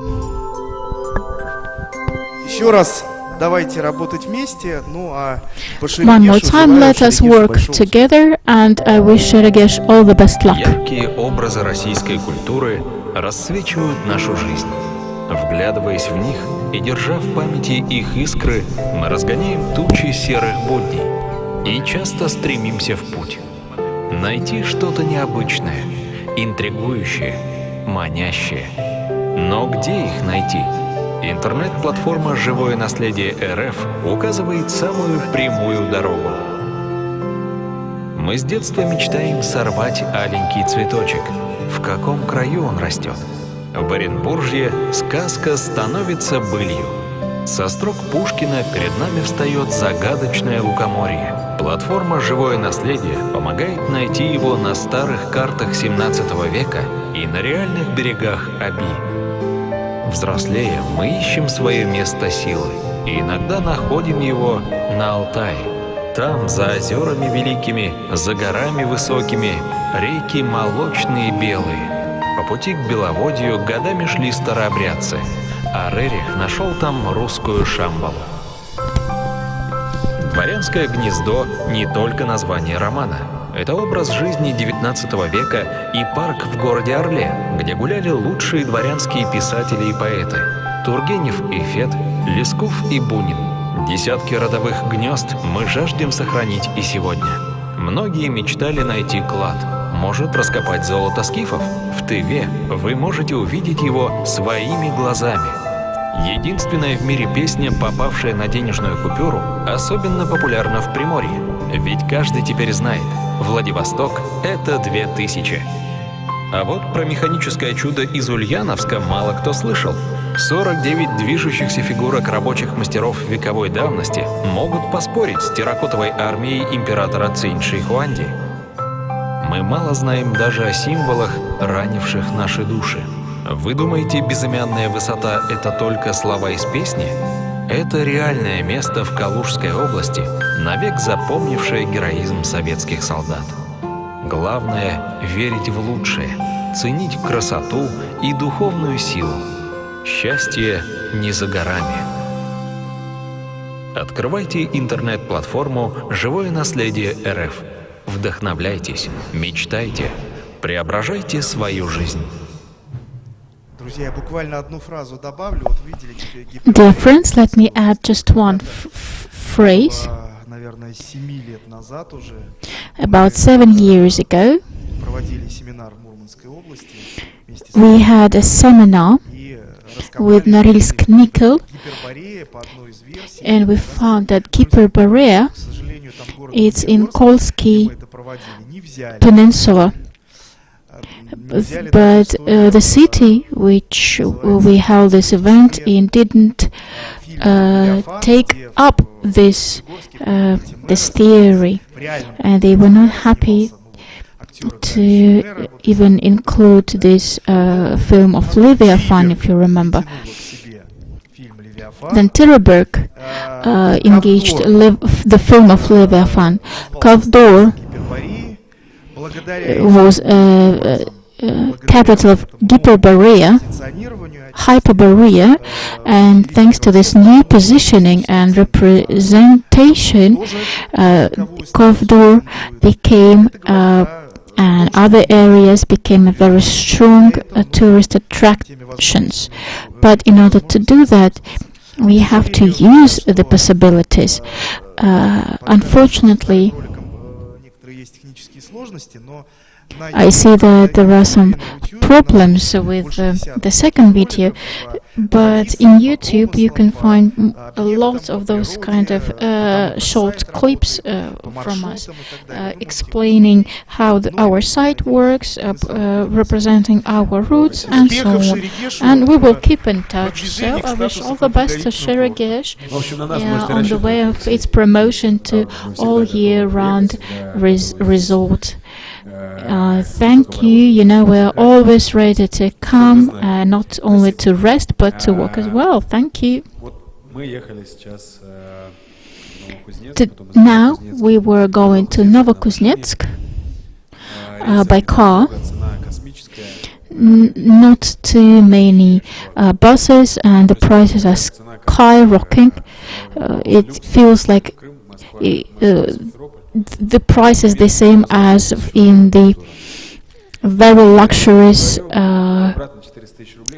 train.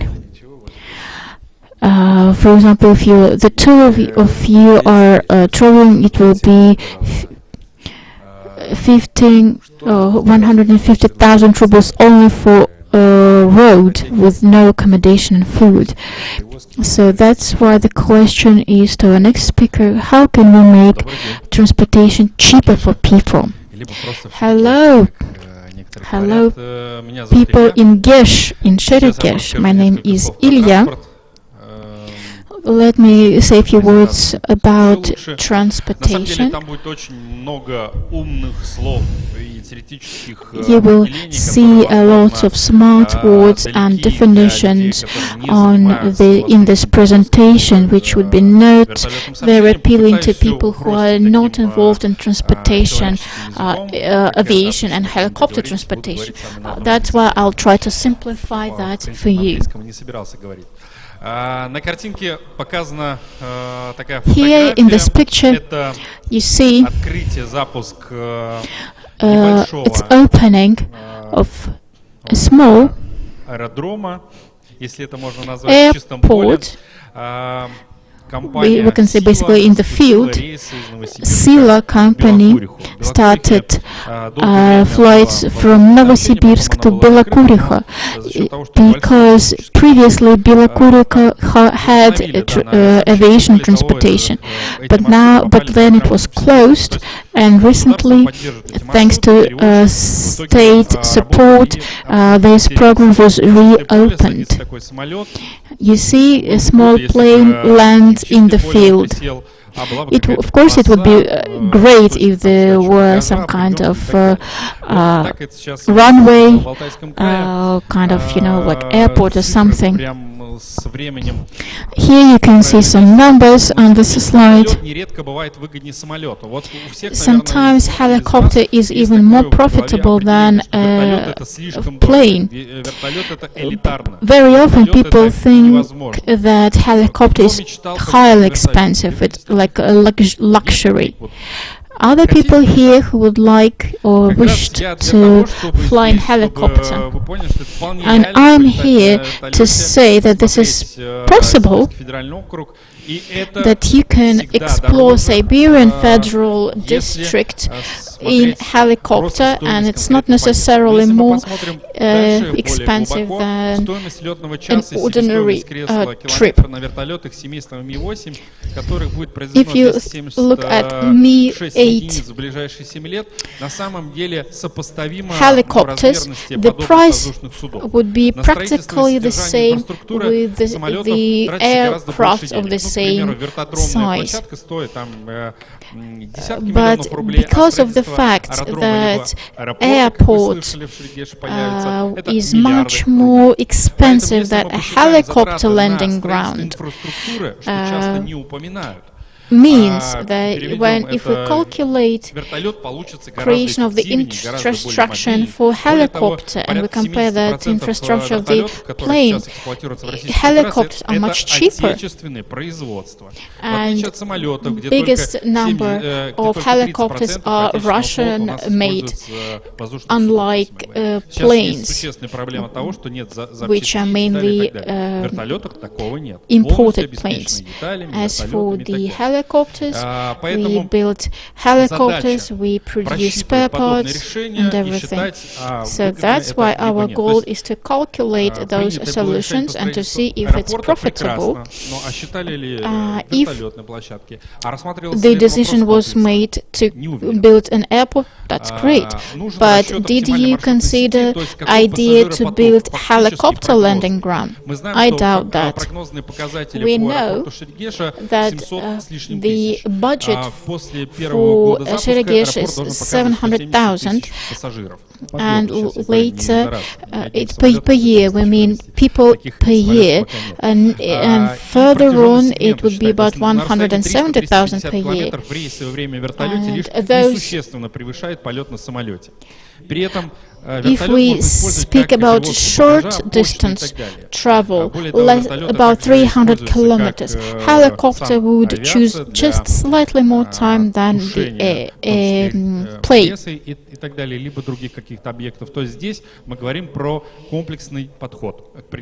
So that's why we we have to consider that comprehensively. As for the example, if you take the plane,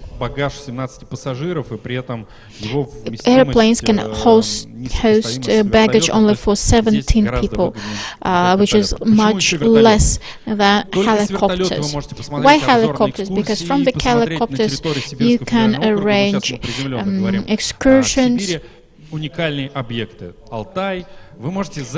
can see unique objects on the territory of Altai, ProGesh, and other regions for just some hours.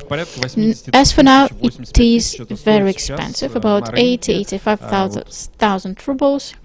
That is expensive in Kemerovo region, and we offer to create one ticket, a helicopter, plane and hotel as a joint ticket, because it's not okay when you go for 3.5 hours on bad roads by car, because after that you don't want to return again. Of course, we don't say that it's crucial, but nevertheless there is place for improvement. Another thing to use helicopter is free ride. Only helicopter can bring tourists to mountains for free ride. In Kamchatka it's quite developed. Maybe you saw a blogger Yuri who shows how they take a helicopter to get to the top of the mountain, and then they free ride to the ocean. So this one or joint ticket, you could see the price here on this slide. How it works. So, for example, you checked in your baggage in the airport of Moscow, and you got your baggage here in this territory, and you're not worrying about where to pick up your luggage. Ожидание багажа. Разница не очень большая, но если мы посмотрим другие сибирские города, то это будет очень значительно. То есть единый воздушный билет, самолет, вертолет в России пока нет, это надо делать. Это такая будет очень doesn't exist yet here in Siberia, but we can create it, and it will be a great help. Another option for helicopter routes is so-called Siberian ring, because if we only develop ProGesh and we attract people only from Novokuznetsk, it's not very profitable. We can also attract people from Novosibirsk, which would bring more people, which would be better. And if you go online and try to buy a ticket, you will see sometimes tickets on plane may cost up to 30,000 rubles, which is extremely high. But it is possible to make those prices much smaller thanks to government support and other programs, and those money would be spent today with better results, because it's much easier to engage a helicopter with 20 seats than a plane with 100 seats. The problem today is that those planes with state support cannot fly every day because we don't have enough tourists. Nevertheless, still with the helicopter, it can be an alternative to planes. And if you travel by helicopters around Siberian ring, first of all, you get some benefits. You have chance to visit different cities in few days. If you go by plane, that will take huge time, because first of all, you'll have to go to Novosibirsk, to the airport, and it will take time, it will take money. But here in Siberia, we can create one joint transportation company, and with their joint financing, they can create a joint company. We see this example in forest region. But the difference is that in forest region we cannot travel by helicopters because the distances are huge. But Siberia is unique in this regard because it's not that huge, and helicopters can be used to make these routes interesting for people. В Инстаграме кто есть, Зотов занят, да. Я вам обязательно просто рекомендую, правда. Мы с ним познакомились благодаря хэштегу. Дружим уже очень много времени, и он у нас и We're great friends with Ilya, and I met Ilya with hashtag. So just Ilya, Zotov занят, welcome to join. Эта реклама была оплачена, если что, да. Илья, вот про лидерство, про молодежное лидерство в 30 лет. Ilya, just speaking about leadership, he's just 30 years old, but he's working on a big level in the authorities and for the community in general. It's important today to find solutions for difficult situations. That's why I just say this hashtag, and I think it would be very interesting and helpful for you. So today, tomorrow, we would be happy to answer. And going back to the question, who you would like to be, no one wanted to become maids. But if I ask, do you want to become investors?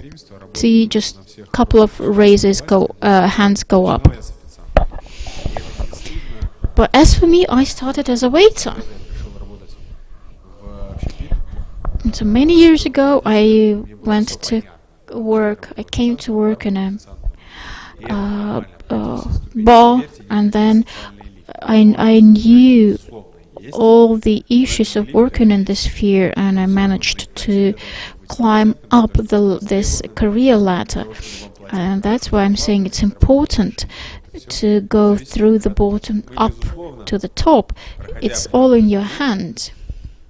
And with your life experience, we have our dreams, we have our biases, and you yourself is responsible for what you achieve in your life. And it's okay to start as a waiter or a maid.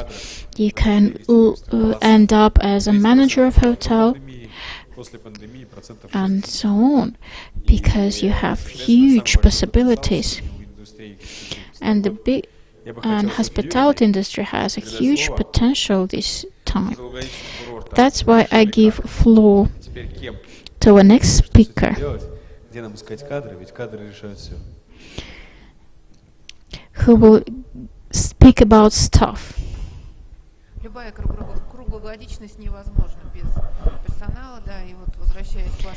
If we speak about all year round resort, it is not possible without staff. Well, just let me ask again, who would like to be a maid? But we understand without these people and without other positions who work in the service, it's not possible to develop tourism. When we visit resorts, we want to see clean rooms, we want to have good food, we want to have well-serviced lifts and so on. In order to provide that, the staff must be skilled and trained. And so, of course, if I ask who would like to be a general manager, I would see lots and lots of pretenders, of people who want.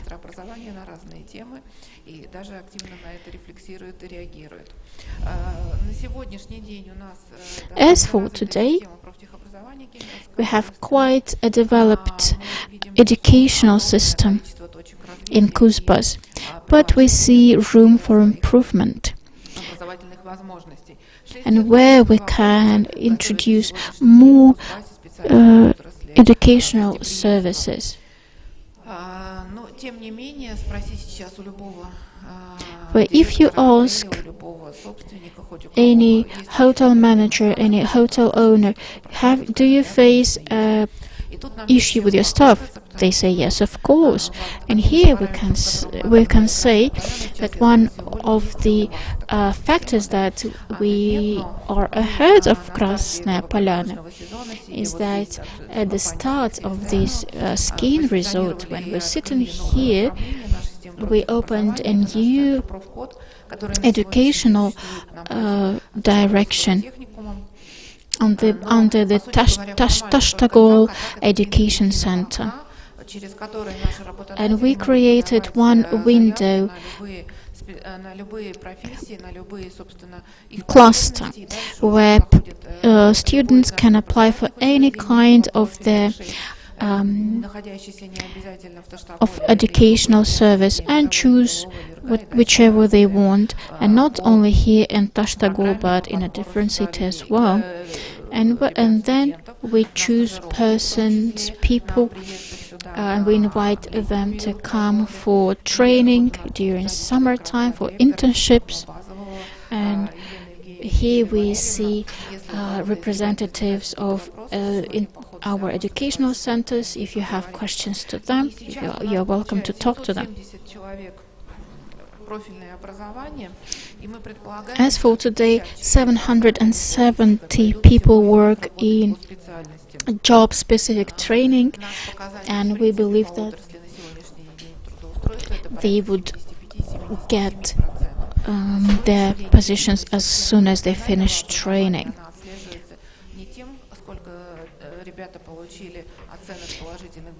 And as for today, we judge the efficiency of the program not by the marks that the students show, but if those people start working in the professions that they were studying at.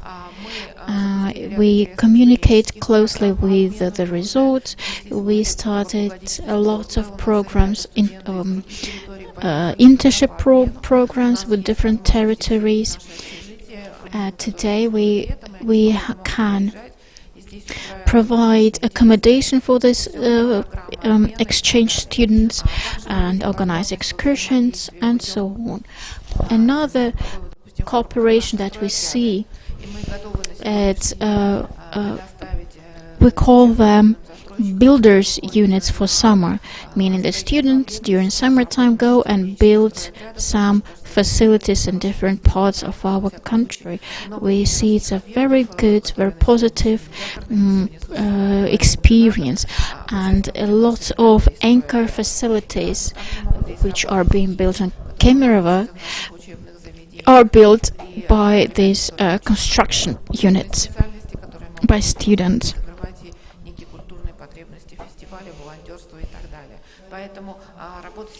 And we provide training in very different spheres, not only construction, but culture, creativity, and so on.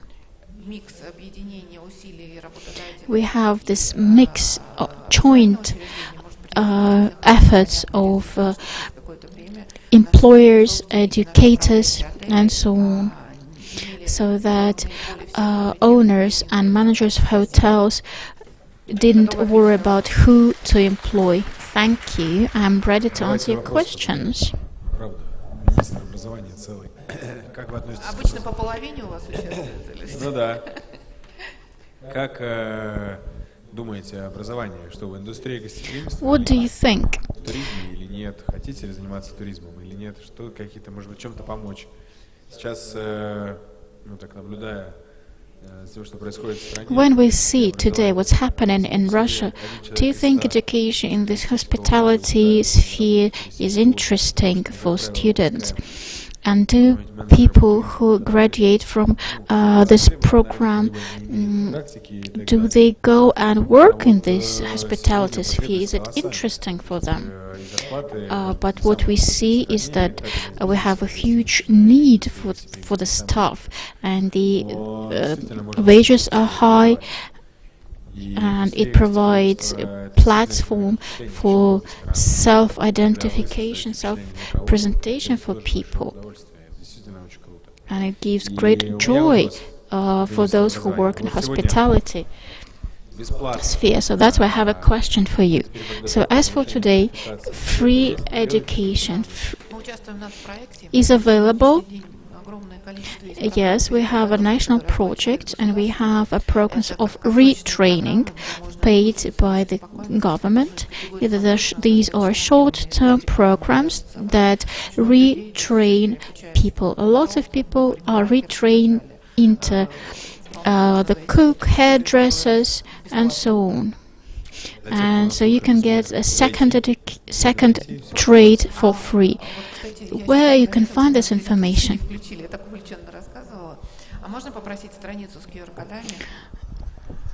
I have just noticed that my presentation was not online. I would ask you to show the page with the QR code.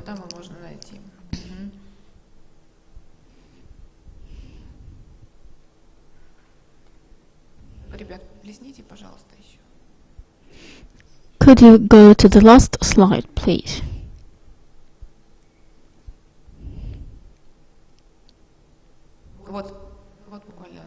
Here you go. You can scan the QR codes, and that's it. Okay, please have a look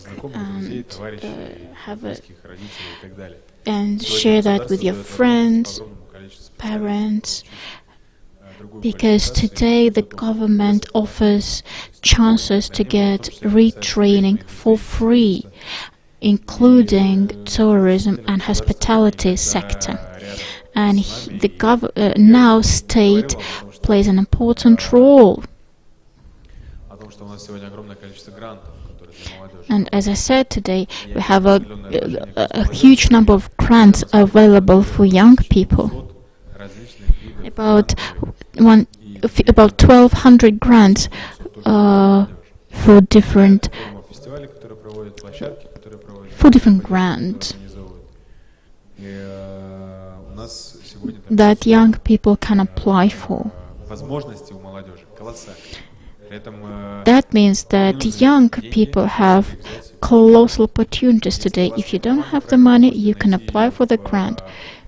If you don't have your team, you can find that team if you take part in a competition. Today you can participate in projects to create communities and so on.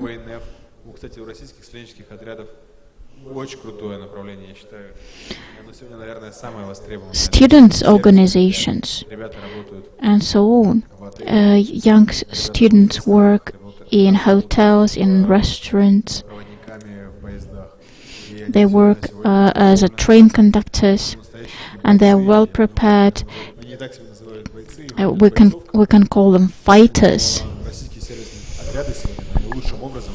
So Russian service units do meet the demand from the industry.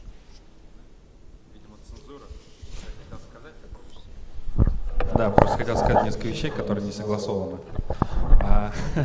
На самом деле, Just let me add начинал работать тоже в отеле, но на самом деле I started my career in a hotel. First, I worked in a textile factory, and then I joined a hotel, and I helped to enlarge sales. It's just, again, it's okay to start from the very bottom. It's a very good thing, but you have burned with an interest in this sphere that you want to promote and develop ProGesh. It's not the Kuzbas authority, but you must be motivated to develop this area, because you would be the ones to live here, and you should know what we can do in order to make this resort a year-old, all year round resort. How can we attract young people, staff, and students here? Because when the airport will be under construction, it will also attract a lot of young people, young constructors and builders. So we can create some kind of information resource that would unite all the residents of people to help to make this area all year round. Здесь важно, чтобы So мы I территорию believe создавали that we не can для find туристов, которые interesting приезжают, solution а прежде that всего may be первая задача applicable. при развитии любой So we территории, can, чтобы было комфортно it's жить. number То есть вы должны от этого one получать goal is not невероятное to удовольствие attract и гордиться, visitors, что у вас but есть to такой make курорт.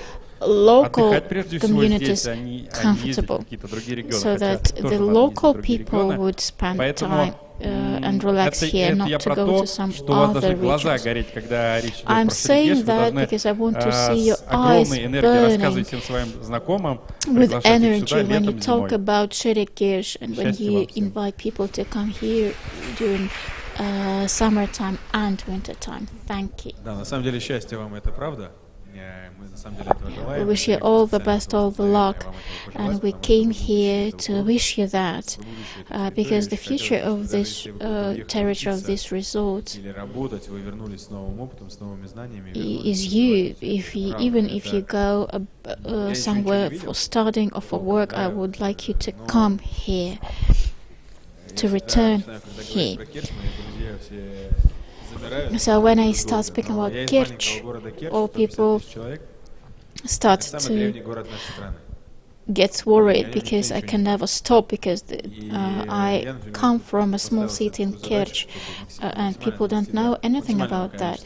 And I decided that I will I'll be an ambassador of this city, and I will raise awareness of people of this city, talk about oldest church on the territory of Russia, which is located in this city, and much more. So, and you are the ambassador of this territory. If you go away, you come back and provoke.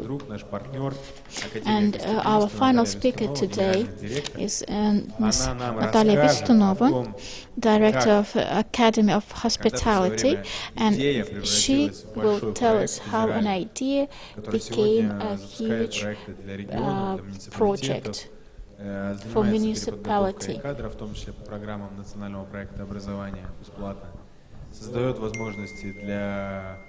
And create opportunities for students, for youth, and for results. Natalia, happy to see you. Natalia, floor to you.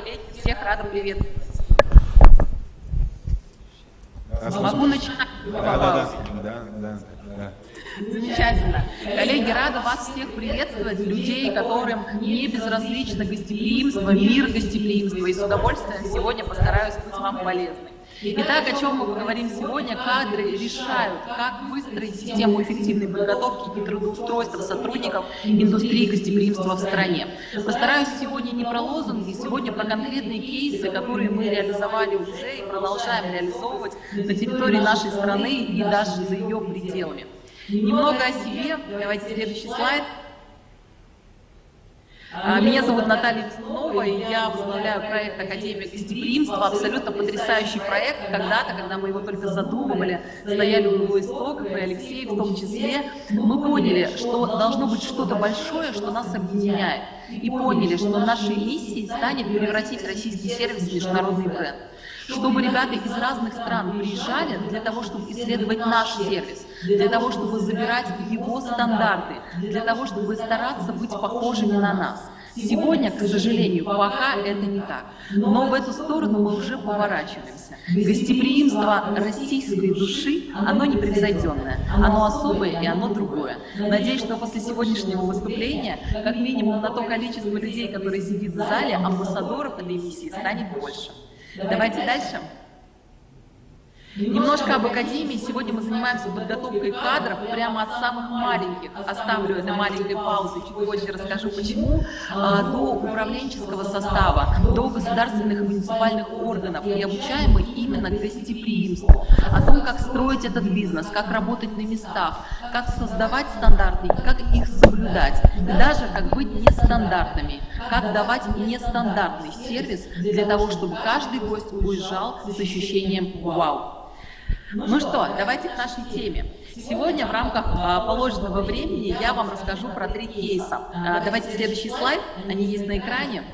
Итак, первый наш кейс, который мы сегодня разберем, это гостеприимство по любви. Как привлекать и мотивировать кадры, как повысить престиж профессии. Второй кейс – это подготовка квалифицированных кадров, как наладить взаимодействие вузов и работодателей. Вопрос, который много лет стоит на пике на острие, большие шаги делаются, а что еще можно сделать?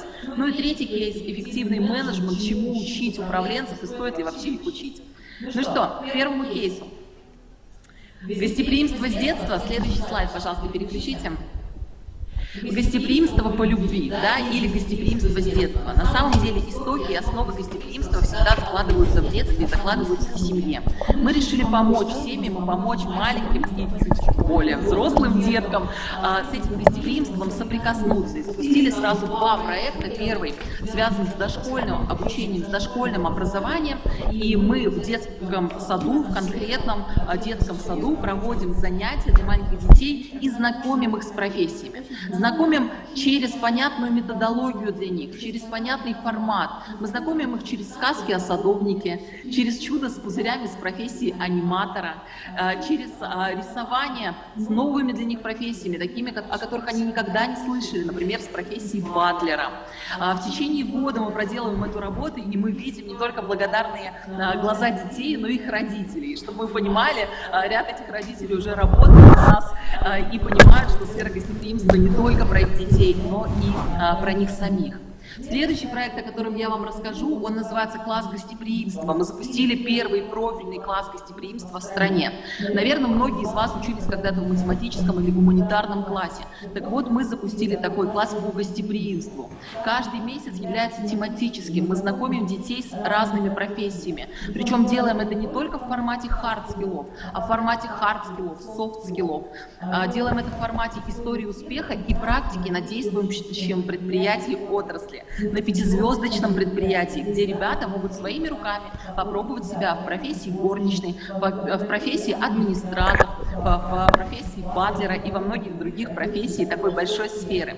Ребята этим летом уже вышли на работу, да, в рамках пока 4-часового графика, как им позволяет государство, но они уже с зажженными глазами ждут, когда они смогут присоединиться к нашей большой команде гостеприимных людей. К следующему кейсу, пожалуйста. Итак, вуз плюс работодатели. Мы понимаем, что вуз сегодня это, наверное, самый мощный источник и самая большая надежда для подготовки кадров, которых так не хватает в регионе. Поэтому в этом году мы взяли на себя смелость и взяли шефство над одним из крупнейших вузов, где мы готовим ребят по специальностям, связанным с гостеприимством. Мы не стали ограничиваться только специализациями, которые связаны с туризмом. Мы на самом деле берем очень широкий профиль, то есть там могут быть банкиры, там могут быть бухгалтера, там может быть абсолютно любая профессия, но ребята этим летом хотят попробовать себя в сфере гостеприимства. Мы обучаем их по тем профессиям, которые наиболее сегодня востребованы, и тем профессиям, о которых нам сегодня говорит бизнес. Если в бизнесе не хватает официантов, горничных, администраторов, аниматоров, поваров, именно по этим направлениям мы готовим ребят. В течение 3 месяцев проходит интенсивная подготовка с практикой, с возможностью отбора этих ребят, с плотным наставничеством со стороны действующих специалистов. И уже в сезон они становятся частью этой команды. По прошлому году, скажу, мы обучили несколько сотен человек, и более 70% из них остались в профессии. Совмещая это с обучением, они продолжили свой путь развития в сфере гостеприимства. К следующему слайду, пожалуйста. Любой бизнес делают люди, а во главе этих людей стоит руководитель. Поэтому, конечно, сегодня подготовка управленческих кадров выходит на первый план. Эффективный руководитель создает эффективную команду. Наверняка вы слышали, что бизнес является проекцией личности руководителя. Чем сильнее капитан, который стоит во главе, тем сильнее будет бизнес, который там развивается. Чему учить? Часто задают вопрос, ведь управленцами становятся ребята, которые уже имеют большой опыт. Сегодня основной тренд – это lifelong learning, обучение длиной в жизнь. Или век живи, век учись. Поэтому управленцы – это те люди, которым вообще нельзя останавливаться. Если ты останавливаешься, и тебе кажется, что ты стоишь, мир уже несет тебя обратно. И на самом деле ты катишься назад. Чему учить? Искусство управления. Это стандартный управленческий цикл, постановка цели, мотивация, контроль, обучение и развитие, и даже правильное увольнение сотрудников. Вот с искусством управления на самом деле очень интересная история. Это как с мышцами, которые нужно качать постоянно для того, чтобы быть в тонусе. Точно так же и с навыком, скиллом управленца. Нужно подкачивать его постоянно для того, чтобы быть актуальным, для того, чтобы твоя команда стремилась и смотрела на тебя. На самом деле самые успешные предприятия, по моим наблюдениям за последние много лет, это те, в которых учится руководитель, своим примером показывает эту любовь, возможность и способность учиться своей команде. Управление человеческим капиталом, ведь бизнес делают люди, как им правильно управлять, что за люди нужны нам, ведь наш бизнес будет развиваться так, насколько горят глаза нашей команды. Учить и учиться – это о том, как руководитель учится и как относится к обучению. К сожалению, сегодня кейсов о том, что руководитель не учится, а команда вся бежит и учится, не существует. Поэтому учимся сами, учим учить, да, учим учить руководителей для того, чтобы они свой опыт и знания могли правильно передать своей команде и не только своей. Постоянный выход из зоны комфорта – это, знаете, когда ты постоянно делаешь то, что кажется тебе невозможно. Это может напрямую не быть связанным с бизнесом, который ты развиваешь, но это развивает нейронные связи, и ты становишься больше внутри, твоя внутренняя емкость становится больше, а значит, ты на большее способен. Делайте это для ваших управленцев, делайте это для себя, если вы управленцы. Ну и, конечно, управление изменениями. Мы с вами точно знаем, что изменения – это уже наша ежедневная реальность. В нашей сфере эти вызовы чувствуются, наверное, как нигде. Поэтому мы должны уметь управлять изменениями и к изменениям относиться как к нормальной практике. Слышали о том, что обычно на изменения реагируют 3 способами: бей, беги или замри. Так вот, у нас есть 4-я альтернатива – учись. То есть, когда приходят изменения, нужно учиться, получать новые знания для того, чтобы изменять реальность. Ну и финальный слайд.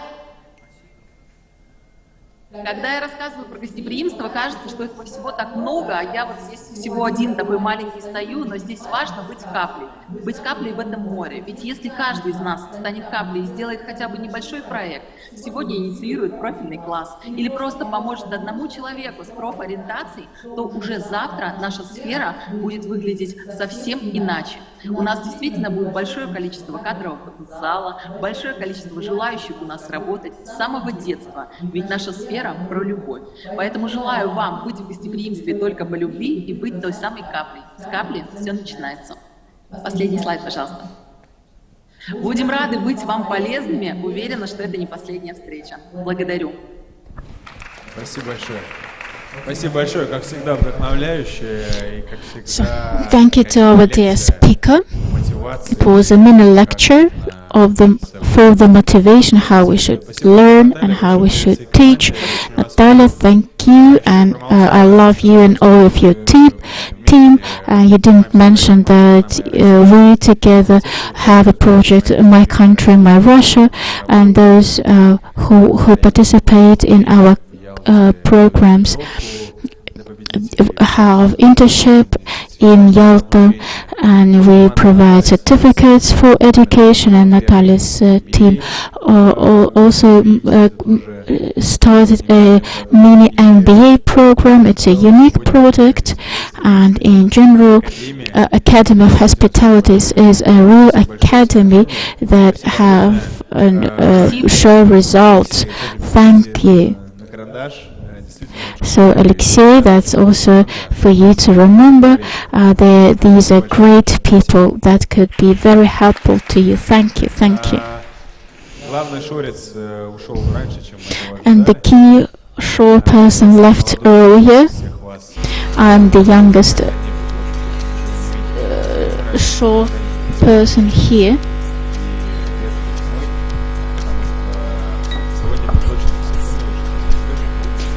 And today we shared our opinions about the potential that we see here in this region. And today we can work jointly to achieve great results. Thank you to all of the speakers, all the participants, all of you. Thank you.